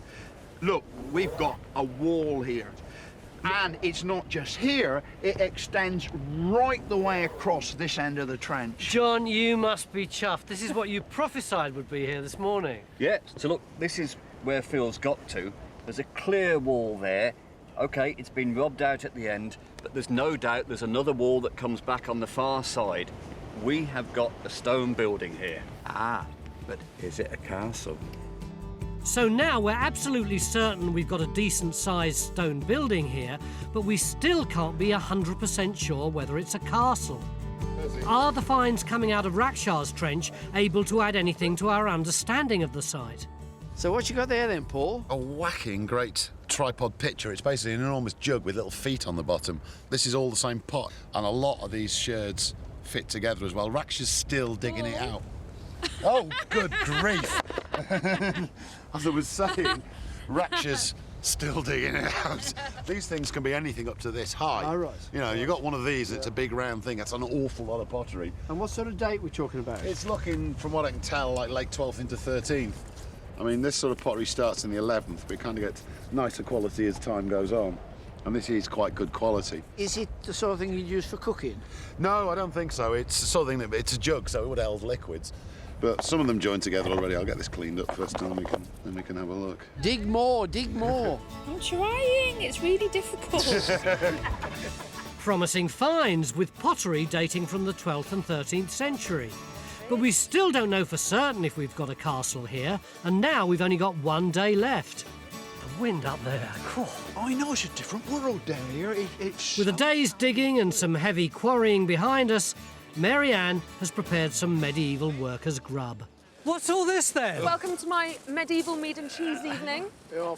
Kindly supplied by the lovely landowners. That's very kind of you. So where does this cheese come from then? It's all local, the bread, the cheese, the mead. Fantastic. mead. Haven't we got anything else? You drink your mead. You're going to stab the mead. Workers can't be choosers. You remember 3.5 hours ago, we had that conversation where we said we know exactly what this site is. Yeah. It was a temporary structure thrown up in the Civil War. The reason there are no records for it was because it was made of wood, so it all was pulled back down again. Where are you going with that? John was right. Phil's just found a stone wall up there. That throws our theory out the window. Completely. We've only got a day to get to the end of this puzzle. By the end of which, will we have a castle to show the family? Or will it be something else? It could be a chapel. You think it'll be a chapel? Well, it could be. What do you think it'll be? God, it could be anything as long as it's not me. Haven't you got anything else to drink? Try that, that's the local cider. That's got to be better, isn't it? Cheers, mate. Thanks very much. Cheers. And thank you for the mead. And the cider. If you're enjoying this dig, why not take it one step further and become a Time Team member? It's your front row seat to the greatest show on earth and under it. Become a Time Team member today and help us keep the archaeology coming. Beginning of day 3 here on the infuriating Castle Hill in Somerset, which adamantly refuses to give up its secrets easily. Over the last 2 days, at one time or another, we've thought we had a Norman castle up here, a stone one, a wooden one. The fact is, we still know virtually nothing about it at all. It's all castles in the air, isn't it, Mick? No.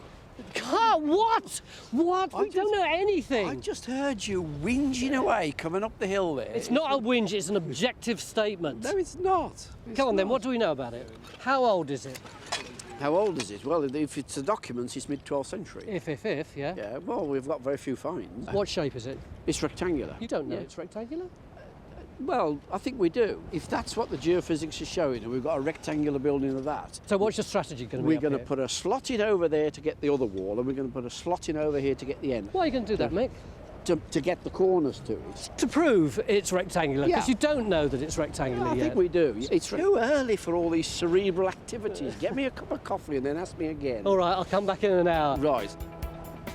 So we're going to extend Phil's trench to the south and west to search for the building's corners and see if it is indeed rectangular as Mick thinks it should be. With a bit of luck, this could give us the clinching evidence for the foundations of a castle. If we give it another half bucket, let's say out there, and then we'll maybe push on back a bit. And Matt thinks he may just have found the western corner of the building's stone wall. It's increasingly looking like a castle keep. Oh, yeah, you're well onto it, aren't you? Because I've just got the edge. I think I might have the edge here. Can you see the sand? That's definitely it there. Yeah. And there's the sand again. So the corner, yeah, it's right in front of you there, like this. We'll remove this backfill. We'll have the full length of the castle then, won't we? Down at base camp, Paul's got some of the pieces from the jug he found in Rakshas's trench. He's hoping that the high-powered microscope will give us some clues as to what it was used for. The inner surface of the pot at the bottom is quite degraded, and apparently fermentation causes pots with, especially with limestone on the inside, for the inner surface to flake off. The lactic acid in the fermented liquid attacks the inner surface of the pot. When you say fermenting liquids, am I saying beer? Almost certainly, yeah. That's telling us something about what they were doing at the top of that hill. I mean, they were living there, drinking their beer out of their pitchers. Well, they drank a lot of beer in the medieval period. It was safer than drinking the water. You see documentary references to beer being referred to as liquid bread. I mean, it was a good source of calories as well, as people drank anything between 4 and 8 pints of beer a day. Children as well. Lots of pitchers then. Yes. With some skillful handiwork, Paul glues together the 28 shards of pottery making up the side of this jug. It had 3 little feet on the bottom, a spout and a handle on the top, and probably dates from the 13th century. A good find, but it still doesn't tell us who these people were or what they were doing here. For the rest of the day, the archaeology team really needs to get motoring. It's hard going, but everybody knows this is our last chance. And Matt just made another important discovery. Matt, this is a pretty weird-looking trench, isn't it? About 9/10 of it seems unexplored, and there's just you beavering away here. Well, this trench was positioned here to find the southwest corner of the structure, and that's what we've got. And if you look on the geophysics here, we've got a strong corner behind us there. We've got the wall line over there, nothing much over here, and so we thought, well, here-ish, and we'll catch it somewhere, and we did. We've caught it right on the edge of the trench here. So this is your western edge. This is the foundation trench. We're digging it out. Have you got it where it turns? We have, yes. It comes along here, and that is the southern edge there. So the actual corner of the building is just about there. Well done, you just got it. Just about. That's the southwest corner of the building found, and in the southeast corner, Phil's found a fascinating piece of evidence. It's forcing us into yet another rethink. Phil, are we beginning to understand what's going on here? Oh, absolutely, Tony. We are looking at the corner of the building. Here's the outside corner just in front of us here, and you can see the outside line of the wall. You go see it straight through, and you can actually see the edge of the foundation. What, just sort of that's all the way right, and in right fact, down you to can here? See, there, just a little bit in front of you is the edge. There you go. Where you're standing is the edge of the foundation trench. And you can see that line comes all the way through towards me. That is the end of the building. Can you get out of my trench? I've cleaned that, please. So that is the outside corner of the building. The inside building is immediately in front of where James is. James, can you show me where the inside of the building is? You know when you said in your po-faced way like you always do, get out of my trench, please? Yes. That was just when I was coming to this stuff here. What's all this? Well, there's a very strong possibility that that's mortar that has squeezed out of the joints between the stones as they're actually building the castle. Well, why didn't they clear it all the way? Yes, but that could mean that the actual building was never actually finished. And the point of it is, if you finish a building, you would tidy up all that sort of muck. Maybe they just never finished it. That's intriguing. Do you want me to get a couple of bits of strings and tie them round? Too late, it's gone. An unfinished castle is an idea that the records seem to support. According to the historians, this was nothing out of the ordinary during the time of the Anarchy. We've got pottery late 12th century.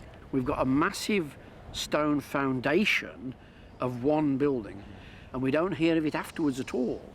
I wonder whether this is started and unfinished. It's not uncommon then, actually, for people to start out with some grandiose idea, dig the foundations, then political changes or changes in the family or whatever. Yeah, exactly. When you talk about the family, with the Redvers family, Baldwin de Redvers dies in 1155. He's succeeded by a succession of short-lived heirs. Anything could have stopped the building programme and just thought, we pack up shop. So we've gone from a timber castle to a stone castle to an unfinished stone castle. Chaps, we've only got a matter of hours. How are we going to resolve this? We just carry on digging, you know, we carry on thinking about it. I mean, if we've changed our mind that often in 2.5 days, who knows what will happen by the end You'll of have the day. about 7 more ideas between team now. Almost certainly. So an unfinished castle is now our favourite theory, and we know it's a real historical possibility. Let's get the tailgate on. Given how hard it's proved for Alex to hack stone out of the quarry, it wouldn't come as any shock to him to learn the castle was unfinished. I've certainly never transported anything quite as heavy as this. No, it's fair weight, isn't it? So it should be fun. Yeah, let's see how we get on. We've asked Alex and Andrew to use a traditional means of transport to bring the stone to site. It's proving far from straightforward. Good boy, Robbie. Large shire horses came to Britain with the Normans. These are heavy animals and need careful handling. After a couple of hours slogging it out on the roads, there's still a fair way to go. Let's hope they get back while there's still daylight. Back on site, it's been all hands to the pump as the end of day approaches. Hey, Ed, could you come back a bit longer? Just a little bit more to have a look at. But has it been enough? Can we say for certain what type of building stood on Castle Hill back in the Middle Ages?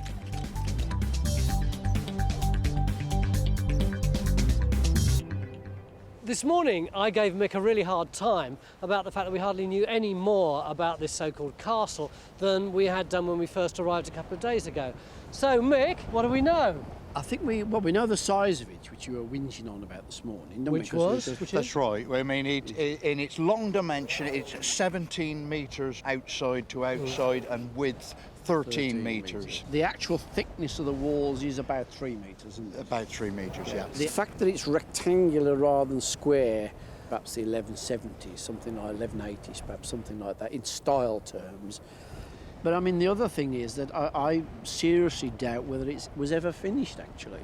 Why do you say that? Well, there isn't enough later material for activity after 1200, you know, there's very little pottery and stuff like that. We don't have any bits of Romanesque sculpture. It's like as if they haven't got that far yet with it. What do you think the walls were made of, or would have been made of? It must have been a stone-built building. I'm sure it must have been a stone-built building. And It's not likely to have been timber-framed. And they must have been intending for it to go up quite a way. One thing I think you can be sure about it was that it was an incredible outlay of labour. Yeah. All this stone had to be brought up here. What about this huge pit thing that we've got? Yeah, well, I think that's a well they're building. There are very few keeps and stone towers on Norman castles which don't have a well built into them. Yeah. And sometimes they are the most colossal engineering feats. You take somewhere like Queenborough Castle up in Northumberland that we looked at. There's a well there that is cut through the dolerite. I mean, that rock's like steel, and yet they hacked all the way through it to get to the water table. Does a well make sense to you? Well, I don't see why not. You see, that all adds strength to the idea that it was never finished, because we've dug it down 3.5 metres and we haven't got any hint of lining. Now, I can't believe that if they'd have lined that well, completed it, that they would have robbed out 3.5 metres of well. Absolutely. Isn't there one thing that blows your 1170 dating right out of the water? Go on. We've found 13th century pottery on the site. Well, we do, but we don't have very much of it, and most of it seems to be some sort of pitcher. I wonder whether that is not the refreshments for the people demolishing it. Isn't that special pleading? Well, it could be, but it's the sort of thing that Paul was coming out with. There's not enough. Paul, our pottery expert. Paul, pottery. There's not enough of it for occupation. So the mystery of Castle Hill has finally been solved. There was a castle here, but it wasn't quite what any of us were expecting. It's been 3 pretty hectic days, but I think we're finally ready to tell you what is on top of Castle Hill. Wow. It is a castle. But the surprise is, though, it was never finished. But the reason that it wasn't finished may simply have been that the family who owned the land fell on rather hard times. It might have just been that they ran out of money and they didn't have anyone to take on the building project. Wow. But the truth is, the size of the foundations is absolutely epic. 3-metre wide walls, up to 80 feet high. Wow. Gosh. Imagine up there, imagine what that would have looked like if there had ever been a completed castle on top of that. From the foundations and walls we've discovered, we can now tell what the castle would have looked like if it had ever been finished. The keep would have measured 17 metres long and 13 metres wide, with 3-metre thick walls made of stone, probably from the local quarry. It's very likely that the big mysterious pit in the middle was a well that was also never completed. And from some of the pottery, we know the unfinished castle was finally abandoned and torn down in the middle of the 13th century. An incredible amount of labour for the men who brought stone to build the castle, only for it to be torn down again. Alex. Stand there, Robbie. Tony. We don't need it. You don't need the stone? The castle never got finished. You're joking. No. Can you turn around and take it back again? No, I cannot. No. You don't need a stone for a rockery, do you?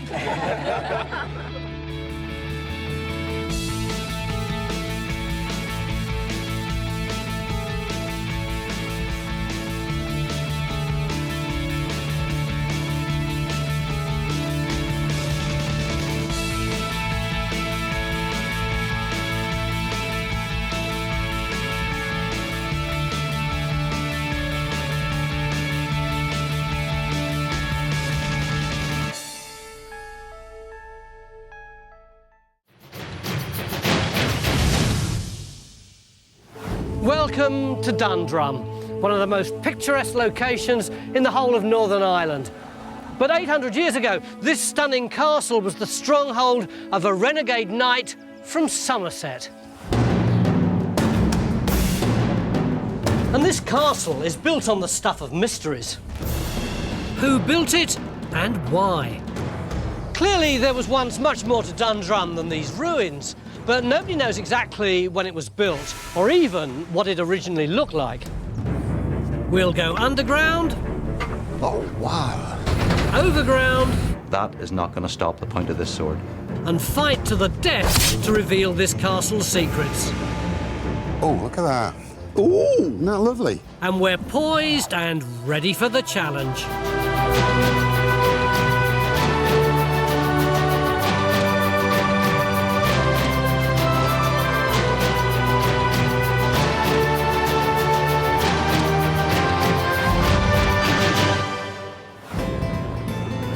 County Down, Northern Ireland, 9 AM. Our mission, pieced together when this castle was built. They don't make it easy for us, do they? And what it originally looked like. And barring the odd technical hitch, most of the team are raring to go. Well, this is all very impressive, but I fancy a cup of Earl Grey.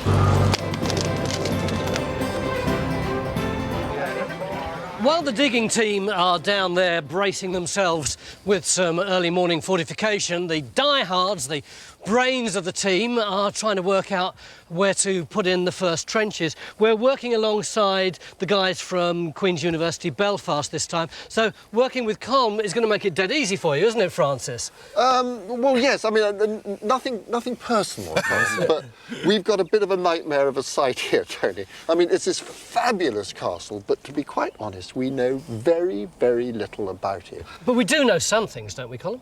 We do know some things. Back in the 1950s, when the site became a state care monument, there was some excavation up here in the inner ward, and that did reveal evidence of earlier structures. It may be a campaign fortification belonging to the Anglo-Normans. The consensus is, between the three of us, that probably what we ought to do is reopen one...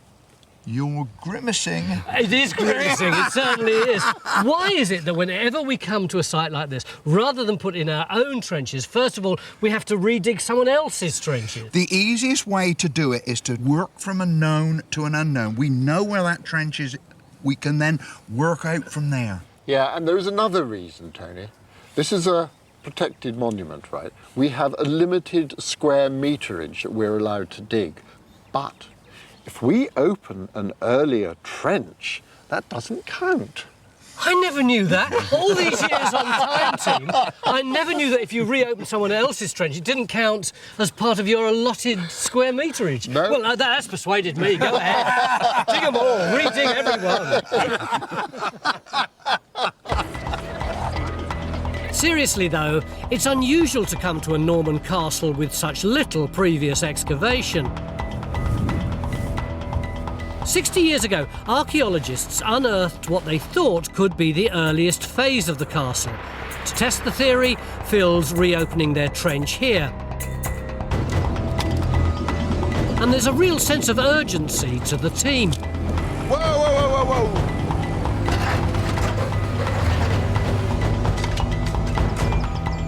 Most 12th century Norman castles started life not as stone structures, but as a temporary earthen defence. Fingers crossed Phil might find that in his trench. Now we're all satisfied that we got it defined. Yeah. We want to empty it out. Dundrum Castle lies 20 miles south of Belfast, overlooking the gorgeous County Down coast. People have been drawn here for centuries. And as Norman castles go, it's got all the usual ingredients. There's a curtain wall encircling a courtyard, a gatehouse, and a stone keep. So what exactly is the big mystery here? The mystery is when you actually look at this plan and you look around here, you see that you've got this great big open area up here at the very heart of the castle complex. What we'd be expecting to see would be maybe a stable, granary, maybe a chapel, there'd be maybe a stone hall, there'd be other elements of that story that was going on here in the 12th, 13th century, and they're not here. You've got the keep. You have the keep, but again, we don't really know the date of that keep. The original castle may have just comprised an enclosing wall, and that might have been the first phase of activity after the Normans come here. It does seem to me that the thing that you guys want to work out more than anything else is the chronology. I think that's absolutely true. I think that what you've got here is this wonderful site, but it is little understood. Which leaves us with two mysteries to solve. What was once here, and what date are the structures you can still see? There's no stopping Colm as he turns his expert eyes to the standing remains in search of answers.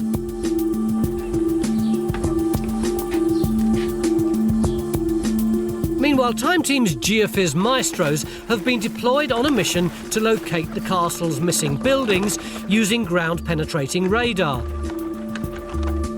But so far, their fancy technology can't tell the difference between man-made structure and bedrock. Not that Francis has much sympathy.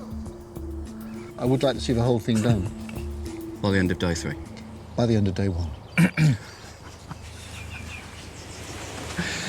Such a nice guy. I know. As they press on, Time Team's Rakshar Dave is attempting archaeological keyhole surgery. It's not straight onto bedrock, though, is it? The castle sits on a natural rocky outcrop. She's testing whether a blob on the geophys is bedrock or structure. I think even if it is bedrock, you've got to go down at least half a metre to confirm it. Good job it's a tiny trench, because John isn't really playing the chivalrous knight. I would offer to help, but you know, we've got these strict rules now. He's not quite on a par with the legendary Norman knight, who, according to history books, built Dundrum Castle. John de Courcy was born in Somerset. His grandfather had been part of William the Conqueror's entourage. Finbar, what sort of man was John de Courcy? How would you describe him? Well, there's a very, very good description of him from Gerard of Wales, who was a contemporary chronicler. And he describes him as being fair-haired and tall, with bony and sinewy limbs. His frame was lanky and he had a very strong physique, immense bodily strength and an extraordinary bold temperament. It's Desperate Dan, isn't it? Desperate Dan. He was incredibly impressive warrior. And when was Gerald of Wales writing? Gerald of Wales had met him, so this is a one-to-one description. It's funny, isn't it, how that echoed down the ages, because this is from Mark Twain's The Prince and the Pauper, hundreds of years later, and he uses this character, Lord de Courcy, and says, "Now in the Tower lay the Lord de Courcy, the mightiest arm in England." Was he really thought of in that way, as the mightiest arm in England? Yes, even when he was alive, the things he was doing were so adventurous that he was regarded as greater than any of the other contemporary knights at the time. In the mid-12th century, England was under the Norman rule of Henry II. Ireland was made up of warring independent kingdoms. Henry stepped in, sending over Norman knights to restore order and force the Irish to accept him as king. But John de Courcy, who arrived in 1171, was a renegade with bigger ambitions for himself. As the second-born son, he didn't stand to inherit the family fortune. Ireland was his golden ticket. He was looking for fame, fortune and land. The Normans really wanted land above everything else. But when we first hear of him, he's in Dublin and he's raising an army. And he amasses an army of 300 soldiers and 22 knights and strikes out north. We know that he went up as far as Antrim and he built the castle at Carrickfergus. So, in a sense, he built a little mini-state here, didn't he? He built a mini-state. He ran his own affairs. He had his own mint. He made his own coins. And very unusually, and the king mightn't have liked that, he didn't put the king's head on the coin, he put St. Patrick's head on the coins. For several years, Henry was blissfully unaware of de Courcy's actions, and this desperate Dan rebel lived the life of a self-styled master of the area for 25 years. But why choose Dundrum to make his mark? Landscape archaeologist Stuart Ainsworth has been scouring the area for clues. And now he's back. Francis wants answers. You need to be able to protect yourself while you're campaigning. You need somewhere that's safe and secure. But you also need somewhere that dominates the landscape around. This choice of hill is absolutely perfect for both those reasons. You've got visibility all the way up this coastline, so you can control shipping, as it were, from here. But also, look at the view all around you. You can see for miles and miles and miles, complete control of this landscape. But people in that landscape, if you've come to conquer, as it were, they can see you up on this hill. Once here, de Courcy needed to defend himself from the warrior-like and fearsome Irish.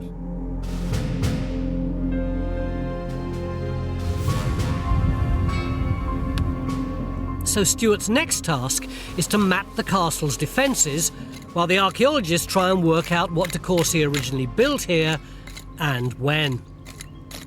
Can I come in down the loose here? Phil's called in Time Team's pottery guru Paul Blinkhorn to date his first find. What's a nice big piece. Oh, look at that. It's all decorated. Ooh! Isn't that lovely? Oh, I'm beginning to feel justified in letting you pull it wavy out lines now. and glaze. It's definitely medieval. Let's have a little look. Oh, that's nice. Yeah, that's Cheshire. That's sort of 13th, 14th century. It's a place called Ashton, just to the north of Chester. They're making this stuff. Is that the sort of stuff you'd expect to find in Northern Ireland? You find a lot of English pottery, particularly on the east coast. I mean, it's the supply lines. And what's that, a jug? Yeah, it's probably coming up towards the neck of a jug. You've got sort of just at the top of the shoulder, you've got probably have the high flaring neck coming up here, then you have a nice rounded shoulder and a long body going down to the base down there somewhere. And then big handles on it. Handles, yeah. Big handles, mate. This beer jug isn't exactly fine bone china, and it dates to about 1250, half a century after de Courcy had left. So the hunt's still on for finds we can tie to de Courcy and structures that shed light on what he built. Hopefully, John's hot-off-the-press geophys results for the upper courtyard might give us the breakthrough we need. We got the news you're after? That's quite an entrance, John. It better be worth it, you know. Of course it's worth it. Look, Jimmy's radar plots. So this is the curtain wall. And, well, you can see there's hints of things coming out at that point. I think if you want something along this edge, we should investigate those. Colm, how does that tie in with what you've been thinking? And the question I would want to try and resolve is, are we actually looking at not something that's the medieval period, but maybe the remains of a castle? What's a castle? Castle would be a defended stone enclosure dating to the 7th to 10th century. Wow, that's really early, isn't it? This is totally unexpected. Colm thinks the strange curve on the geophys hasn't got anything to do with the Norman castle. He's got a hunch it could be something hundreds of years earlier. So would you want to put a trench in here? Oh, most definitely, Tony, yes. All right, shall I get my little vehicle out of the way? Yeah. Like a team possessed, we're wasting no time putting in our third trench. Even John's mucking in. Is it Irish? Is it Norman? High-end archaeology or bargain basement bedrock? We'll find out tomorrow. If you're enjoying this dig, why not take it one step further and become a Time Team member? It's your front row seat to the greatest show on earth and under it. Become a Time Team member today and help us keep the archaeology coming. Beginning of day 2 here at Dundrum in Northern Ireland, and a pretty grey and overcast day it is. But the weather's not dampening anyone's spirits in our quest to find the original Norman castle here. In her trench, though, Time Team's Tracy Smith is on the hunt for something altogether different. In this area, an intriguing curve on the geophys got the archaeologists hoping we were onto something Irish, predating the Normans. Oh, Tracy, that's fantastic. Yeah, I think you can definitely say that that's structure. Isn't it? That's fantastic. I mean, it's going down. Yes. No sign of any mortar. Nope. Nope, So dry it's- stone by the look of it. So it's dry stone, and it seems to have a gentle curve on it. Yeah. Or am I inventing that? Yeah, it should come, well, about where your feet are, actually. I think that's fantastic. Oh, it's quite made my day. So early? Dry stone wall before the first cup of tea. Dig on. Maybe Francis should swap the tea for something stronger, because this is a stunning find. The Normans didn't build dry stone walls. It's Irish and could be the remains of a castle, a circular walled enclosure. To be sure, Tracy needs to expose more and date it. Whatever this was may well have been flattened when John de Courcy took over this area in the 12th century. But while the Irish outnumbered his attacking forces, they were fighting a losing battle.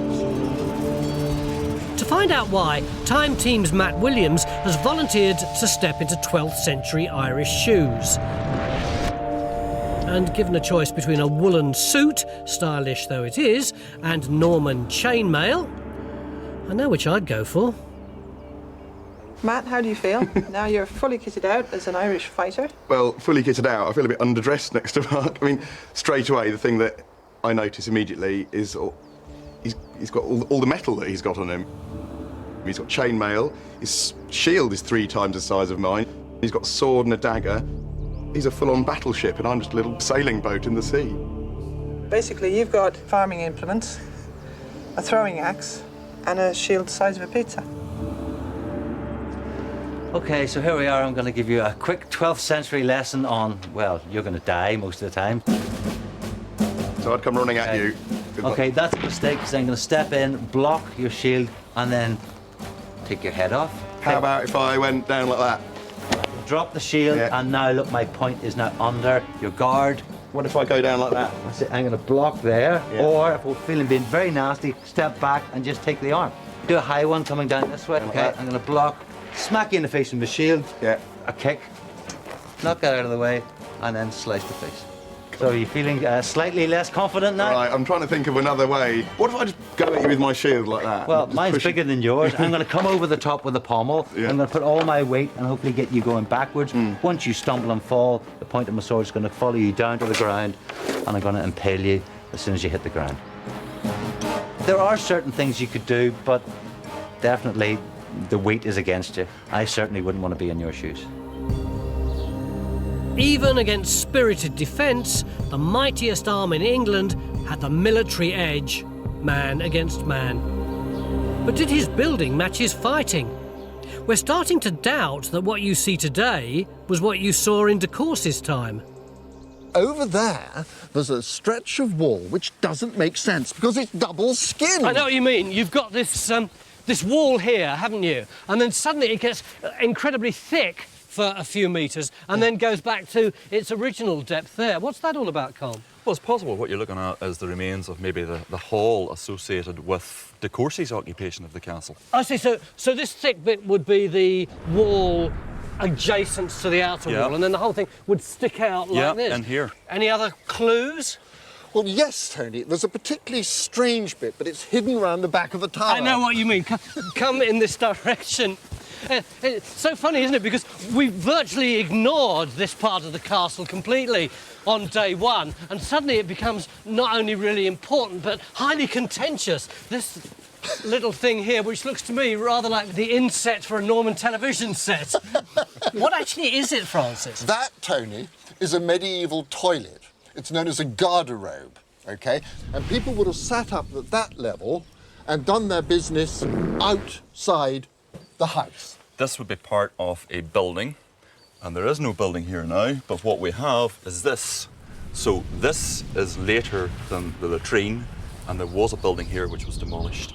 That's what archaeology is all about. It is fascinating, isn't it? Normans on their loo, reading their Norman newspapers. Fantastic. Colm's detective work has paid off. He's worked out that de Courcy built a stone hall, complete with latrine, where the round tower now stands. He also put up a hall here, now disappeared. And that's not all. Based on the architecture of the round keep and gatehouse, Colm's convinced they're both 13th century. He thinks they were put up by the rival Norman knight who turned up to spoil de Courcy's party. Hugh de Lacy was sent by King John to depose de Courcy, whose control of the region amounted to treason. But ousting him from the castle he'd controlled for 25 years was no mean feat. It took de Lacy about 5 years, and he finally managed to capture de Courcy in 1204. And there's a very good description of that in a later source. It says that John de Courcy wore his armour all year round, except for on Good Friday when he went into the church. De Lacy burst in, de Courcy grabbed a crucifix, defended himself, killed 13 of de Lacy's soldiers, and was finally captured. I have no idea whether that was true or not. It was a great story, isn't it? De Courcy was toppled, and de Lacy assumed control of Dundrum well into the 13th century. It seems hardly any of what's here today was built by de Courcy, so it's his original castle that we're looking for in our trenches. And Phil's got a hint of exactly that, what could be the earliest Norman structure on site, some kind of defensive bank. It almost looks as though this dark stuff is part of the bank, really, doesn't it? But Rakshaw's Trench is full of medieval rubble. So while we know it wasn't on bedrock, it's not over an intact building either. Undeterred, Colm and Francis are embarking on their own search for de Courcy's castle. You go first. Thanks, Colm. Under the keep, which replaced his earlier hall, is a rock-carved cistern, 23 feet deep, dug into the natural water table. Oh, wow. That is amazing. It's a bit good, isn't it, Colm? It certainly is. I mean, it's Anglo-Norman engineering at its finest, doesn't it? I would imagine that's the reason why the keep is constructed at this spot. They knew there was a source of water here, and therefore they exploited that, because that's one of the things that they really want for the castle, would be a source of water in case there was a siege. Yeah. I mean, there must be thousands of gallons down there. Absolutely. Extraordinary.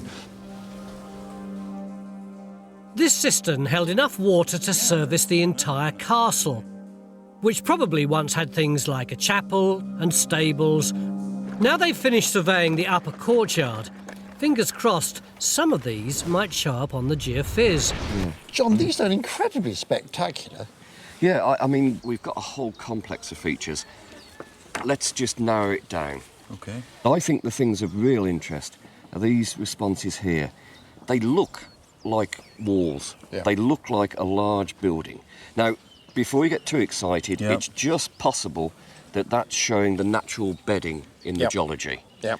But if it's not the natural bedding, then we could have a big structure there. There are two possible corners there, Which one would you favour if we were going to put a trench on it? So you're saying it's a building already, aren't you? Well, I think it Two is. corners. Yes. 2 corners to the bedrock. Yeah. OK, let's go for that. What's interesting is when you look over here at the keep, you can see this little opening. And it's thought that that might be a means of bringing water from the cistern inside the keep, bringing it out to here. And if you had your stables here, well, it would be a means of bringing the water to the horses. So we've gone from possible bedrock to this being reconstructed as stables with water supply coming in. Sounds plausible. Fantastic. Prove it in the ground. We will, John. You wait. The gauntlet's been thrown to Time Team's Cassie Newland to get the 4th trench up and running. What we're still lacking in our trenches are any actual buildings and any tight dates. So no pressure.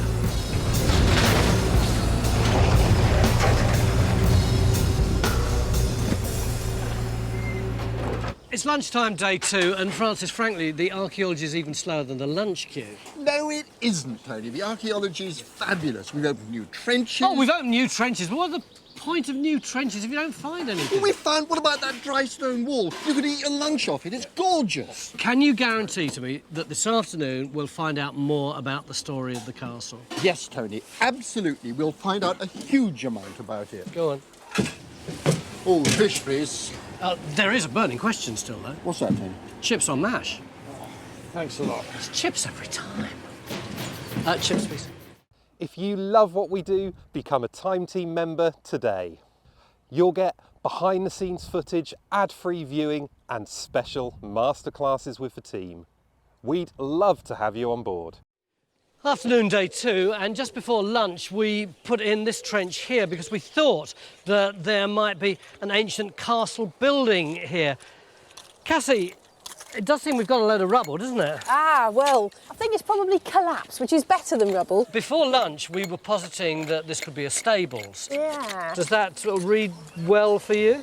Well, we've not had a lot of stably evidence out. Yeah. We do have one really nice thing. Go on. Shiny thing. Suddenly we burst into song. Time Team musical. Does this justify the singing? Oh yeah, absolutely. It's what we call a roof finial. It's a piece of decorative roof furniture. Yeah. It's the sort of thing you'd find on the edge of the ridge over at the eave on a really nice posh building. You just said really posh building, Yeah, so yeah. does that undermine this notion that it was a stable or Well, it something? depends how posh your stables are. Yeah, that's true, I suppose. I mean, these things sort of turn up on the roofs of priories and big grand houses and that sort of thing, and castles, I suppose, as well. This one was made in Bristol. It's posh. It's so fascinating when he says that kind of thing. How do you know it was made in Bristol? I can't see a Bristol City FC mark on it anywhere. As ever, it's the fabric, dark grey with buff surfaces, lead glaze, classic ham green, just outside Bristol. What sort of date? Well, late 12th to mid-13th, something like that. So right on the money for the construction of the castle. Great, great. Well, it looks as though we may well be on the money in this trench then. Well done. Great, keep digging. The date of this rare roof finial means it's the first find we can tie to de Courcy's original castle.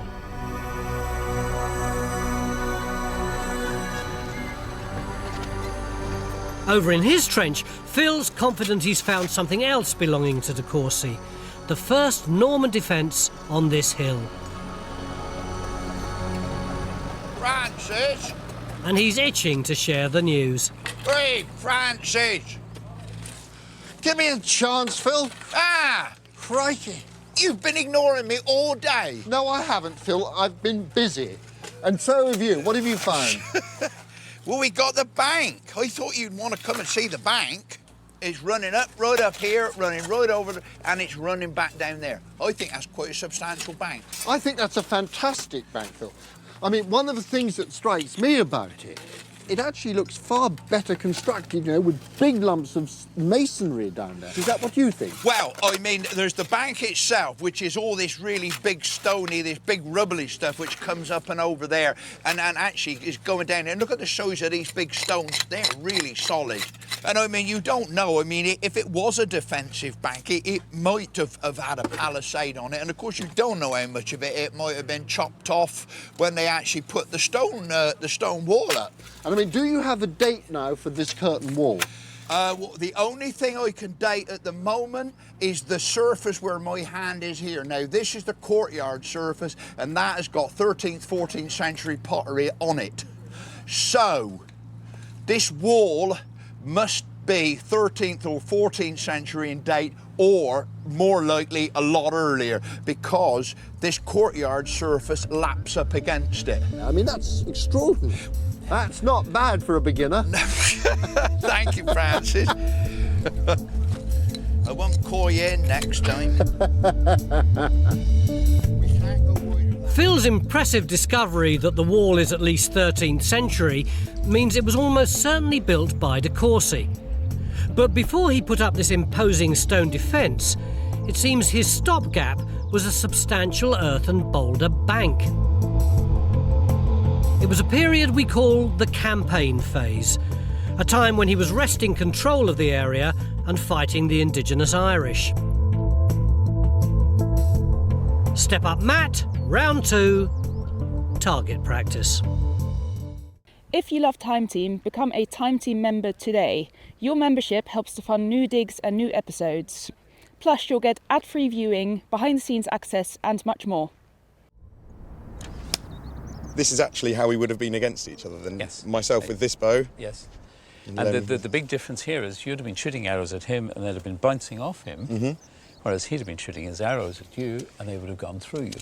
And into the guy behind me. The weight of the bow that he's using would certainly drive the shaft sufficiently through you to be coming right out your back. Yeah.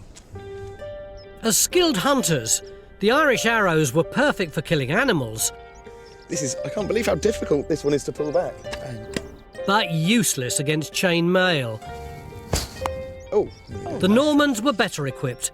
Their needle bodkin arrows were long, thin, and ripped through anything. We're going to measure precisely how far each bow could fire. The Irish bow was made from yew and measured 3'6". Oh! 67.5. So normal pullback. The Normans 5 degrees had up. bows which were between 5 and 6 feet long.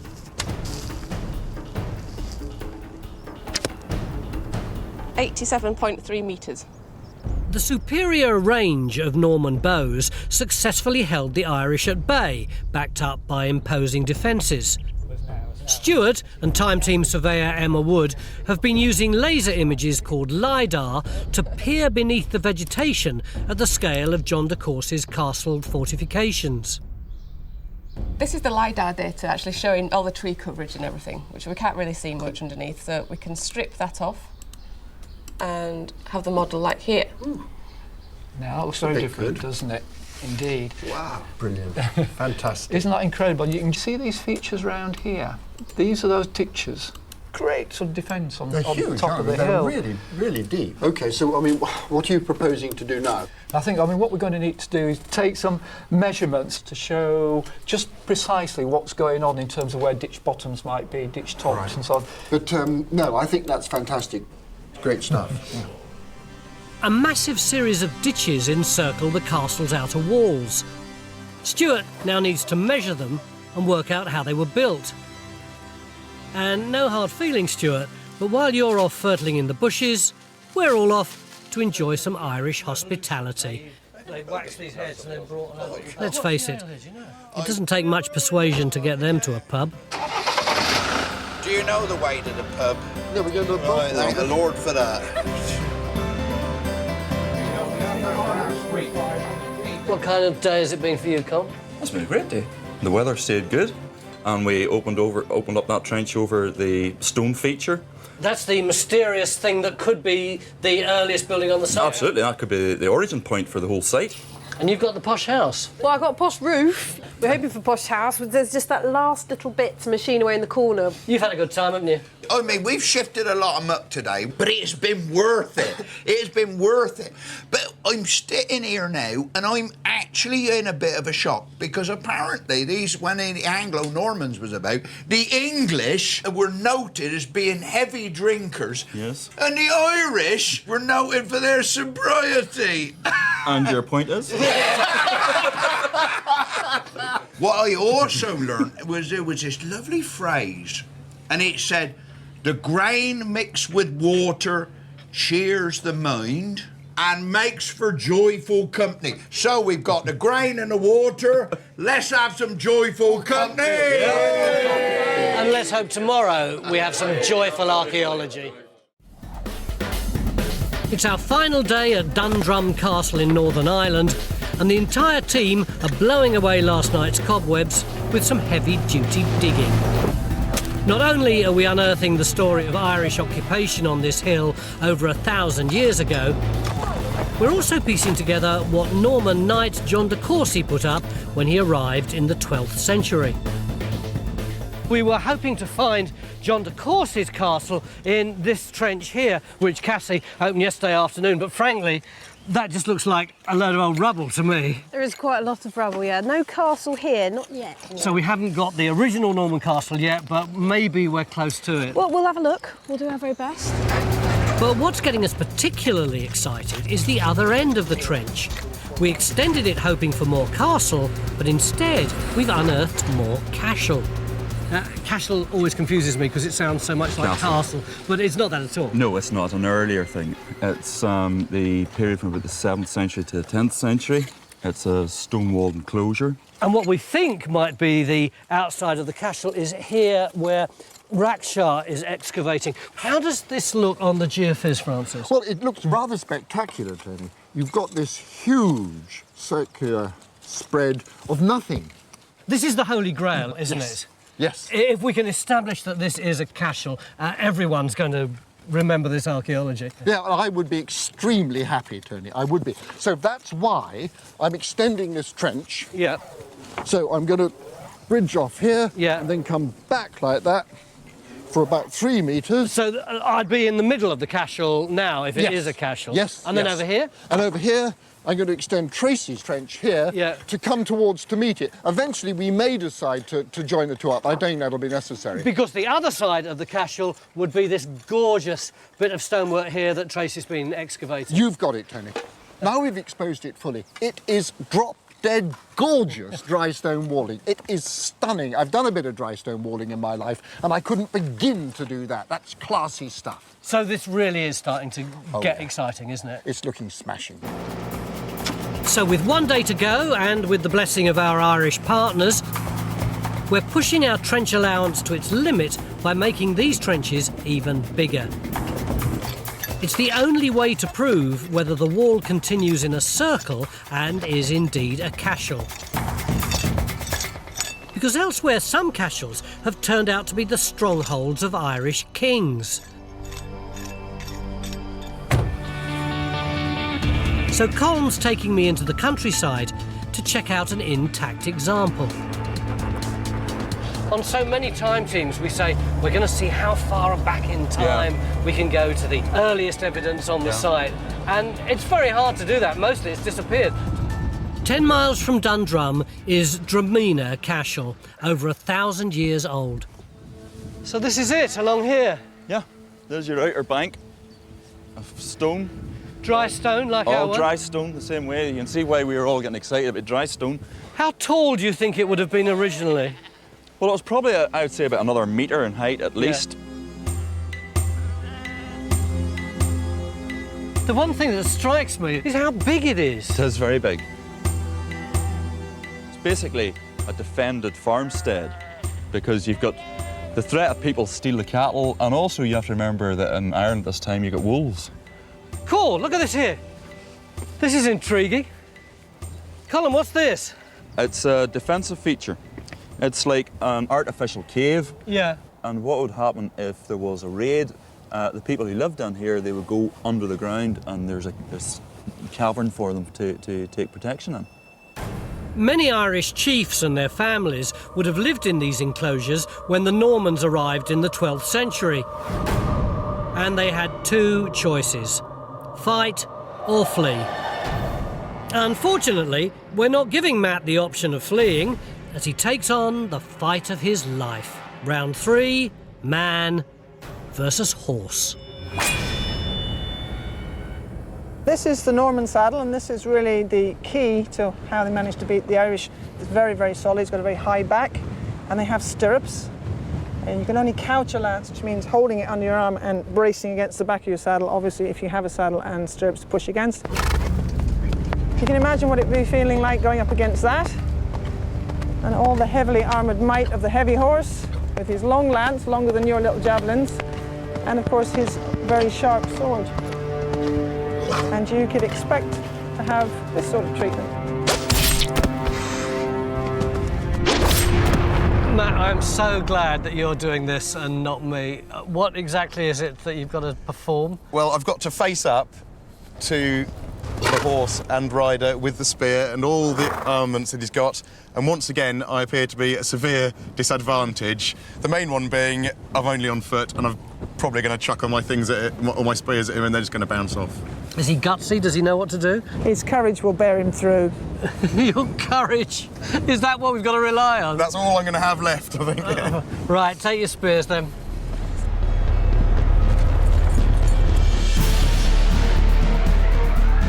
Only a fraction of the Irish would have fought on horseback. Most were on foot. The back foot.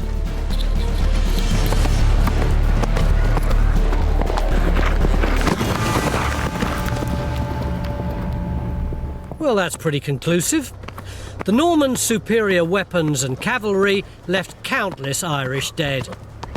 Others took refuge in nearby towns, and those who survived were subject to de Courcy's control.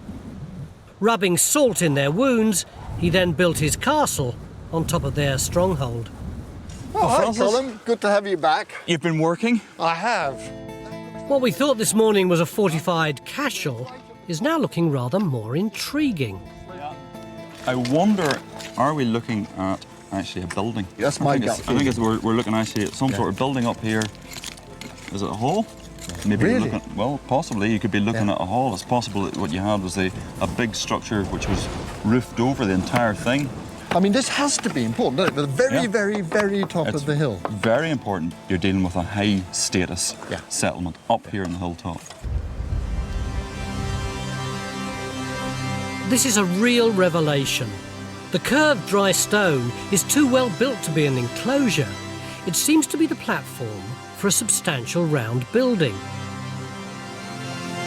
But little is known about Ireland before the Normans.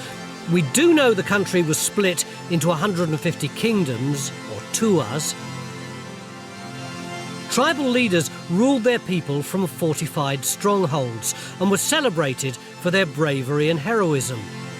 And at Dundrum, there's one local legend that survives. The first mention of Dundrum is in about 800 in a story dealing with the building of a big feasting hall. And it refers to a feast that was organised by a character called Bricrew. And it was attended by all the heroes of Ulster, and they spent a long time feasting, telling about their exploits. According to Irish mythology, Bricrew was a lord, poet and troublemaker who once lived here. Incredibly, it looks like we might be onto his renowned feasting hall. We've got some feasting debris in the shape of butchered animal bone. And just on the other side of the site, Phil's got something we can date. He's unearthed an early ground surface where someone dropped something pretty special. It's a gorgeous bone pin. You can see it's been really, really nicely shaped. And you can see this lovely little hole in the end. There's a strong view that it could actually be early Christian. In other words, that it is much, much earlier than the stone keep and actually relate to the first people who used this site. This beautiful clothing pin is definitely pre-Norman and proof the Irish were living here as far back as the 9th or 10th century. As for our Norman story, Cass's Trench has drawn a big fat blank. Demolition has obliterated any clues as to what this building once was. Luckily, Stuart has found some spectacular evidence of the Normans' engineering skills outside the castle walls. Come and have a look up here. First of all, this bank we're standing on top of, you can see the slope down there.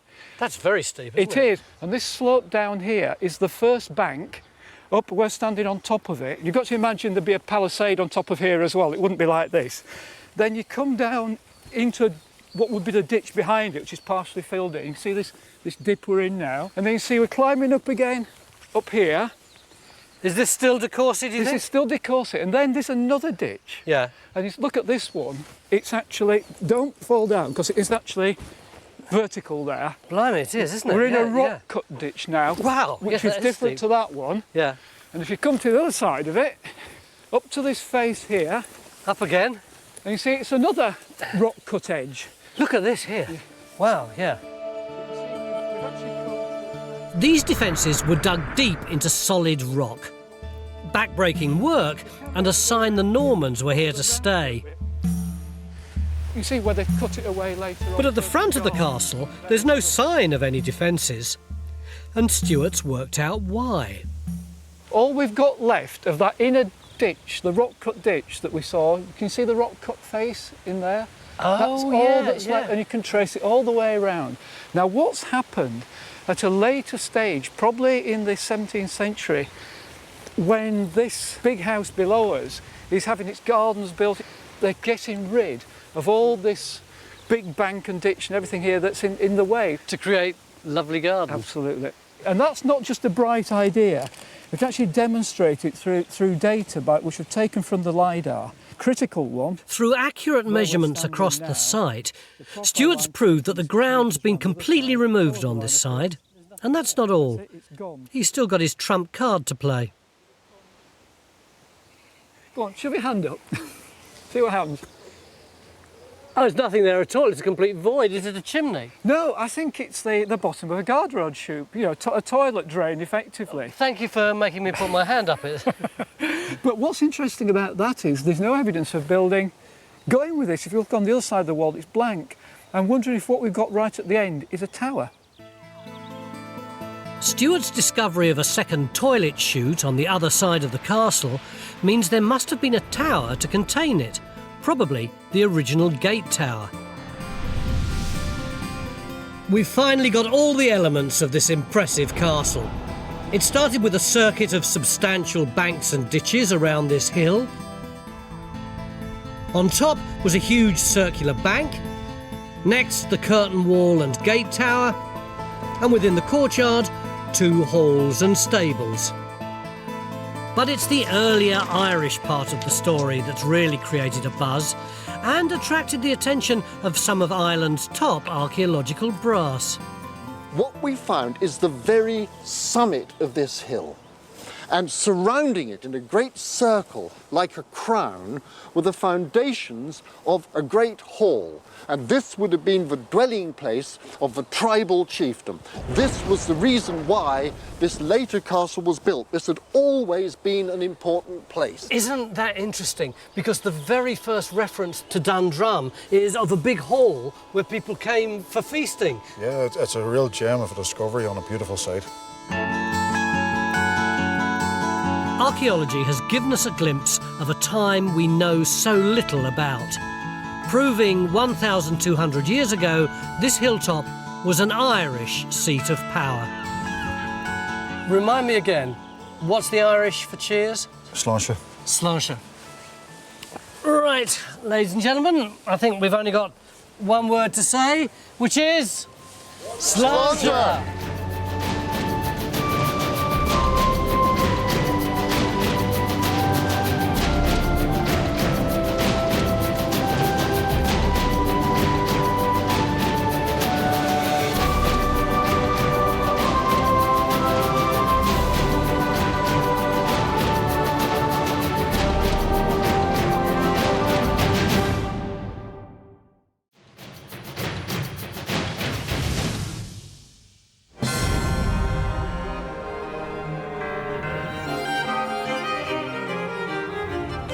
Castles in Wales. They're symbols of warlords, princes, sieges and bloody battles. But this week we're going to a castle that's way off the beaten track and is proving something of a mystery. Upton Castle is thought to be medieval and about 700 years old, but no one knows for sure, not even the people who live in it.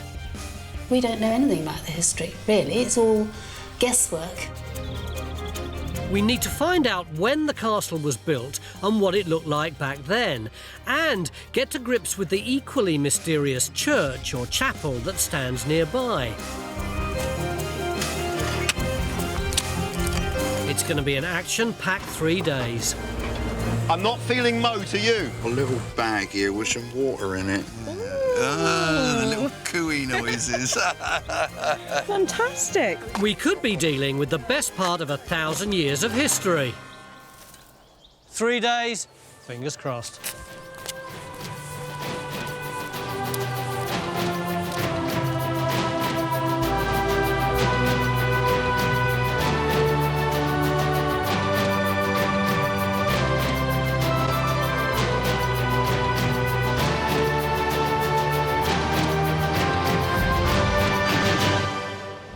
There's lots of towers.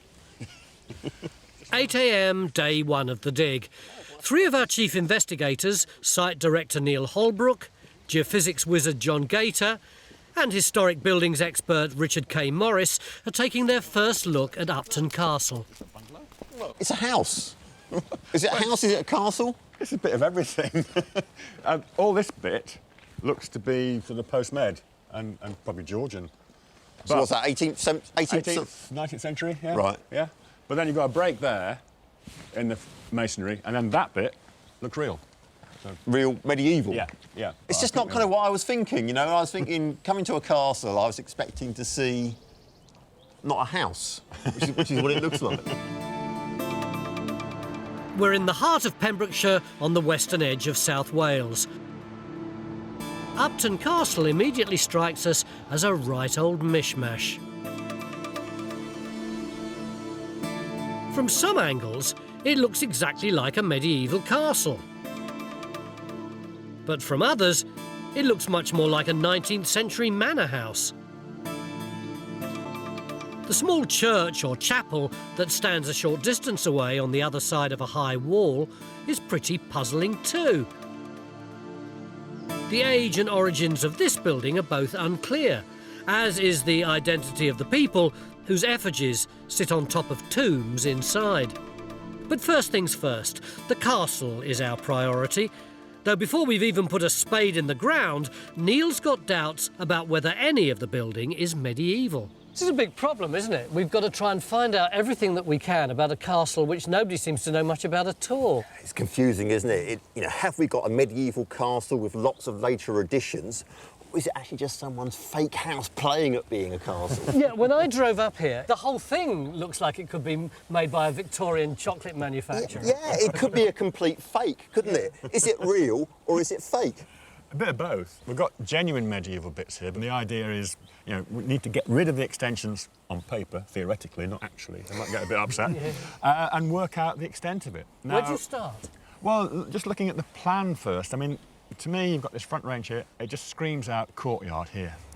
In that area. Well, that's the first test, isn't it? Well, absolutely. I mean, if you've got that as a hypothesis, then really we need to be able to get some targets to do it. All right, that's the courtyard. Anything else? Well, we need to know where this building stands on that kind of castle fortified house boundary. Looking at the front of it, where the entrance is, there's some evidence there I can see of possibly a drawbridge across a moat. If we get a drawbridge pit here, yeah, which then proves that the castle's got a moat round it, to me that says this is a real castle built to withstand attack and siege and not just someone's fake castle. Yeah. So, at least we got a strategy. We have a strategy, but we've only got 3 days, and it's a big building. Richard's convinced that some of the building, at least, is genuinely medieval. But we need proof.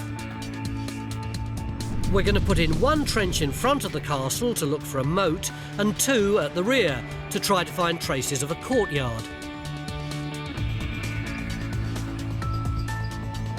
Time to call in the people who'll be doing all the digging, our regular lineup of eager archaeologists. Hot to trot as ever, they get down to work right away in the area behind the castle, where we think there might have been a medieval courtyard. You could have this like a little sentry box. Hey? When have I ever stood still for more than 5 minutes, let's be honest? Well, it's usually your mouth that's moved before everything else, isn't it, eh? Phil, Raksha and the others are putting in the first of the many trenches they'll be opening up over the next 3 days. But I'm going to track down the brave, or perhaps that should be foolhardy people, who are letting us trash their garden. Would you let the time team into your house? I'm not sure I would, particularly if I had a place like this. It's not a bad gaff, is it? I think the kitchen's through here.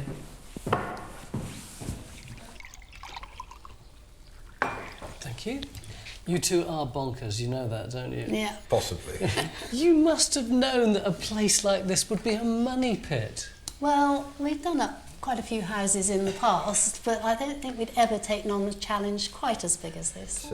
Stephen Prue Barlow bought Upton Castle in 2007, having stumbled across the place as tourists. It was a sort of retirement project for them after selling their Hampshire company. What was it like when you moved in? Antiquated. That's to say the least. Prue wouldn't drink the water here for the first year we were here because the lead pipes and the reservoir, so-called reservoir, had a dead rat in it when we arrived, which was blocking off the water. So she was carrying water from our daughter's house. What is it that you would like us to find out? So many people, when they come here, they ask us about the history. We don't know anything about the history, really. It's all guesswork. So we're hoping that you guys will be able to find out something a bit more concrete for us about the origins and the age of it. I mean, that would be wonderful to know a little bit more about it. We'd love to be able to tell Steve and Prue everything they want to know. And round at the front of the castle, we may be getting a step closer to doing just that. We'll just take this bit of grass out. Neil's first shot is a deep trench in a place where a medieval moat might once have been. They're hoping to see signs of different coloured soil where the moat would have been filled in. But the deeper the digger goes, the less there is to see. Let's back to the tarmac, Neil. Yeah. Okay. I'm not feeling moat, are you? You're not going to have a moat out there. No. Okay, Ian, cut it up.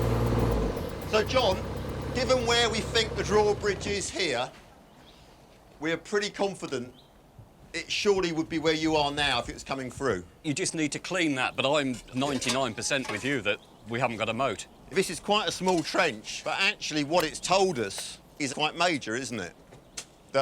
That's actually a fake drawbridge. It's not real, it's just for show.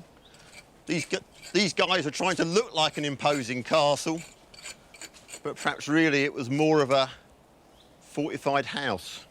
It seems that Neil is still unconvinced that Upton has any right to call itself a real castle. And we're certainly in the dark over its date. So while he supervises the hunt for evidence underground, I'm taking castle expert Richard and our historian Susie Lipscomb to meet one of Upton's famous neighbours. Just 3 miles down the road lies the town of Pembroke and its amazing Norman castle. Unlike Upton, there's no doubting the status of this place. It's one of the finest examples of castle design to be found anywhere in Wales. This is a proper Norman castle, isn't it? Proper, yeah. This is power, this is defence. It certainly is. And Work on Pembroke Castle began soon after the Norman invasion of Britain in 1066. It's one of the most terrifying structures the Normans ever built. Imagine what the locals must have thought when this first went up.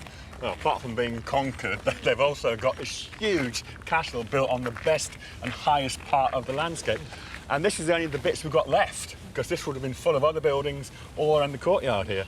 And then they go and build that in the 12th century. I mean, that round tower isn't just a keep. It's a symbol of power. It's saying, we are powerful, we can do this. Conquering wild and mountainous Wales presented the Normans with a far greater challenge than low-lying England. They never took the north of the country and struggled for years further south. What about here? Pembrokeshire is a heck of a long way away from the Norman power base, isn't it? It is, but it's easy to reach by boat. So that's how they conquered Pembrokeshire, because they came in by sea. In fact, there were so many of them here that in the end it was known as Little England beyond Wales. Oh, I've heard that expression. Pembroke Castle was designed to protect Little England from attack. But with so many unconquered Welshmen around, the Normans couldn't just build one castle, they had to build lots of them right across Pembrokeshire. Have a look at this, you can see this line is the divide between the Anglicised south and the Welsh north. And you can see it's full of castles protecting it. You can see they're everywhere. Does our castle show up here? It does, it's here, Upton's there, and it has surrounded by other castles like Haverfordwest, Pembroke and Tenby, so it's well protected and really at the heart of Little England beyond Wales. So Upton may have formed part of a Norman defence network. But for that to be true, we must prove it's a genuine medieval castle, and we certainly don't know what it originally looked like. The two trenches that have gone in at the rear of the building, where there might once have been a medieval courtyard, may tell us a lot more. Team leader Neil is eager to find out what they've produced so far. Cassie, you haven't been here for a while. How's the trench gone? Well, not brilliant yet. We've got this sort of thin rubble layer, stuffed full of gorgeousness.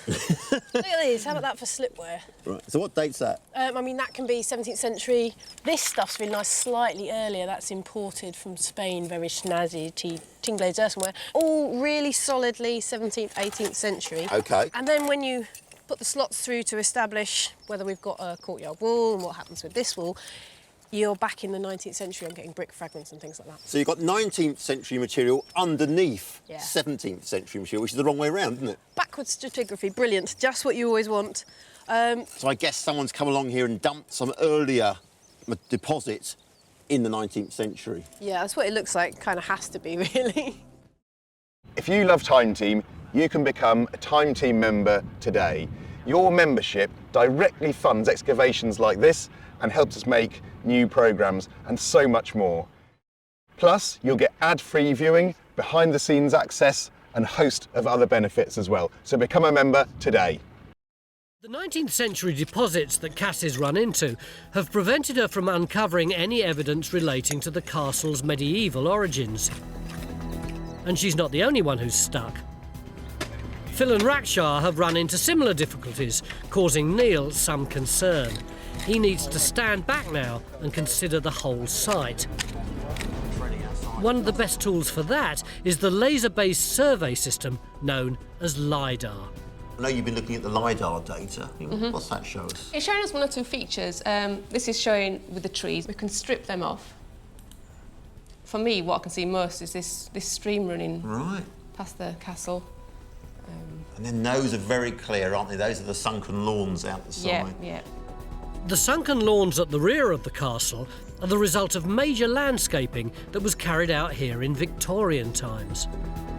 The LiDAR images suggest that the Victorians changed the site in a radical and problematic way, and that's borne out by a picture Neil stumbled across in the castle's archives. This is the area before we did the Victorian landscaping. You see how the ground just falls away naturally? They've cut that right back to make that sunken lawns and then presumably mounted this up to make a flat sort of courtyard area, which is where Cassie's digging. So it's no wonder that she's down about 2 metres and still going.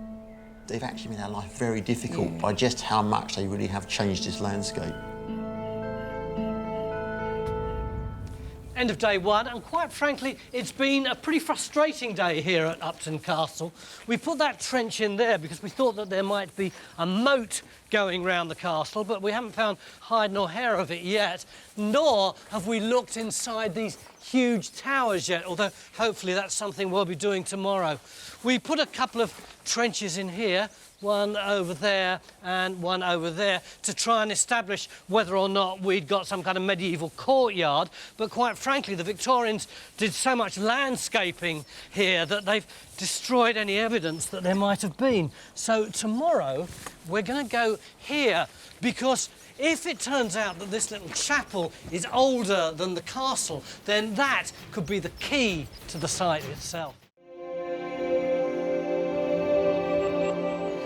Beginning of day two here at Upton Castle in South Wales, where we're trying to make sense of the history of this beautiful castle. But quite frankly, so far, we've drawn pretty much of a blank, haven't we, Richard? You asked us to put in a trench there in order to establish whether there was a moat around the castle. Is there?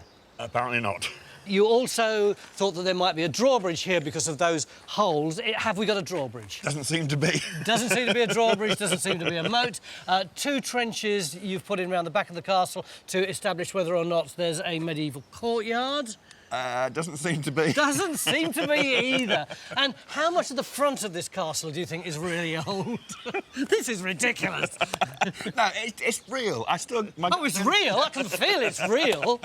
It's still medieval. It's been tarted about a bit. But most of the clues are going to be inside this castle, and I just need some time inside the building, really. Day one did seem to me to be pretty much of a travesty. In you get. And don't come out till you find something old. Oh, dear. I've just given Richard carte blanche to have a good old nose around in someone else's home. We need him to use all his building detection skills. Our archaeological attempts to pin down the castle's original medieval layout have run, well, into the ground. The trenches we've put in to find the medieval courtyard are still being worked. But there's no point digging any new ones because the Victorians have destroyed so much. Neil Holbrook has decided to broaden his focus to try and understand the whole site, starting with the nearby chapel. And I want to make sure I understand why.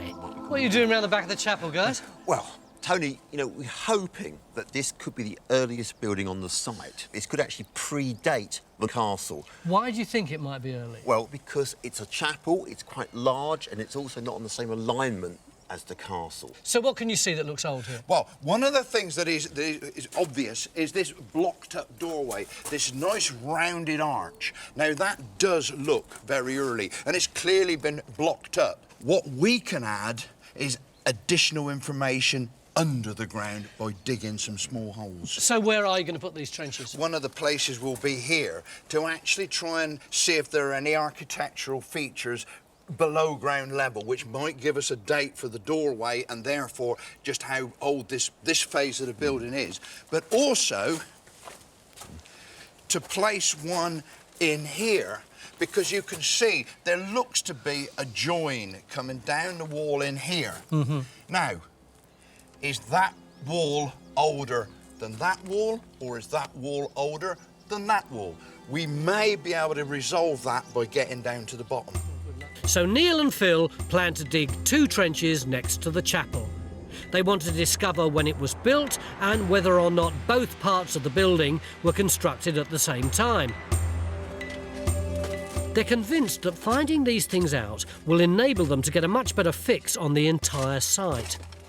And another member of the team's focusing on the chapel too. Historian Susie Lipscomb has assembled all the documents she can find that refer to early Upton. She's discovered that a Norman family called the Malifants owned the place for over 200 years. The little church must have served as their family chapel. Right, so here we have this little building, which is quite Are the people buried in the chapel Malifants? Owner Prue Barlow would love to know. It's quite incongruous, really, that this chapel should be here with these marvellous effigies. Oh, wow.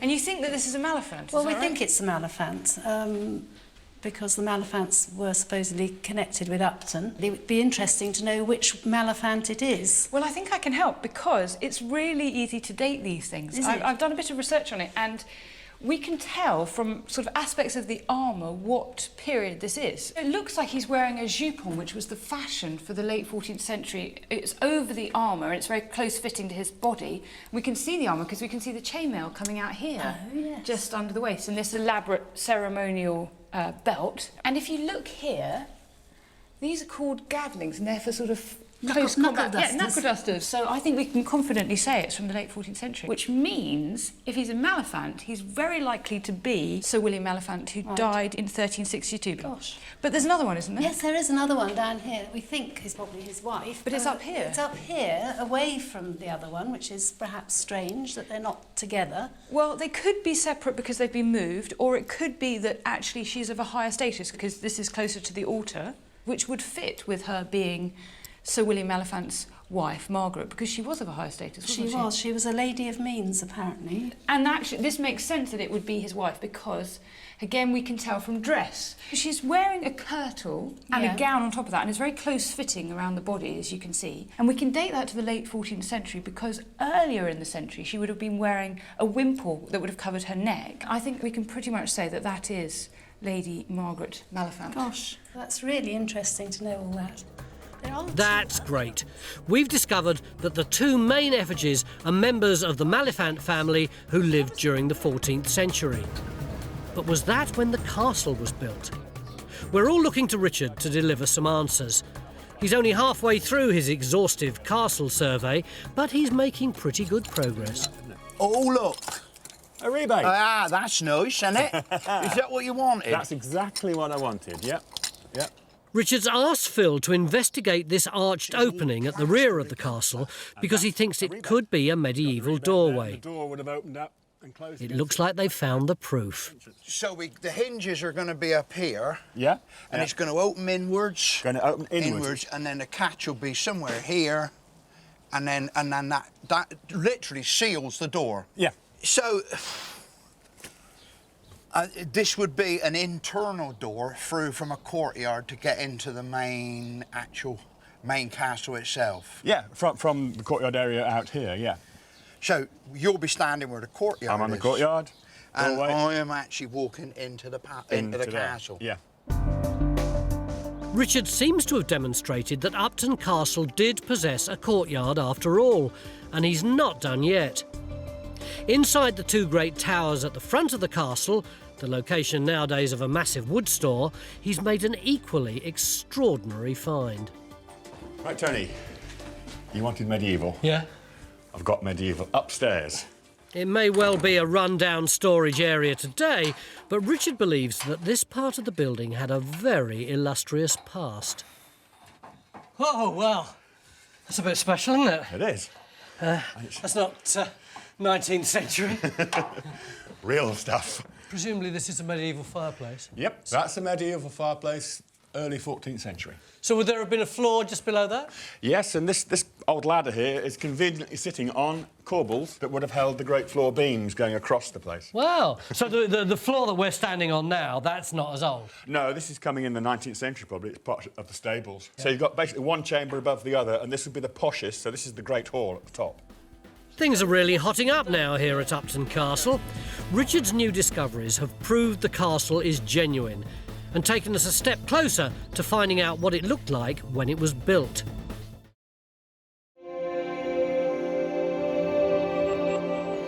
Beginning of day two here at Upton Castle in South Wales, where we're trying to make sense of the history of this beautiful castle. But quite frankly, so far, we've drawn pretty much of a blank, haven't we, Richard? You asked us to put in a trench there in order to establish whether there was a moat around the castle. Is there? Apparently not. You also thought that there might be a drawbridge here because of those holes. Have we got a drawbridge? Doesn't seem to be. Doesn't seem to be a drawbridge, doesn't seem to be a moat. Two trenches you've put in around the back of the castle to establish whether or not there's a medieval courtyard. Doesn't seem to be. Doesn't seem to be either.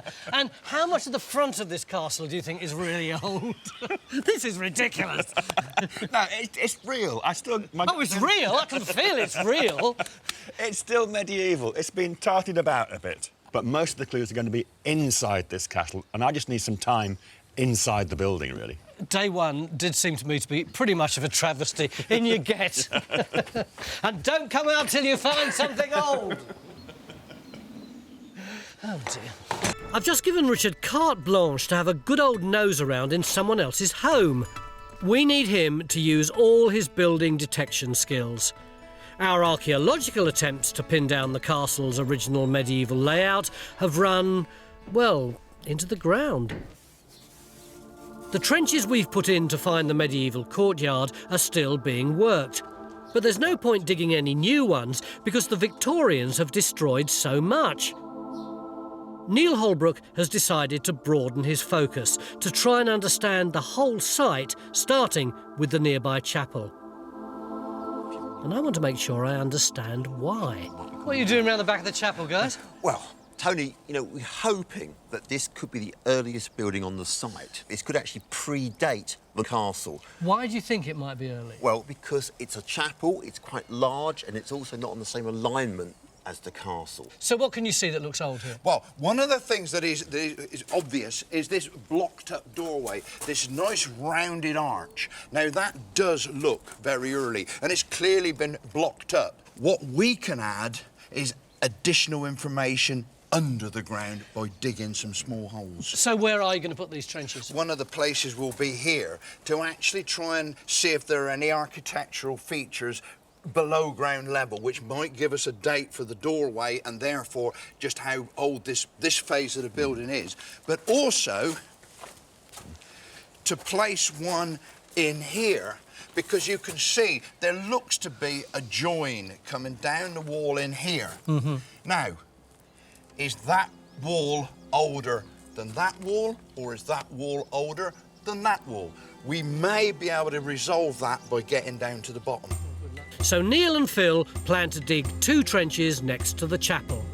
They want to discover when it was built and whether or not both parts of the building were constructed at the same time. They're convinced that finding these things out will enable them to get a much better fix on the entire site. And another member of the team's focusing on the chapel too. Historian Susie Lipscomb has assembled all the documents she can find that refer to early Upton. She's discovered that a Norman family called the Malifants owned the place for over 200 years. The little church must have served as their family chapel. Right, so here we have this little building, which is quite Are the people buried in the chapel Malifants? Owner Prue Barlow would love to know. It's quite incongruous, really, that this chapel should be here with these marvellous effigies. Oh, wow. And you think that this is a Malifant? Well, we think it's a Malifant, because the Malifants were supposedly connected with Upton. It would be interesting to know which Malifant it is. Well, I think I can help, because it's really easy to date these things. Is it? I've done a bit of research on it, and we can tell from sort of aspects of the armour what period this is. It looks like he's wearing a jupon, which was the fashion for the late 14th century. It's over the armour, and it's very close-fitting to his body. We can see the armour because we can see the chainmail coming out here, just under the waist, and this elaborate ceremonial belt. And if you look here, these are called gadlings, and they're for sort of close combat. Yeah, knuckle dusters. So I think we can confidently say it's from the late 14th century, which means if he's a Malifant, he's very likely to be Sir William Malifant, who died in 1362. Gosh. But there's another one, isn't there? Yes, there is another one down here that we think is probably his wife. But it's up here. It's up here, away from the other one, which is perhaps strange that they're not together. Well, they could be separate because they've been moved, or it could be that actually she's of a higher status because this is closer to the altar, which would fit with her being Sir William Malifant's wife, Margaret, because she was of a higher status, wasn't she? She was a lady of means, apparently. And actually, this makes sense that it would be his wife because, again, we can tell from dress. She's wearing a kirtle and a gown on top of that, and it's very close-fitting around the body, as you can see. And we can date that to the late 14th century because earlier in the century, she would have been wearing a wimple that would have covered her neck. I think we can pretty much say that that is Lady Margaret Malifant. Gosh, that's really interesting to know all that. That's great. We've discovered that the 2 main effigies are members of the Malifant family who lived during the 14th century. But was that when the castle was built? We're all looking to Richard to deliver some answers. He's only halfway through his exhaustive castle survey, but he's making pretty good progress. Oh, look. A rebate. Ah, that's nice, isn't it? Is that what you wanted? That's exactly what I wanted, yep. Yep. Richard's asked Phil to investigate this arched opening at the rear of the castle because he thinks it could be a medieval doorway. The door would have opened up and closed. It looks like they've found the proof. So the hinges are going to be up here. Yeah. And it's going to open inwards. Going to open inwards. And then the catch will be somewhere here. And then that literally seals the door. Yeah. So this would be an internal door through from a courtyard to get into the main castle itself. Yeah, from the courtyard area out here, yeah. So you'll be standing where the courtyard is. I'm on the courtyard. And doorway. I am actually walking into the castle. Yeah. Richard seems to have demonstrated that Upton Castle did possess a courtyard after all, and he's not done yet. Inside the two great towers at the front of the castle, the location nowadays of a massive wood store, he's made an equally extraordinary find. Right, Tony, you wanted medieval? Yeah. I've got medieval upstairs. It may well be a run-down storage area today, but Richard believes that this part of the building had a very illustrious past. Oh, well, that's a bit special, isn't it? It is. That's not 19th century. Real stuff. Presumably this is a medieval fireplace. Yep, that's a medieval fireplace, early 14th century. So would there have been a floor just below that? Yes, and this old ladder here is conveniently sitting on corbels that would have held the great floor beams going across the place. Wow. So the floor that we're standing on now, that's not as old? No, this is coming in the 19th century probably. It's part of the stables. Yeah. So you've got basically one chamber above the other, and this would be the poshest, so this is the great hall at the top. Things are really hotting up now here at Upton Castle. Richard's new discoveries have proved the castle is genuine and taken us a step closer to finding out what it looked like when it was built. And if that's not exciting enough, important discoveries are also being made in the churchyard outside the chapel. These are the trenches that you put in to work out how old the chapel is and whether it's older than the castle, right? Yeah. So how have we got on? They're both going really well, Tony. In Matt's trench, we've actually dug down now and exposed the base of the doorway, and that matches the floor level inside the chapel. So that's really nice. It helps to build that picture. This is a fantastic trench where Phil's been digging, because can you see you've got the big wall here, and this bit has been added on to that bit. How can you see that, Phil? There's two things. Firstly, we've got this big stone here, which is clearly related to that wall over there. Yeah. This stone here, which belongs to this wall, and you can see that it's riding up over the top of this stone. So this stone, which is part of this wall here, has to be later than that one, which is part of that one. And that's great, because it shows this is the early part of the church, and it's still quite large. And so maybe that matches with our theory of having a large church before the castle. But come with me, Tony, because what I want to do now is open another trench, because when you have early churches, it's a very common feature that they actually sit within circular churchyards. Ignore these walls. These are much, much later in time. So come on down here. Right. The place we're heading for is a large walled garden, about 100 yards from the castle itself. Neil hopes to find clues here about the age of the chapel, which could open up the earliest history of the site. So we're going to dig a trench through here, see if we can find a ditch or something. If we can get a circular churchyard, that will prove that is pre-castle. And also, Paul has been fiddling around in the potato beds. I certainly have. And what you got? More medieval pottery than the entire field team put together. Now, when you say medieval, what do you mean by that? 13th, 14th century. And where did you find that? One from just down there and two from in the potato bed. So this is completely new evidence in a completely different part of the site. We're going to put a trench in here to see whether this area links in with the chapel, and given that we've already found medieval pottery here, who knows what we might find after lunch. If you're enjoying this episode, join us as a Patreon member today. Challenging second day here at Upton Castle in Pembrokeshire. A new trench is being opened up in a large walled garden, where small pieces of medieval pottery turned up just before lunch.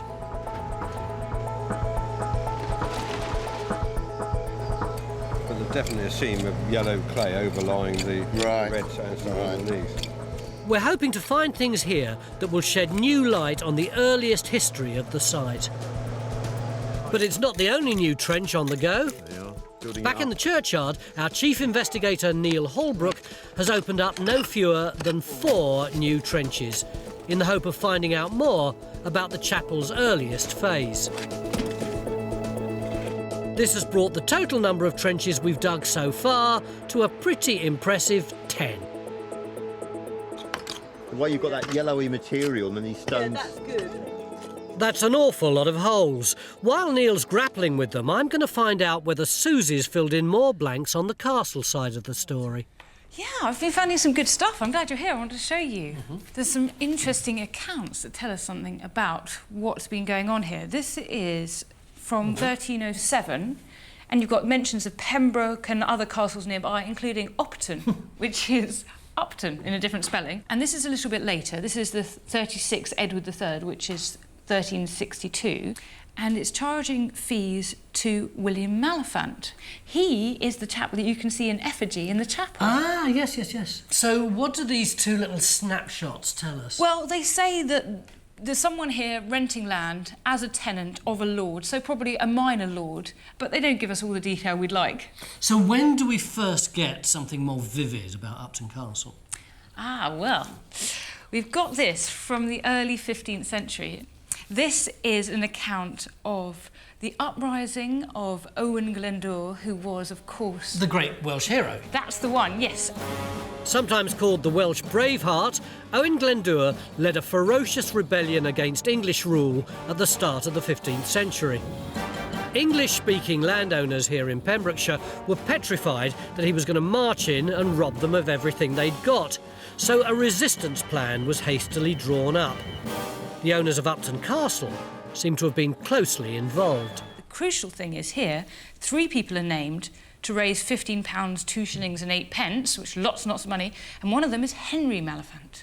And do we know which Malafant he was? Yes, he's the son of the chap we've got in effigy. So, at this really significant time in Welsh history, Upton is playing quite a significant part. It is, absolutely. It's a central cog. It's making sure that Owen Glendower doesn't get his Welsh independence.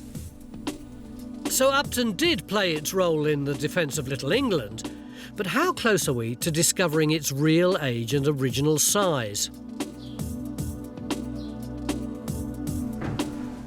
Richard Morris has had plenty of time today to piece together all the evidence to come up with a definitive verdict on when the place was built and just how big and impressive it was at that time. I reckon it's time to pin him down. Richard, you said you wanted 2 hours in order to crack what this house was really about. You've had double that. What have we got? I'm now convinced it's definitely genuine medieval stuff, early 14th century. But without a drawbridge? Well, not necessarily without a drawbridge. We're in the entrance here, and this had to be the only way into the castle, looking at the rest of it. And above us, a very tall vaulted ceiling, which is stone, possibly medieval. And above that is a medieval chamber that doesn't seem to have very big windows, but does seem possibly to be a winding hatch for a drawbridge. Ah! Over, not a moat? No, it could be a pit of some description. So these 2 little holes here, we could reinstate them as possibly where the chains came through? I'm reasonably convinced, anyway. What else have you got? Well, it does look like this place is a lot bigger than we think it is. Oh. I can tell. So if I come through here... Yeah. Into this space, you get some idea of what's going on. Because we are quite a distance from the entrance. There's the entrance we just come through. Yep. There's a tower block, and we're right at the back here. But look, we're in a vaulted space. Mm. So it's possibly stone vaulted medieval ceiling. And if you look at the plan here, the walls of the kitchen, which is next door, are extraordinarily thick. So that could be medieval as well. And you can see the logic of suggesting a courtyard down here, which has been completely wiped out by all the Victorian landscaping. So, Richard believes that when Upton Castle was built back in the 14th century, it looked not like this, but like this. Shorn of all its later additions, it stands revealed as a small but well-built medieval castle with at least 3 towers, a large courtyard and substantial living quarters. The age and original appearance of the castle are now pretty much sorted out, but there's still work to be done. Our lead archaeologist, Neil Holbrook, believes that the chapel may have predated the castle and could have been at the centre of an early settlement. Our challenge now is to find out if he's right. Everyone's been hoping that the trench in the walled garden would produce important clues. Sadly, though, that particular hole isn't much help. Ian, Hi, Neil. this trench we had hopes of, break a slope, hope for a feature. What you got? I've got a very, very peculiar feature. I've never seen anything quite like it before. The trench has thrown up confusing evidence which no one can really interpret. A big disappointment. But there's better news in the churchyard next door. The new trench that Phil and Raksha have been working on has turned up a really exciting find. Now look, I've got a little bag here with some water in it, which ought to give you a bit of a clue that what I'm hoping to show you is actually window glass. I think we've got them here now, yeah. The little cooey noises. Fantastic. Well, look at that. Yeah, well, this looks like window glass. We've got a nice clear bit here. And then this is a really lovely, beautiful bit of stained glass. Isn't that lovely? So it's a kind of reddy, yellowy colour, which is beautiful. Now, Isn't the that crucial lovely? thing is, can you date the stained glass? Is it medieval window glass? Well, it probably is. I mean, we're taking it from a medieval context, aren't we? And we've got the chapel just here. So I think there's every chance that it is medieval glass. I mean, I'm just over the moon about it because I think for the first time now, it's just beginning to add a little bit of extra detail to what we know about what this building looked like in the medieval period.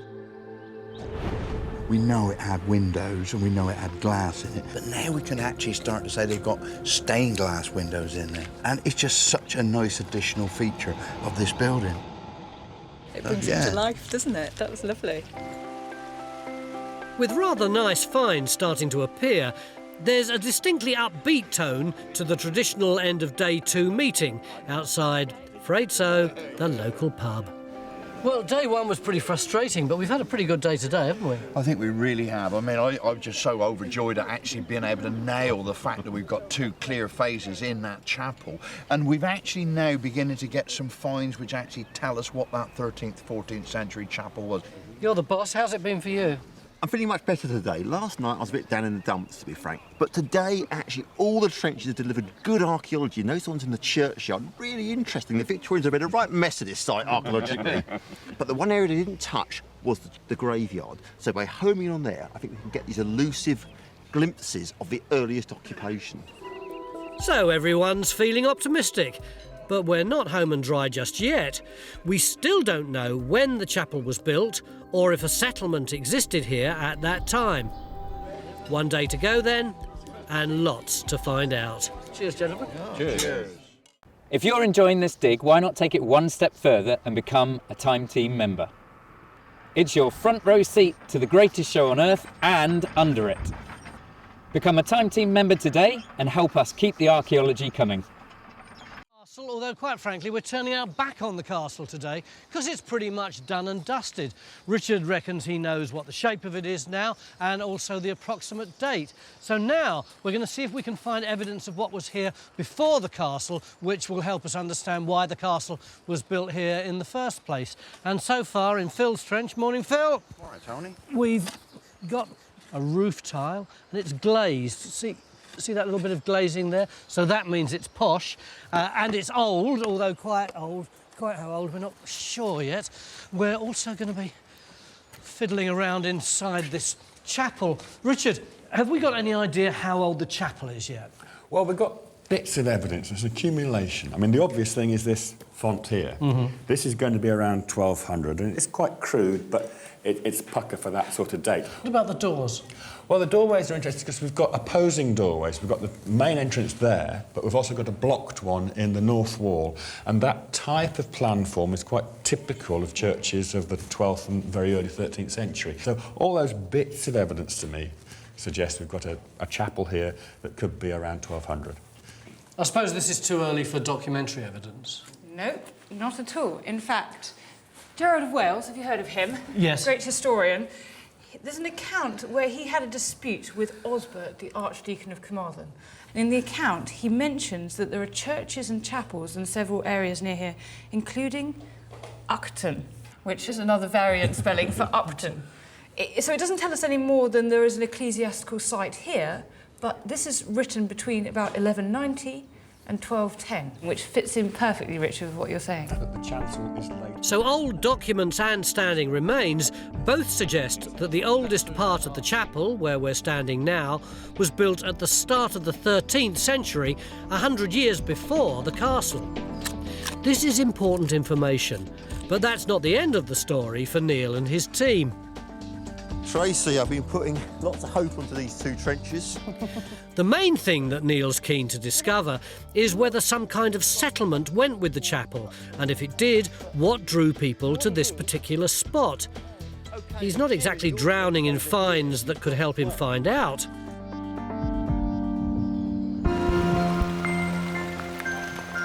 Before long, though, we could all be drowning in something else. Well, this whole weather's putting a bit of a damper on it, isn't it? I feel slightly desperate, if you want the honest truth, is that it seems as if all the archaeology is coalescing around the churchyard. Yeah, we have to get answers in there. Are we going to find some of this pre-castle archaeology that we've been searching for so hard? And, you know, I think, if you ask me honestly, it's touch and go, this weather. Time Team often comes into its own at times like this, of course. There's nothing like a downpour to bring out everyone's British pluck. But I have to admit, we don't often get rain like this. The Geophys boys, who are surveying the chapel floor to try to confirm the building's age, are managing to stay dry. But everyone else is having to grit their teeth and suck up whatever the weather gods decide to throw at them. If the rain was only coming downwards, we'd have a chance of staying dry, but it's sheeting sideways now. It is absolutely foul out there. I mean, thank the Lord for this cover. Yeah, but you have stopped digging downwards, haven't you? And you're not at the bottom yet. No, we are not at the bottom yet. I mean, we've cleared off all the layers that relate to the chapel. We are now into grave fill. This is a churchyard. People have been dying here for centuries. They're all going to be in here, and we simply haven't got the time to deal with them. So it's just an eerie coincidence that you stopped digging downwards at exactly the moment when the rain started raining even harder? Not at all. I mean, we could carry on. We've got a cover. We could carry on. We're the lucky ones. We've got a cover. Yeah, it doesn't stop this sideways rain, though. While Phil's been doing his best to avoid disturbing human burials, another member of the team has come across one that could be very good news. Is it ready to lift? Time Team's Tracy has uncovered a human skeleton that's got everyone very excited indeed. I think we can go ahead and lift the two of the lower arm bones that we can see there, just crossing over the pelvis. Can you tell much about the person the bone belonged to? They look adult. I mean, that's one thing I can say. Phil was anxious to avoid relatively recent burials, but the context in which this one's been found makes it plain it dates from the medieval period. Oh, that's come up beautifully, isn't it? Actually, yes. Considering the state of some of the bone we've had, that's actually quite good. So if we pop that one gently in there. The individual we've found might have been alive before the castle was built at the start of the 14th century. Here we are. It's one of the earliest occupants of this place. Can I have the bolt? Yeah. There we are. Now, we'll take those off to be carbon dated, and then hopefully we'll be able to tell whether this person was around before the castle was built, which would be really good information. And now we know for sure, after carbon dating, that the body does indeed date from the pre-castle era. So what was Upton like in that faraway time? Aided and abetted by Richard and Susie, who've both come up trumps over the past 3 days, I'm going to try to conjure up the scene. If we'd been sitting around this tree in, let's say, the year 1200, what would we have seen all around us? Well, I think we'd have had that little stone chapel there already. And you don't build a chapel in the middle of nowhere, so there'd been some sort of settlement as well, with possibly timber frame buildings. But I think the significant thing is it's Upton. It's not a Welsh name. It's not a Celtic name. So this is a new name that was brought in by the invaders, as it were? Exactly that, yes. But that doesn't mean it wasn't on the site of an earlier Welsh settlement or an earlier Welsh religious site, because we're sitting under this beautiful yew tree, and yew trees were often put in places of religious importance. So it could be that actually this place has been significant for a very long time, and there have been generations of wooden buildings here by the Welsh and then later by the Normans. Why, though, would anyone want to found a settlement in an out-of-the-way place like this? Spotting a silted-up river inlet or creek in the castle's grounds has given Richard a vital clue. Why might people have come here in the first place? Well, I think it's quite a good strategic site. It's up the creek, so to speak. But we can never overestimate the importance of the river systems here. Upton Castle lies just a few miles away from Milford Haven, a great estuary into which many rivers flow. Richard believes that these waterways drew people to Upton throughout the medieval period, and maybe even before. They were the medieval motorways. They got you in, they got you out, and if you could control those, you controlled all of this part of Wales. So I think there's probably been, these sites have been important for millennia. I buy that theory, I think, but I'd still like to know for sure how old the chapel is, and the geophysics guys are currently my best hope of finding out. They've been examining the radar images produced by their survey of the chapel for a couple of hours now. So far, they haven't found anything that could pin the age of the chapel down, but a regular-looking shape among all the fuzzy blobs may be of major importance. That's an apse. No, that's probably wishful thinking, isn't it? What do you...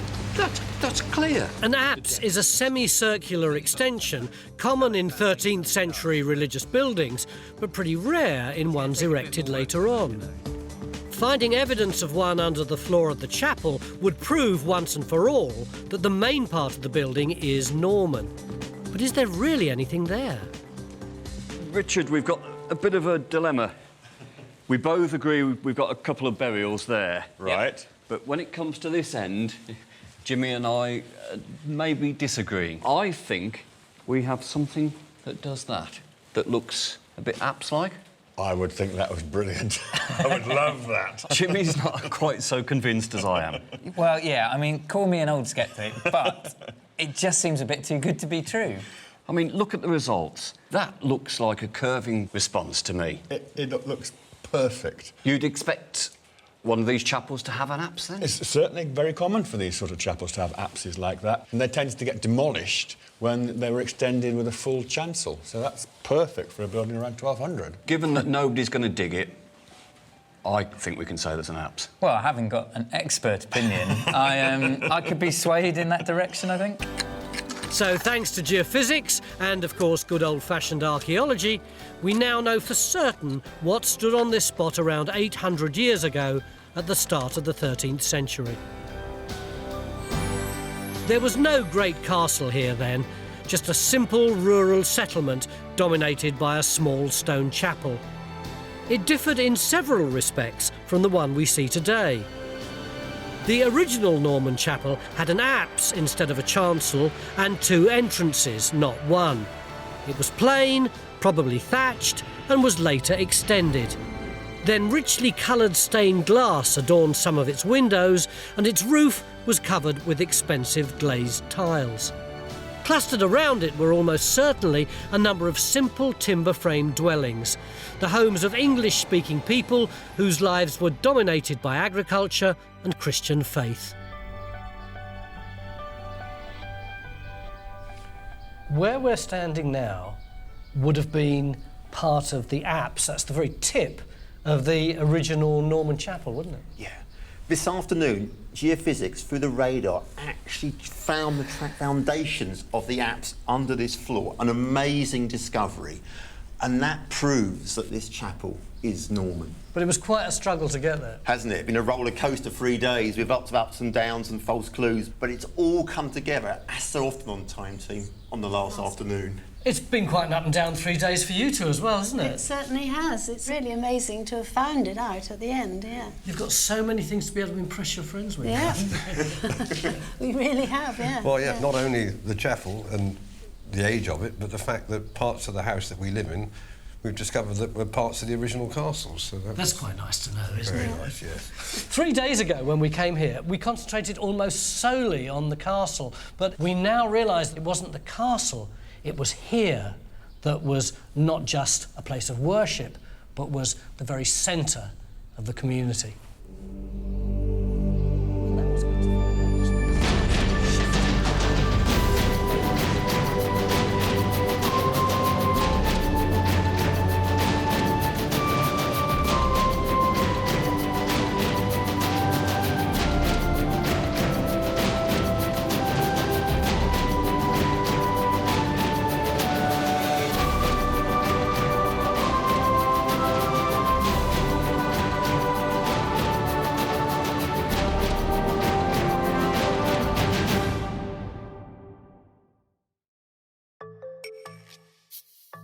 Join Time Team on Patreon to access exclusive 3D models, masterclasses and behind-the-scenes insights.